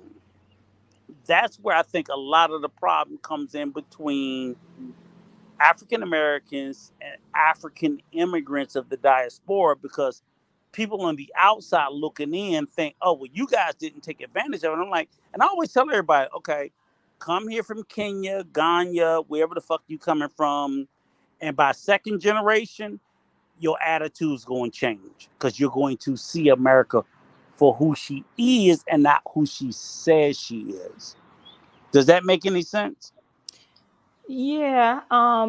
Clarence, don't cut us off. If you you say know, one more fucking word, I'm done with you. Okay, I'm tired. you You're cutting off ass. Go ahead. Go you ahead, know what Hanifa. you know what I had to learn. Mm-hmm. Because when people, okay, so for example, I'll give the example. They just had an interview on Fox Soul with Tariq Nasheed, and the sister was Ooh. from Guyana, right? Okay. I was embarrassed as a woman from the Caribbean. For her Really? to say no, for her to say I that we seen don't that. I was even pissed. know, we don't know what racism is. I wanted to just just drag her off that panel through the screen, like, sis, See? just sit down. But I had to learn this. I said maybe her upbringing was very Right. different. So it's an individual thing. Somebody like me, I mean, Marcus Garvey was in my consciousness from the age of 12. You understand what Mm-hmm. I'm saying? Pan-Africanism. And that's also because I was highly influenced by the Rastafari movement, Okay. which focuses on Black consciousness and Pan-Africanism. So I was introduced to that really, really early. I have to now accept that that's a privilege that I had. Yes. And everyone in the Caribbean does not share in that That privilege. privilege. In Thank fact, you. there are some people in the Caribbean that would fight down the Rasta movement. But the Yes. Rasta movement was one of the movements that brought in that wave of Black consciousness Yes. throughout the Caribbean. So So even within the diaspora, yes, even locally, in those they islands, I fight mean, against it. yeah, I mean, Yes. Jamaica, they have a history of where Jamaica they were wasn't even supporting Marcus Garvey. It was right, Americans Or that got even him right, got him and Marley, popping. so or all the Rasta people. right. So, but I'm saying they have a whole thing over there where they were actually killing them in Ugh. Jamaica. There was like a whole thing going on. They were Because they, persecuting them seriously. But yeah, these are the people who introduced the Black consciousness across the Caribbean. My father had locks. My mother had locks. I had locks. My sister had. I mean, I come they from didn't that want to see it. environment. Nope, they wanted However, straight hair, European, right, but boom, boom, boom. that's anecdotal, right? And I had Yeah, to accept that even in the Caribbean, everybody don't think the way that I do, and that's okay. yes, Now, fast forward to come here to the States. I just had this conversation with my fiance. He is from Virginia. He is what I guess you guys call FBA, through yeah. and through and through. Very cultured, knows Mm-hmm. his generation, at least 4 or 5 Slave generations state. back. This is slave Yes, state. 100%. but when we have a conversation, I get frustrated because I was sharing with him. I said, one of the things that frustrates me with African Americans, some of them, Mm-hmm. and he is an African American, so we have these conversations in the Okay. house. And I was saying to him that, this idea that two things, the monopoly on blackness, Okay. Fair right? enough. As if blackness don't exist outside of the Shout out United to Marcus. of Because North America. we're limited in our education. Okay, wait, Agreed. wait. And he did remind me of that. And then two, the slavery experience, We as if it limited in our only education. I know. And that's what he told Yes. me. I mean, I literally was almost in Stupidity. tears the other day. Yeah. That's how frustrated I was. And so now I'm sitting down like, okay, so how can we fix that? How can we maybe create after school programs where the parents, because he was telling me, he was like, you're home with your children. You have help. Yeah. It's We not have the taught same mindset. No, because he was, it's not I taught was, to us. no, but I got it. But my question to him, listen to me, Rico. Mhm. I don't depend on anyone to educate my children about themselves. I don't. I do not. Okay. However, he had to bring me in. He kind of brings me back to my center. He had to bring me in and said, yes, I understand that. But there are a lot of single mothers. They have to work. When they get home, they're tired. And then on top Yeah. of that, they are not educated around those things. So where are the children getting it from? And Hanifa, I'm gonna jump in your ass on your significant other's position, right? Okay. So, and I'm really gonna get in your ass because this is the thing I will say as an because, like I said, you told me he was from Virginia, African. I know where his perspective is coming from. Okay, Yes. so here we are, right? I'm right here in Maryland, born and raised in D.C. Okay, so if in fact we always talk about America as the city on a shining hill. Everybody does. Let's not knock it. Let's knock it off. You're from where, Hanifa? I'm actually from the U.S. Virgin Islands, which is a Okay, territory, right. So y'all always a look to colony. America. What I'm saying is, y'all look towards America as, oh, it's the great U.S. of A. And what I'm saying is that people in the diaspora outside of America, because everybody, whether you're from Kenya, Ghana, whatever, they're all trying to come to America. Oh, America. They literally, the bullshit I fucking hate is they say America is the land of milk and honey. Like as if it's really, Where my milk and honey at? yes, and they really believe this bullshit, right? So what I'm saying is, with that narrative, what I'm saying is what your significant other is saying is that when you guys look at America, you learn American history. In America, they No, never taught us. I would have to They push back with that. let me finish. Within the American education system, What do you want? with the exception of maybe a few, maybe be easy, there is nowhere I've ever been educated that they ever push African American culture or African culture, period, outside of America. So our limitation. So you're I don't know how old he is. I'm 57, about to be 58. Okay. So when I was growing up, no, all we knew was Black America. We didn't know Black Caribbean. We didn't know Black um Africa. We didn't know Black anything. All we knew, be honest with you, when I grew up, I thought the only Black people that existed was in America. Period. I didn't think they existed nowhere else. They didn't even teach us about fucking Africa. Do you understand what I'm saying? So the limitation of what we know, and when you sit there and you say, "Oh, okay, well the parents should have taught them," it's like, remember, I think it was somebody, maybe it might be you. I was like, no, I don't want parents teaching the kids because most parents are stupid. They just are. That is And I'm Rico. not Okay, saying that they shouldn't. I'm just saying most parents are not as educated Just as they say should be. ignorant Or in the ignorant, right whatever, way. whatever Ignorant. word you want to use. What I'm saying is, if I sat there, I'll be honest, I swear to God, my son came to me with a math problem. And when he came to me, he said, Dad, I need help with math. I'm like, do you want to be in the same grade next year? Because I fucking couldn't help him. well, Rico, Literally. I don't disagree with you, and I'm going to be very honest with you. Like my 10-year-old is I just like started homeschooling him. My 3-year-old, I mean, he's 3. I mean, he's not going to be in Yeah, anybody's daycare. it's However, I tough. agree with you. When he reach a certain place, like his dad and I gonna have to call a meeting. I I'm can't just do being it. honest, I but can't do it. there are ways around it too, though. There are co-ops and Right. everything. But I just wanted to say, Mhm. yes, I stand corrected because I also was corrected by him as well. And sometimes I need to be given a different perspective on things because I'm such a hands-on mother. Right. I in my mind I'm just like no, but a lot of it, Rico, is that it's priority. Yes, it is. A 100% is priority. lot of women, and the truth is just being the truth. Their children is not their top priority, and I Yes. know that sounds harsh to say. I know it Yes. does, but it's real. It's a real thing. And then 100% is priority. if we have such a high percentage of single parent homes, they don't really have time for too many other things. Do you get what I'm saying? So, Yes. whereby I might be able to sit down and take an hour to read a book in the morning. Not everyone has that. I have help. I have a man in my house, right?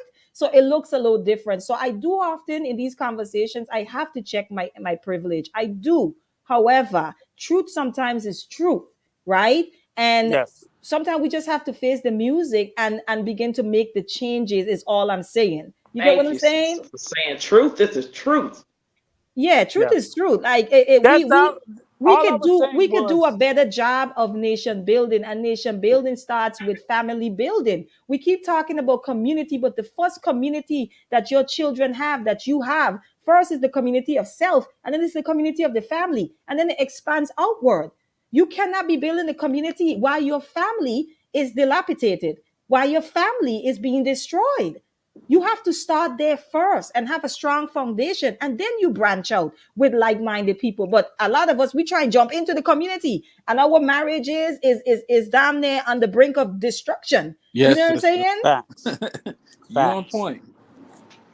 I will have to say, just to piggyback, a lot of I totally understand and I agree with what Hanika is saying, but when it comes to the monopoly on blackness, sometimes people are trying to play a duplicitous game when they say, I come over, I'm Nigerian, I'm Jamaican, I'm not black. But then you get stopped by the cops and you're saying, oh, you want to play the race card, and then suddenly you want to be black. And just look, if you look over in the diaspora, why they're so divided, it's because there's so many tribes. They're not over there saying we're united under us being African. They have all of these separate tribes and factions that they're fighting with each other with.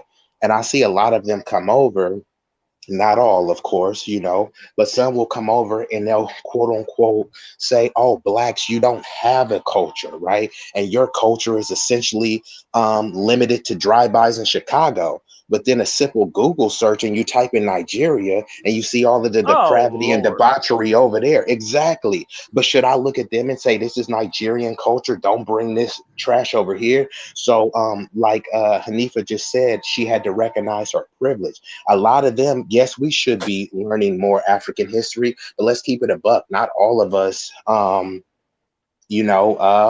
for Africa. I mean, Most there of us were some don't want people. to go back to Africa compared That's to the true. situation as it is. Exactly. So, Whether it's to keep Kenya, pushing, Ghana, Uganda, fucking, I don't give a fuck where it is th- in Africa. 90% of us will not choose to say, hey, I'm going back to Africa. Fuck no.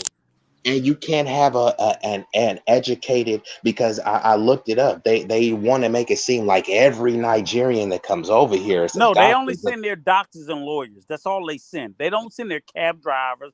They don't send the people that work at the fucking grocery store. They only send the best. And I get that. And I said the same thing when I got upset about people when they always do the narrative about Indians. I'm like, yeah, they're 3% of the population. They only send the fucking best. They don't But send the why is people that, who Rico? run the gas stations. They don't send the people who run the 7-Elevens. They only send their fucking doctors and lawyers. And you can't do that because we do that to the African American community. We match up or we exceed them. They only no, but they take they all of compare our their best. community, but They only take the compare their best best to material. It's Pookies. bullshit. So They let me compare their can best I say doctors something? to our Pookies. Can I say Yes, something about it's this? bullshit. About the we got to understand that there are caste systems in these societies, and I used to be into this real heavy, but I'm starting to understand. Like you said, they bring their best. Their best not always means educational wise. It means they're the most indoctrinated mindsets. They bring, how would we say it back in the day, they house Negroes. I agree. So Yeah. so it's not, it's and not Anti-black. saying all of them over here, but I had to sit back and look because I started to see a lot of stuff, and I said, hold up, I've been to Jamaica. I've been to Costa Rica. I've been to these places, and I got nothing but love, hugs, and And we've everything, seen and the how brother. fucked up that they have shit. And they ain't all peaches and cream. But now I'm saying the people over there, the real people that are the real people of the society, don't feel nothing like these people who come over here. The people are coming over here. They hate Facts. their own people in their own country. That's So Facts. we got to true. stop That's true. allowing these Thank you. handful of people Thank That to is. you. to to destroy our narrative with them, because it's the same thing they doing with the handful of black men and a handful of black women that's destroying our love, and our most powerful weapon is black babies. That's our most powerful weapon. And if we sitting out here arguing about this and about how much money you got, that's crazy. Well, We're losing we out. gotta, new growth. We gotta keep in mind. My apologies for interrupting. We gotta No, keep go in ahead, sis. mind that Western ideology, Western way of thinking Don't reaches be really, like Clarence, re, Hanifa. My Okay, don't be like apologies. Clarence. It Clarence, you reaches cut that far. shit out. Go ahead, Hanifa. Go It ahead. reaches far and wide. So let me give you one example. So you could go over to some of those countries, right? When Mm-hmm. you learn where these people are a lot. Some of them are educated in Catholic European schools in their own Right. countries. Right. That's something that we don't understand. Like they don't come here and then the mindset clicks on. The mindset Right.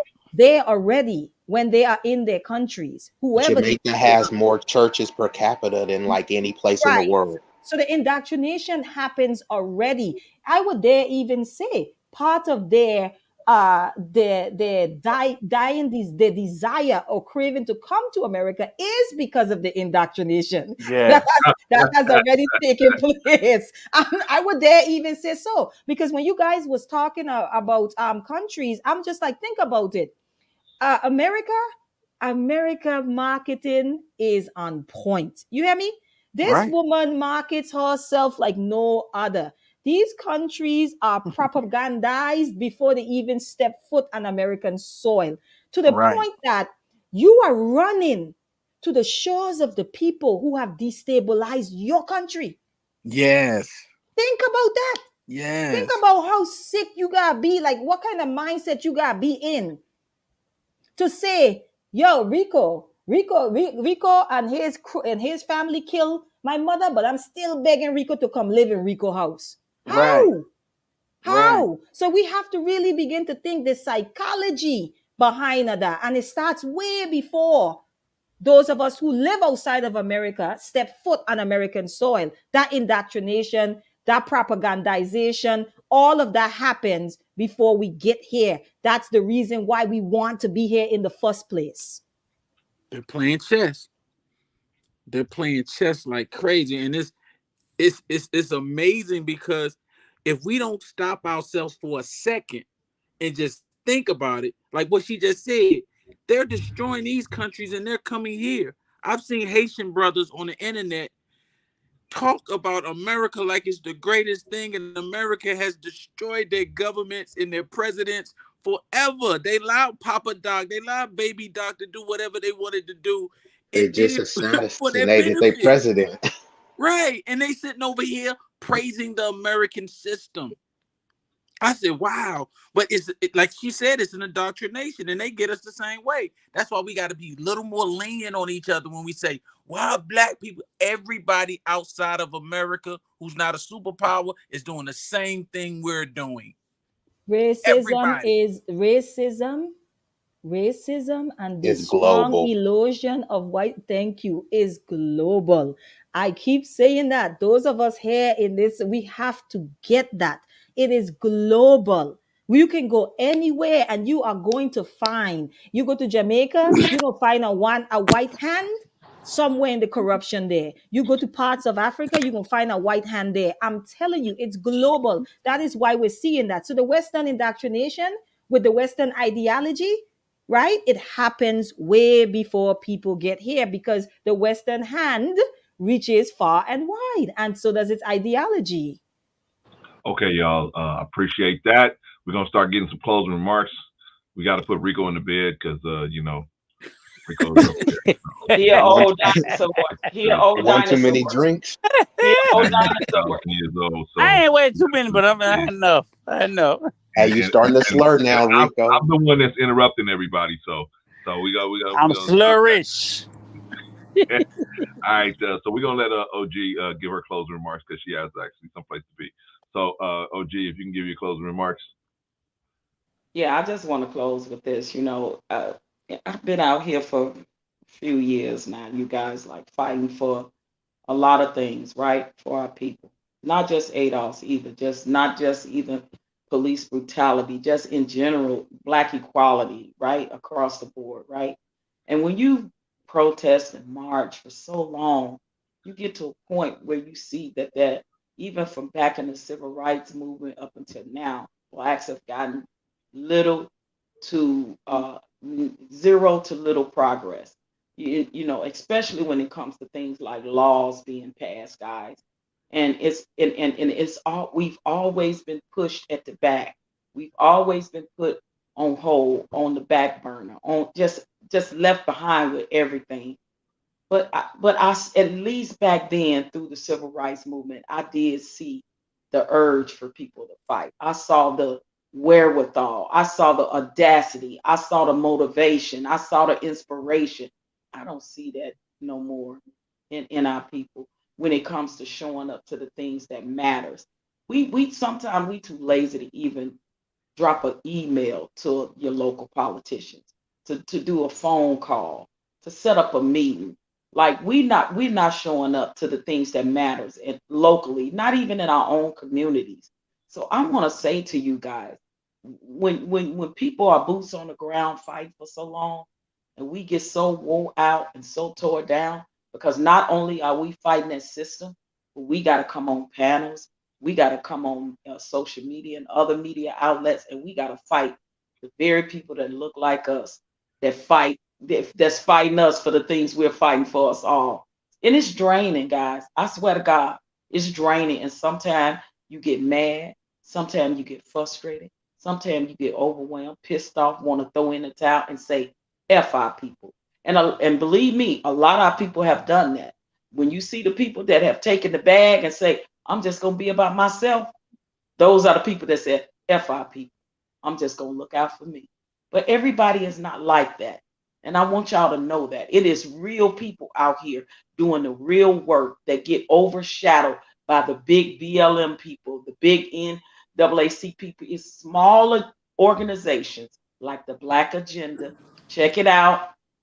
Michi X leads the Black Agenda. She right there in Atlanta, like real talk. Then we have ADOS, with Yvette Carnell and Antonio Moore. He's an attorney out of California, but they are the founders. It takes nothing to go to these websites and support these people. These are real people that are boots on the ground doing the work that gets overshadowed by the big stuff. So I want to encourage y'all that if y'all not going to meetings, if y'all not doing emails, if y'all not doing telephone calls, you know what they do something. Please do something. Instead of just flapping your mouth and fighting against the people that look like you, that's fighting for all people that look like us. And I just want to close with that. I got this meeting I gotta go to. Guys, if you have the option in the state that you're in, please write, text, call to your local politicians on getting the Black Hate Crime Bill passed to Congress. And I digress. Thank you, bro Clarence, for your time. Salute to this absolute magnificent panel that was on point with 99.999% of the things they said I agree with, but I also agree with fighting. If you're willing to fight for your life, because this is literally what it is for us. Shout out to the panel, shout out to the chat. The chat is where it's at, as my sister Juwana used to say. But I'm closing. I got to go to this meeting. I love y'all, and I will say peace out. All right, love you, sis. Take care here. All Peace right, out, sis. Peace, you OG down. Patrice. All right, that was OG Patrice. I don't know who will want to go next. I'll go next because I'm gonna step off. Oh, Rico. Rico. Who's I'm gonna go next? Go Me, ahead, Anita. Rico, I'm gonna Go step ahead, off. I'm Queen. gonna Go let ahead, y'all. Queen. Hey, look. I'm not like the old Negro that cut you off. Go ahead, Queen. Old Negro, would you hush your mouth? Hush your mouth. Go ahead, Queen. I'm gonna let y'all men close Go out. ahead, Queen. I got this old Negro in check. Go ahead, Queen. I was gonna say I know OG Patrice left, but I was gonna say in closing, she said something, but I always say sometimes burnout looks like selling out.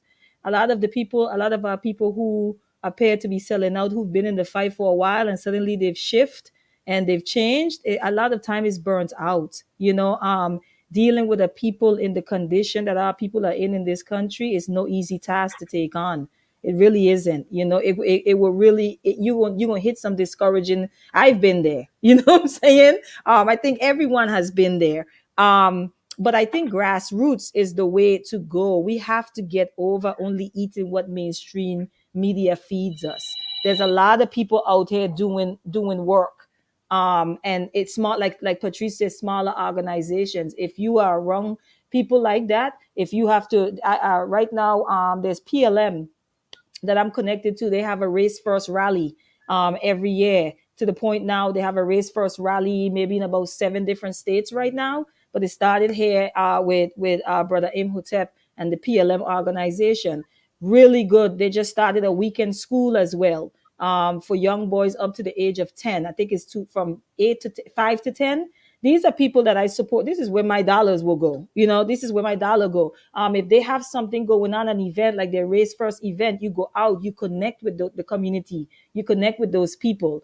It does not have to be any big grand organization, and get over always wanting to be seen. Get over always wanted to be seen. I think a lot of us follow these big organizations because we want to feel like, we really doing something because we supporting these big organizations. So for me, it's just go grassroots, start small. There's always someone around you locally that's doing the work already. Trust me on that. Okay, whether it's the NOI, there are some churches that are doing good work too, and I am not a Christian. Okay, but they're out there. I think all of it can be used. All of it can be used towards nation building. I don't care what it is. Everything can be a tool, if used correctly and towards the same purpose. So yeah, my closing remarks would just be focus on your local, focus on your local grassroots program. Maybe something that you're supposed to start, because what I was one of the things I was trying to tell you guys, and then I'm going to finish here, is that from that conversation with my fiance, I find myself sitting down thinking, wow, why can't we just start like a after school program where the sole purpose is when them children come out of school, you killing 2 dogs with 1 stone. You are holding them until their parents get off of work. And while you're holding them, you are actually educating them about themselves, right? So more so like I don't want to say African centered, because some of our people were here way before Columbus and anybody else. So I don't want to just say African centered, but so I'm going to go ahead and say Black centered. Teachings, teaching them about different people in the diaspora who have done great things, teaching them about different rebellions so they don't grow up thinking that our people never fought back, because they are young 20-something-year-olds right now that really believe that, right? That really believe that our people have just been sitting passive throughout slavery and after slavery, right? So teaching them, catching their minds while they're still young.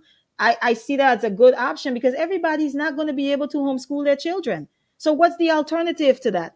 I'm over focusing on what we could have, should have, would have done. Okay, it's done. Now, what do we do going forward? What does the advancement and the progress look like? I don't want to talk about what that person should have done. Oh, you should have chose different. You should have vetted them.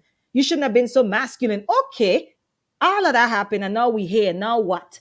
Can we have the conversation of what do we do going forward? Or we are going to be trapped in the paradigm of, past mistakes. And so that's my closing remarks. Focus on local grassroots organization. And if it's anything that the spirit is laying on you to do, don't wait. Do it. And do it for your people. Man, this is powerful, man. I love everything you said. Oh my goodness. That was powerful. Oh yeah, thank you, Sister Hanifa. All right, I'm gonna say peace to you guys. Bye, Rico. Bye, Clarence. Bye, Be Easy, and bye, New Growth. It was great speaking with you guys. I will be back. I'm usually in the chat, but I'll be back. All right, please, love you Hanifa, guys. please. Okay, bye bye. Okay, that was Sister Hanifa. I guess Rico took off. All right, New Growth. I'm just co-signing what she said, man. What she said was just so powerful. And also, I know we're talking about willing to die, which is very great, but I'm kind of like an old school hip hop head, and I remember CeeLo before he sang with the Goody Mob. He said, "I'm willing to die, but first I'm willing to live." Right? So we got to find things that we really willing to live for. Like I have a wife, I have children now, and I was I just got a I wanted to tell you this, Brother Clarence. I just got a checkup. I said, well, your blood pressure's a little high, right? And I was like, what? I'm a vegan, right? I mean, I'm a plant-based. I don't eat none of that. I work out. And she said stress. Stress can be, and I'm like, what am I stressing? Everything. I'm stressing the fact that I'm sitting back and I'm watching a lot of things occur, and I'm not getting involved as much as I should. Like I remember you said you was doing something at the mosque and you was teaching after school. That's been on my heart the whole time. So I want to just slide you my email and maybe you can give me some information on how to do that. Maybe start it, and that was just so powerful to me. And it's like I got 2 daughters, so who am I raising them at this high level to marry, right? And I know I can't handle it all myself. That's why I come on here with y'all brothers and get information. It's so powerful to see, and that sister just blew my mind because it's out there. You got to look for it, but it's out there. Yes, So sir. whatever you need me to do, I mean, whatever we can do together, let's just do it. Let's take that off and let's see if we can change something small time. Like Tupac said, he wanted to spark the mind and he might spark the mind and spark the world. So that's on my hip hop trivia for today. So, but I'm with y'all, man. Yeah, we know you broke up. Let me give you my email here in the back chat, bro. And okay. Then, you can appreciate it, man. Have that, man, and have that. Hold on 1 second. Yeah, man. I appreciate you coming up, man. And as far as the school thing, how we started it was just like maybe 2 students, man. One of the ladies that was teaching and another dude and his son, and it grew into like 20 people after that. And, okay, but bro, Clarence, you cutting the brother off again. Nah, I'm listening. Okay, brother Negro. Yes, sir. Where the smoke for my voting?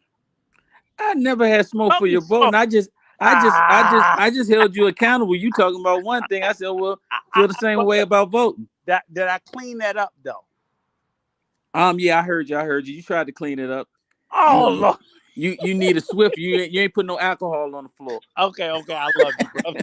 All right, and one other thing, New Growth, before you go, I brother. like that though. Look, brother New Growth, Keek always push back on me on every fucking perspective I say. If I don't clean up, because I said then when you said it, I was like, oh shit, I didn't think about that. Oh, okay. Now it makes me think, dude. But I was just messing with you, man. I was just don't hesitate, because I will not hesitate to put foot in your ass sideways. Stay on me and press me about being righteous. I know about y'all DC That's dudes, what I want to be. I want to be right. About y'all that's DC all. dudes. I just want to be right. That's all. So I was like, oh shit. I did say that. Okay, how is this any different? And I had to think a little bit more into it. And I like, yeah, I think this is different. But if I'm not right to you, come back and put foot sideways in my ass. I'm good with it. Nah, I'm cool with you, man. I know y'all DC dudes. Y'all love to shoot, man. So I ain't messing with you. But no. But I want to be pushed. I want to be pushed on my point, and I want to be pushed because what I want to be at the end of the day is I want to be righteous. And if I put a narrative out or a position out, and it's like, oh shit, come you my homeboy, right? Check me, pull me up, and say, yo, Rico, that's some bullshit. Oh shit, I didn't think about that. I'd rather it come from you than somebody else. I feel you. That's all I'm sitting there saying. But when I thought back on it, I was like, yeah, the argument is weakened. It's weakened. I definitely believe that. I was like, oh shit, these motherfuckers got me, right? But I'm learning from you, man. And like I'm just listening to you because I'm gonna pay my house off in the next year. So I'm thinking like, wow, this brother got land out of the country. You might not even know that we was looking at it but it inspires. So keep doing and saying and talking as much as you want to talk, because in some way in all of that garbage, we find a gem. Okay, New Growth. Thursday, I'm gonna drop some photos. I'm gonna drop some photos so y'all can see that I'm not bullshit. Motherfucker, now I'm not going photos. I'm gonna drop my motherfucking title so y'all can see. It's all you gotta learn Spanish. No, you're not. No, you're not. I'm not gonna let him. I'm not gonna let him do that. No. I'm not gonna let him do that. Yeah, you can drop the pictures, but you're not gonna drop. You're not dropping no documents out. Let me that. Want to get why I ain't worried about it? Because 90% of you niggas don't read Spanish. Okay. So I ain't worried about it. So I'm like, once you put it in Spanish, we're fucked. We're defeated. It's kryptonite, right? Okay. No, because it defeats inspiration, man. Rico, that's all I'm saying. Rico, we gotta close the program. Okay, yes, sir. I gotta go. So I'm gonna bounce out, man. But that's inspiration, Rico. And Be Easy. I love what you're talking about. I don't believe you 21. Now that's the document I'm going to see. You not 21. You got to be at least 40 with that wisdom. Yeah. So I got you, chat, man, and I'm gonna try to hook up with you as much as possible, man. I love all y'all, man, for Definitely. same He be here, brother. killing Same it. here. We He got be you, man. killing it. Tap in with that young man. Tap in with Be Easy. He be killing it. Yeah, no man. doubt. Yeah, for sure, man. For sure. All right, New Growth, brother. Thank you, brother. I'm gonna pull you down, man. I sent you and Be Easy email, so you got that, so you got my All right. stuff too. Peace All out. right, brother.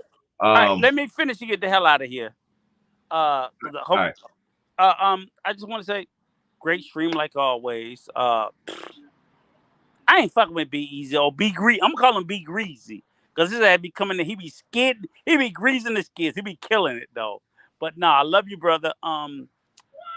It was great stream, Clarence. You stop cutting people off and interrupting so I'm goddamn. gonna work on it, Rico. I'm gonna work Yeah, on you it. need to work on it. You need to work on it. We need to talk about that. Okay, mods. If he start that interrupting and cutting people off, y'all need to start cutting his ass off. Mods. That's why you got the wrench. Use it. Okay. But with all bullshit aside, great stream, great conversation. OG Patrice, you're gonna give the lineup at the end. Yeah. Everybody knocked it out the park. Everybody did, and Yeah. this is Great the job. this Great is job, what everybody. this is what this space is about. This space is about this. It ain't about all that. You started with the whole premise of the backstabbing. It is what it is. We know that shit exists. What we didn't spend a lot of time on, I didn't really think it was necessary because I think at the end of the day is that people in this space who do backstab, whether it's a friendship or a business relationship or whatever the fuck you want to call it, they're gonna do what they're gonna do because people are just out. Hustlers gonna hustle. That's what they do. So whether it be O'Shea, the mothership, or any of the other big name content creators, they do what they do, and I'm not mad at any of them. I would say to you, Clarence, if you let people into, again, I told you, for me, the circle is like an onion, 10-1. Their ass start at 10. If you Right. let the motherfuckers go from 10-1, I ain't mad at the person who went 10-1. I'm looking at your dumb ass. Like, nigga, why you let him get to 1 off of 10? He's supposed to walk every step. And every step he's supposed to walk, he should be shit tested. If he didn't shit test and walk all those steps, nigga, that's not his fault. That's your fault. And that's just how I look at it. I love Be Easy. Love him. He ain't out there on 10 no more. But he ain't on 1 either. I ain't gonna tell him where he is. But based on the way that brother moved, he's a lot closer to 1 than he is to 10. Yeah. But that's up to me what I determine and vice versa. So when Be Easy talk to me, he should look at me like, okay, yeah, Rico, he's a good dude, but you know what I'm saying? Am I at 10 Be Easy or am I at 1? He gotta decide where I'm at. That's not up to me. It Be Easy say, nigga, you still out there on 10 because I don't fuck with you because you kind of shady, this, that, whatever, or whatever the reason. That's his right. I can't say, well, Be Easy, I made you a 1. So what, nigga?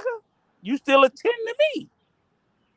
Because the way I look at it is how you act, how you conduct yourself, how you move. So when you say, oh, people try to dig their way in, okay, so what? They try to dig their way in. Nigga, you ain't got to unlock the door. So if you unlock the door and you let them in, you let them go to 1, Clarence, that's not their fault. That's your fault. Okay, sir? Got you. So I'm done with that. All I'll say is great stream. You guys rocked it out. Be easy. I hate you, motherfucker. I ain't coming behind you no more. I 'Cause you see be that. killing I it. see that. You be killing it. I'm like, Hey, that was a fuck, I hate strategic this. move, Rico. I like that Yeah, I strategy. saw that. I hate following this motherfucker.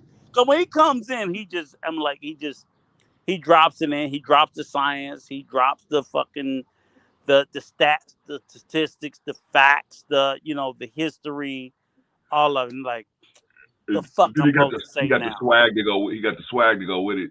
So Yeah, I fucking what hate can it. you do? But hey, love you, brother. Tap in with me, and bro Clarence, Sir, touch base with me afterwards on the back end. I told y'all. He gonna talk about me and he gonna say, "Hey man, call me when you." Okay, yes, sir. Oh, I'm cuss his ass out. He ain't going to sleep without cussing out. He gonna get Yes, cussed sir. out before he go to sleep. All All right. right, all right, Have all a right, Rico. great night, gentlemen. All right, Thank brother. you. All right, I'll hit you later. All right, that was Rico. That was brother Rico. Brother, be easy. See, Rico was smart. He said, "I'm not gonna go after B. I'm gonna let you go after him." Ah, okay, all right. Hey, Brother, be easy. I was only just gonna gonna come with some light stuff today because I'm just so fascinated and enamored by the content of this stream. So I do want to give you your reverence, bro Clarence and Thank you. Rico. I love both of y'all, for pretty much how you conduct the stream, right? And that the less talk the better Black life. I'm sure you can continue like beef streams and all sorts of dramatic content that will probably bring a little bit more viewers for you. Maybe your sub count will go up if you start doing drama, but you do fixate and focus on identifying the problem and then presenting the solution to that problem. And you have multiple minds.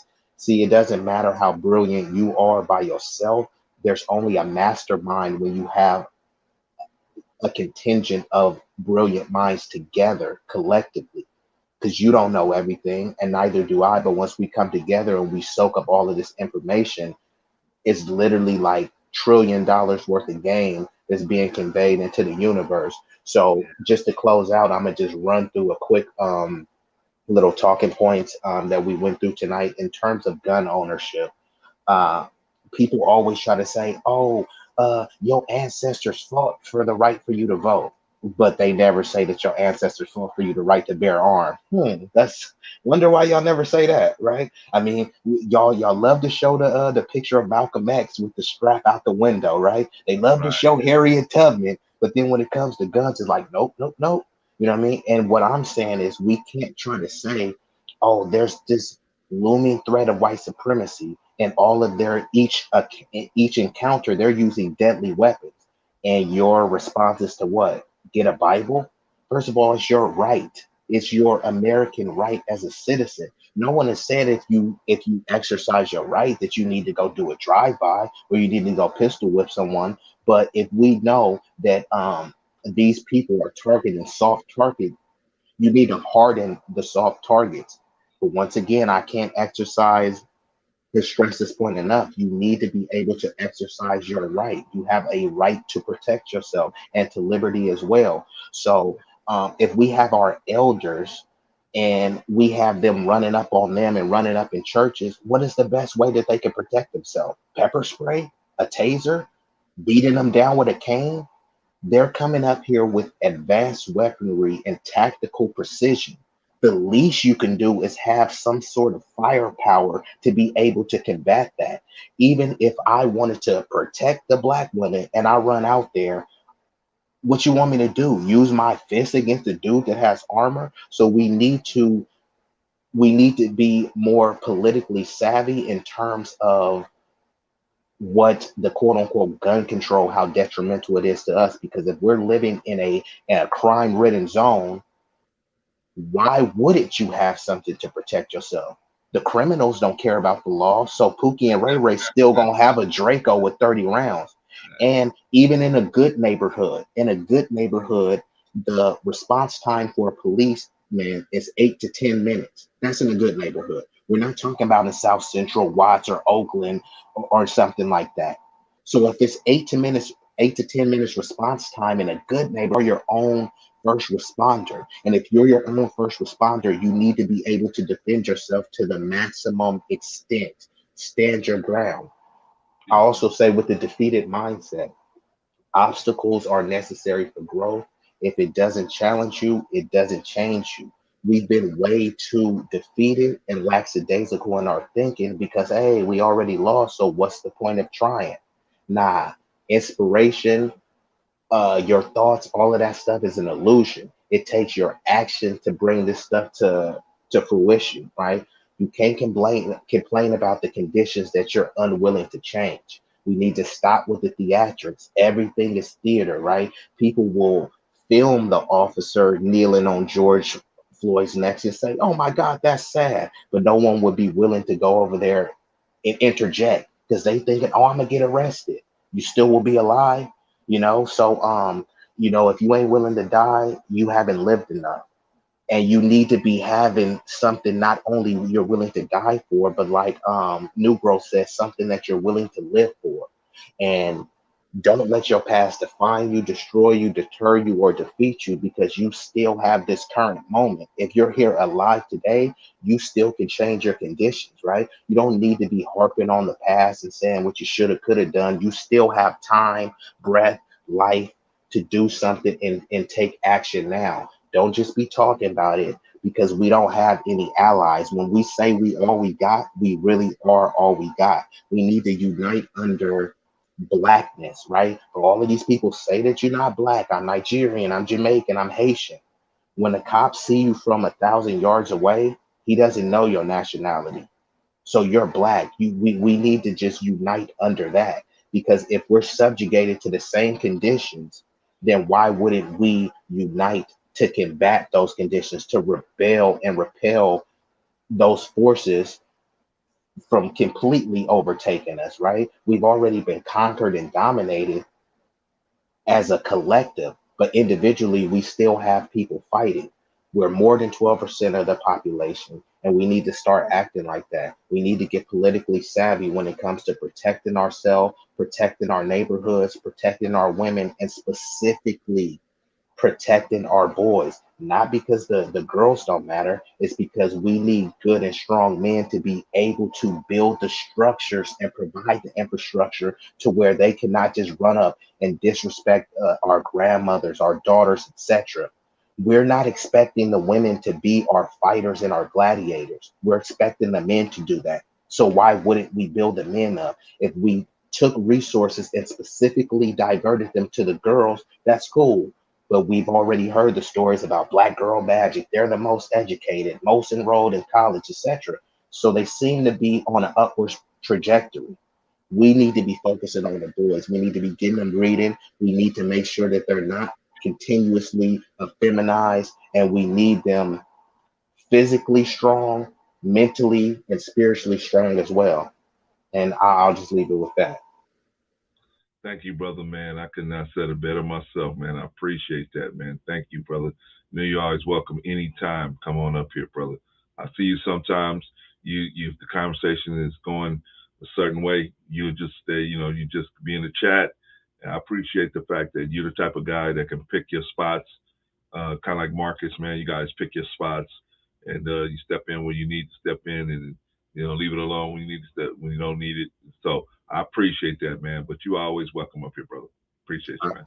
Appreciate I'm you, gonna put brother. you down, B. Thank you, man, for always having that good insight. And I can't believe you're 21 years old either, man. That's crazy to me. What'd you say, B Beezy? Yeah, I'm not 21. I'm about to say, man, you can't be.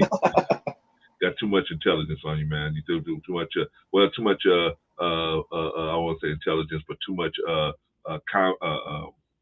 What's the word? Maturity on you, brother, because you move so well, man. Most 21-year-olds, man, they bumping into each other. All right, anyway, brother, I'll put you down, man. Thank you, brother B. Appreciate you, brother. All right, so that was brother B Easy. Holy smokes. Holy smokes. What do y'all think about Be Easy? What do y'all think? Holy smokes. Another grand slam out of the park, right? Be Easy up there in Oakland, man, with the Oakland A's, man. Just grand slamming like, what's his name? Jose Canseco, man. Pow! Right out the park, man. Who else do we have on the platform today? We have Be Easy. Be Easy, strong performance as always. Always comes through. and I see him around on the YouTube streets.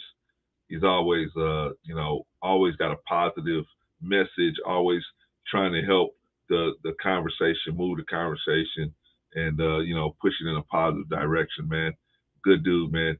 Good dude. You know what I'm saying? So Ricky Henderson, okay. You don't want to be in what's that stuff with the you don't want to be in the steroid era. Okay, I got you, brother. Ricky Henderson.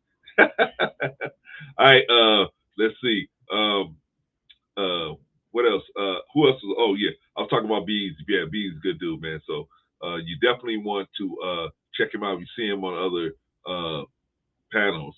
You see him on the panel. You see him in the chat. Stop what you're doing, because he's going to say something that's going to definitely be a positive to affect the channel or make people think.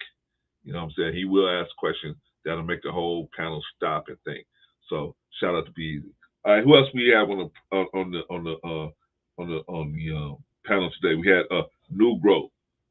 What about brother New Growth? He picks his battles too. He's another one, man. See, we got a lot of people that are very intelligent, and yet at the same time they know when to pick their spots. And so, brother New Growth, a lot of times he'll just sit in the chat, right? But then sometimes we be on a subject, he'll jump in there, man. Always puts 20s on the 10s, makes everything work a lot better. And so, having him and Be Easy on the panel together makes everything move even faster, move everything even better.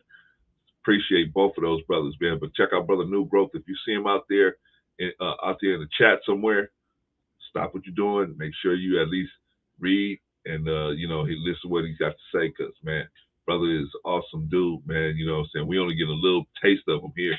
So we're gonna start opening them up. We're gonna start spreading them out, because he's got the thing I like about over here is what I try to do, and I hope y'all can see what I try to do here. I try to have a bunch of different people from different types of understandings, but we all got the same goal of trying to get a solution to be a solution. We got two things that we want. We want a solution, and we respect each other. So we show each other respect. At the same time, we want to we try to push a solution forward. And so that's what I'm trying to do. Because if I wanted to, I could just have everybody be Islamic, or I could have everybody just be Christian, or whatever, right? Or I could have everybody just be black.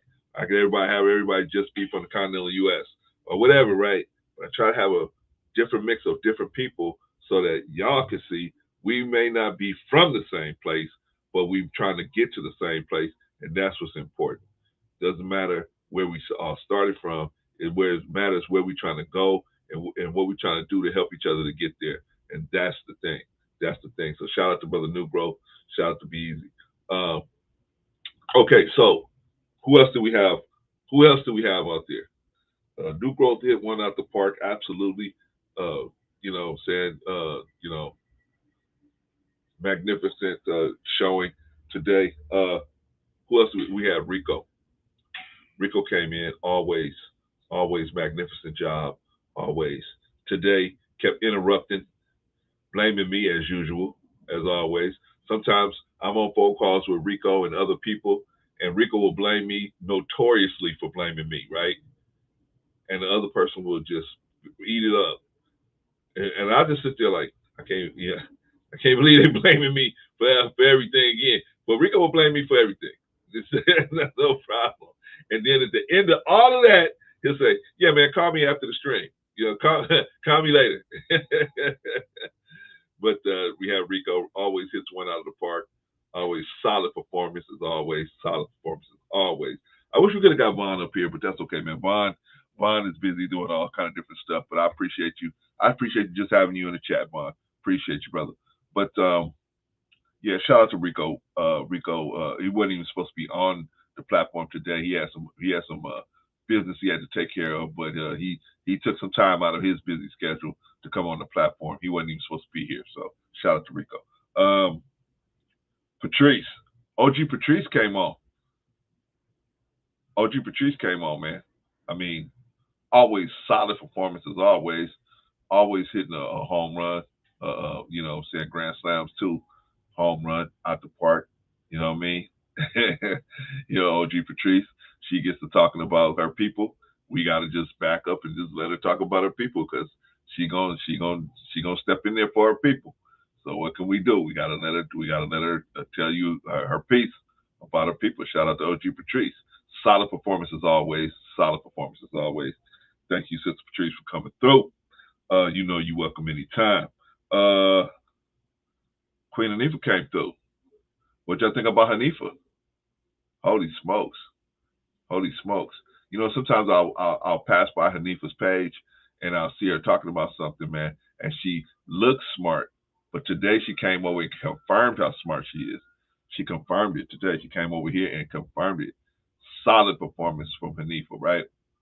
And you know, a lot of times Hanifa's the type of person, you know, well, all of the people, everybody I had on the panel today, you know what the problem that all of these people have? Rico, Be Easy, New Growth, Patrice, and Hanifa, and sometimes myself. The problem that we have is that sometimes you can be talking to people, man, and because their frequency is not at your frequency. A lot of the stuff you saying, it goes by them, and then they don't pick it up until later, right? This used to happen to me because I didn't pay attention to Rico a lot of times when he was talking, right? I was just like, oh man, Rico's talking. You know what I'm saying? But then I remember I would think back later about what he was saying to me, and I said, oh, that's what he was talking about. I would just get it later. I would get it about days later. You know what I mean? Because I wasn't really. I had to learn how to start paying attention to what he was saying. You know what I mean? Because if you're not paying attention, you get caught up in you know, him fussing, and then you not realize, oh, okay, I'm gonna get some information, right? Or the passion, right? Same thing with Patrice. The passion. You get caught up in the passion. You're not realizing you're getting a lot of information. You know what I'm saying? So and shout out, same thing. I think Be Easy and New Growth, they have the issue I have where because we don't rah people, that people just miss what we say. Well, I won't say Be Easy. I'll say me and New Growth because Be Easy has a way of talking to people that you know, catches their interest by the way he talks. I noticed that you watch the way he breathes as he's talking. That's the way just that in itself is a way to keep people listening to what he's saying. Maybe me and New Growth need to practice that so we can start getting people to pay attention to what we're saying. But Sister Hanifa has the same problem because she sounds so smooth. She talks so smoothly that sometimes people won't. And if you're not paying attention to what a sister like that is saying, it can get past you, right? You can get past you, and you not even realize, man, this sister just dropped a whole bunch of jewels on us, and we didn't even hear it, right? So shout out to everybody that came on the panel today. We talked about a lot of different stuff. We talked about Backstabbers when we tried to. We talked a little bit about Backstabbers, people pimping, and Allterior Motives. Can you spot the people who not to mess with? Can you spot them? That's the thing. You got to be able to. Yeah, I know. Be easy, brother. You must be a tsunami in the bedroom with that breath control. you must be a titan in the bedroom, man. With that thing. The thing I notice about people that talk smooth like that, they usually have a lot of children or a lot of girlfriends. So you must be a titan down there. So you know, watch yourself. Be careful, brother. Brother Nugo said, that's why my rap career never took off. Yeah, me either, brother. That's why you see me. I'm not there. I got a real job because I know. You know what I'm saying? It's like me, man. I tell my son something, man. I tell him on Monday, by Wednesday, he'd be like, didn't you tell me something? Yeah, I told you to do X, Y, and Z. By Friday, he's like, did you tell me to do X, Y, and Z? Yes, I told you to do X, Y, and Z. Oh man, but shout out to the humble brothers, man. Everybody on the page is humble. I noticed that everybody that came up on stage was very humble. Even Rico. Rico talked tough, but Rico's very humble brother, man. Very humble brother. All right. So we talked about who not to mess with. This is a serious subject. You guys got to make sure you know who to mess with. Or if you do mess with them, I know one dude is I noticed I see him a lot around is Be Easy. Very smooth dude, very able to sit with people without declaring an allegiance to those people. I see Be Easy. He's able to walk among many different types of content creators, whether they all get along or not. But he's able to do that without saying, I'm claiming my allegiance to you, Clarence. I'm claiming my allegiance to you, so and so. I'm claiming. No, he comes in, he does what he can to help here, and he dips out. He goes and does his thing over there and whatever. Well, I see him so that's why you want to be. Don't commit yourself to anyone or any person's YouTube page or whatever. Don't commit yourself saying, "Hey, I'm all in." No, be all in for yourself. And when you see a YouTube creator doing goofy stuff, then you got to say to yourself, "Okay, I can't. If I can't, if they ain't gonna listen to me, and I'm trying to tell them, hey, don't do nothing goofy, and they still on some goofy stuff, then you got to make a decision, and you got to be willing to cut some people loose, man. You know what I'm saying? You got to be willing to cut some people loose. Unfortunately, that's the way the game is played at this level, and this is a nothing level. This is nowhere level, but the game is played that way at this level. You got to know when to cut people loose and say, hey, you know what? If you ain't gonna listen, cool, no problem. Let me let you go do your thing, and I'll be here if you want to talk to me, but definitely not gonna not gonna participate in no drama. Shout out to Big Rig Slaps. That's another dude, man. That's another dude that picks his battles. That's another dude, man, that quiet as kept, picks his battles. Very intelligent cat, and comes through when needed. You know what I'm saying? Most of the time sits in the chat. Hey, appreciate you too, Brother B. Appreciate you, man. Appreciate all of y'all, man. Okay, so we also talked about, what else did we talk about? We talked about gun violence. We talked about addressing our problems in the Black community. We talked about the BLM situation, right? Right? We talked about the hypocrisy with the BLM, where when the people that throw rocks at BLM say, well, you got this one person that did all this stuff and stole all this money from BLM or misappropriated all this money from BLM, right? So the whole organization is dirty, right? But if one cop from one police organization shoots and kills innocent unarmed people, an innocent unarmed person, they don't say, hey, let's throw the whole police station away, right? They say, let's get rid of that cop, right? So I don't know why we don't do the same thing when it comes to our organizations and straighten them out, right? When the white police do stuff that they don't like, white people don't throw away the police station. They go in, they change the way the police station operates. They go in and change everything. So that's what we got to learn how to do. We got to learn how to go in and change everything. But my main thing is this: if you really want things to happen politically, what I mean to say is, if you're not trying to create a physical revolution, you're trying to create a revolution of thought, then that's going to take political power. Political power is only achieved through economics. I wish I could say that we could march, and I wish I could say that we could make these people stand up on a moral issue, tell them, hey, morally, you're wrong for doing X, Y, Z. That is not how American politics works. American politics does not work based on moral positions. American politics works on who's got the biggest bag and how much you can get these politics, how much money you can give them to address your issue. Unfortunately, that is the reality of American politics. So for us as Black people to get more political power, what we need to do is build some get our economics together. We have to have group economics. If we don't have group economics, we're gonna have the situation we have right now, right? If white people stop, if the white people stop making toilet paper and selling it to us, we wouldn't even be able to wipe our own behinds, right?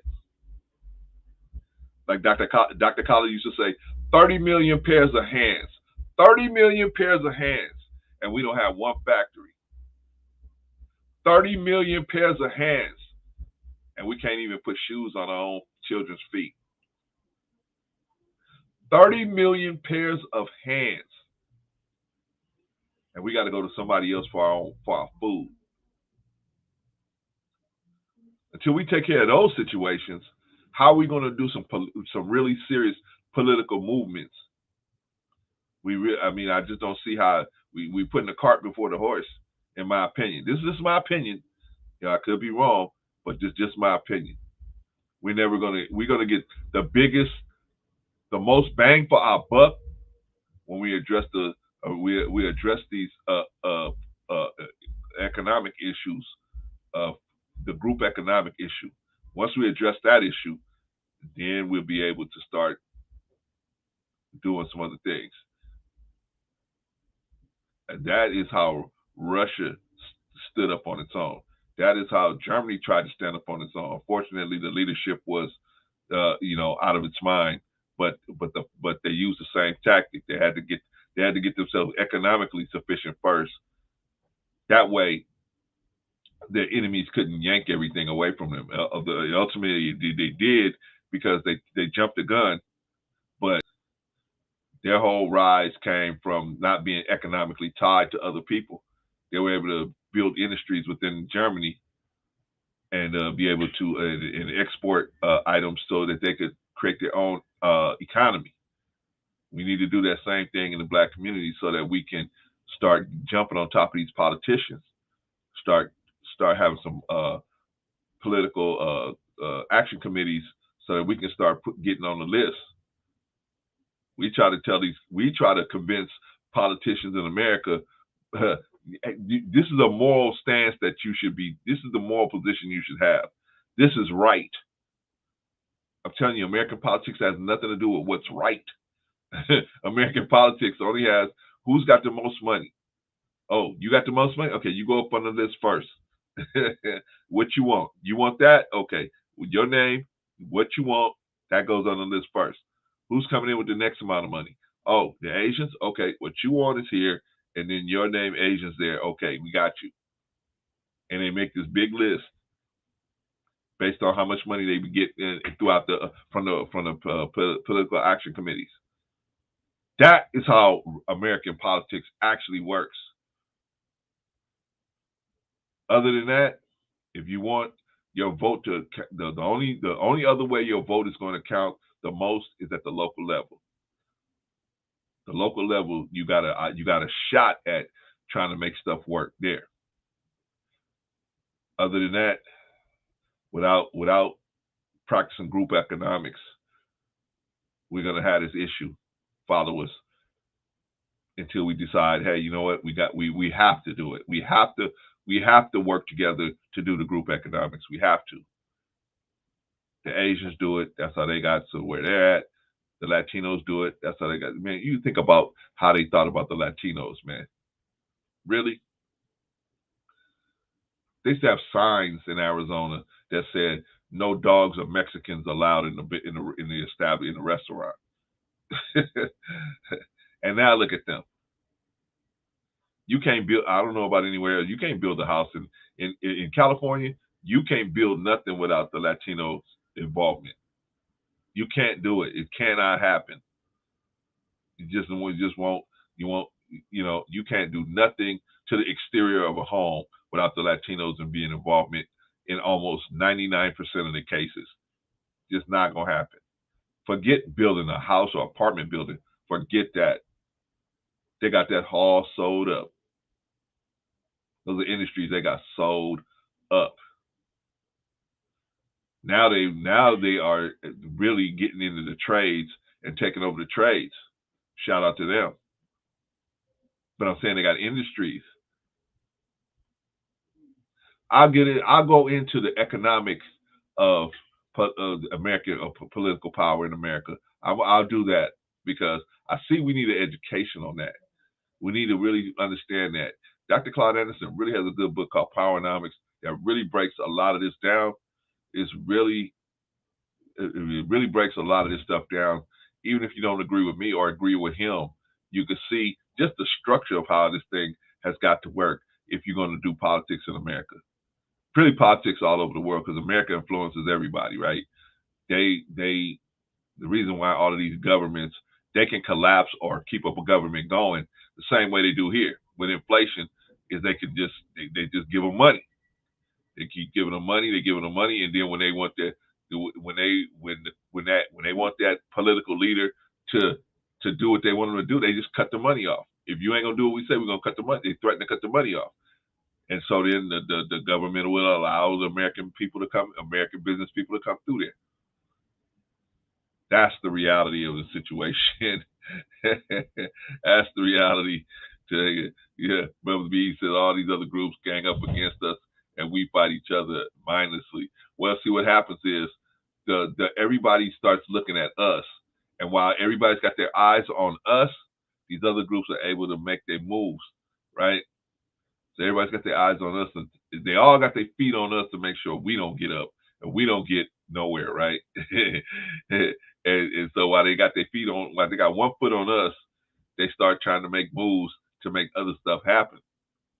And then instead of us realizing we got everybody else's foot on us, we start attacking each other.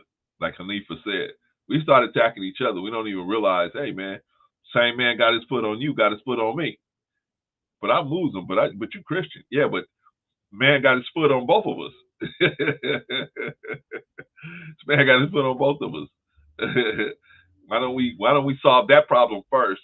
And then once we get that problem solved, then let's discuss the difference between us have a different face.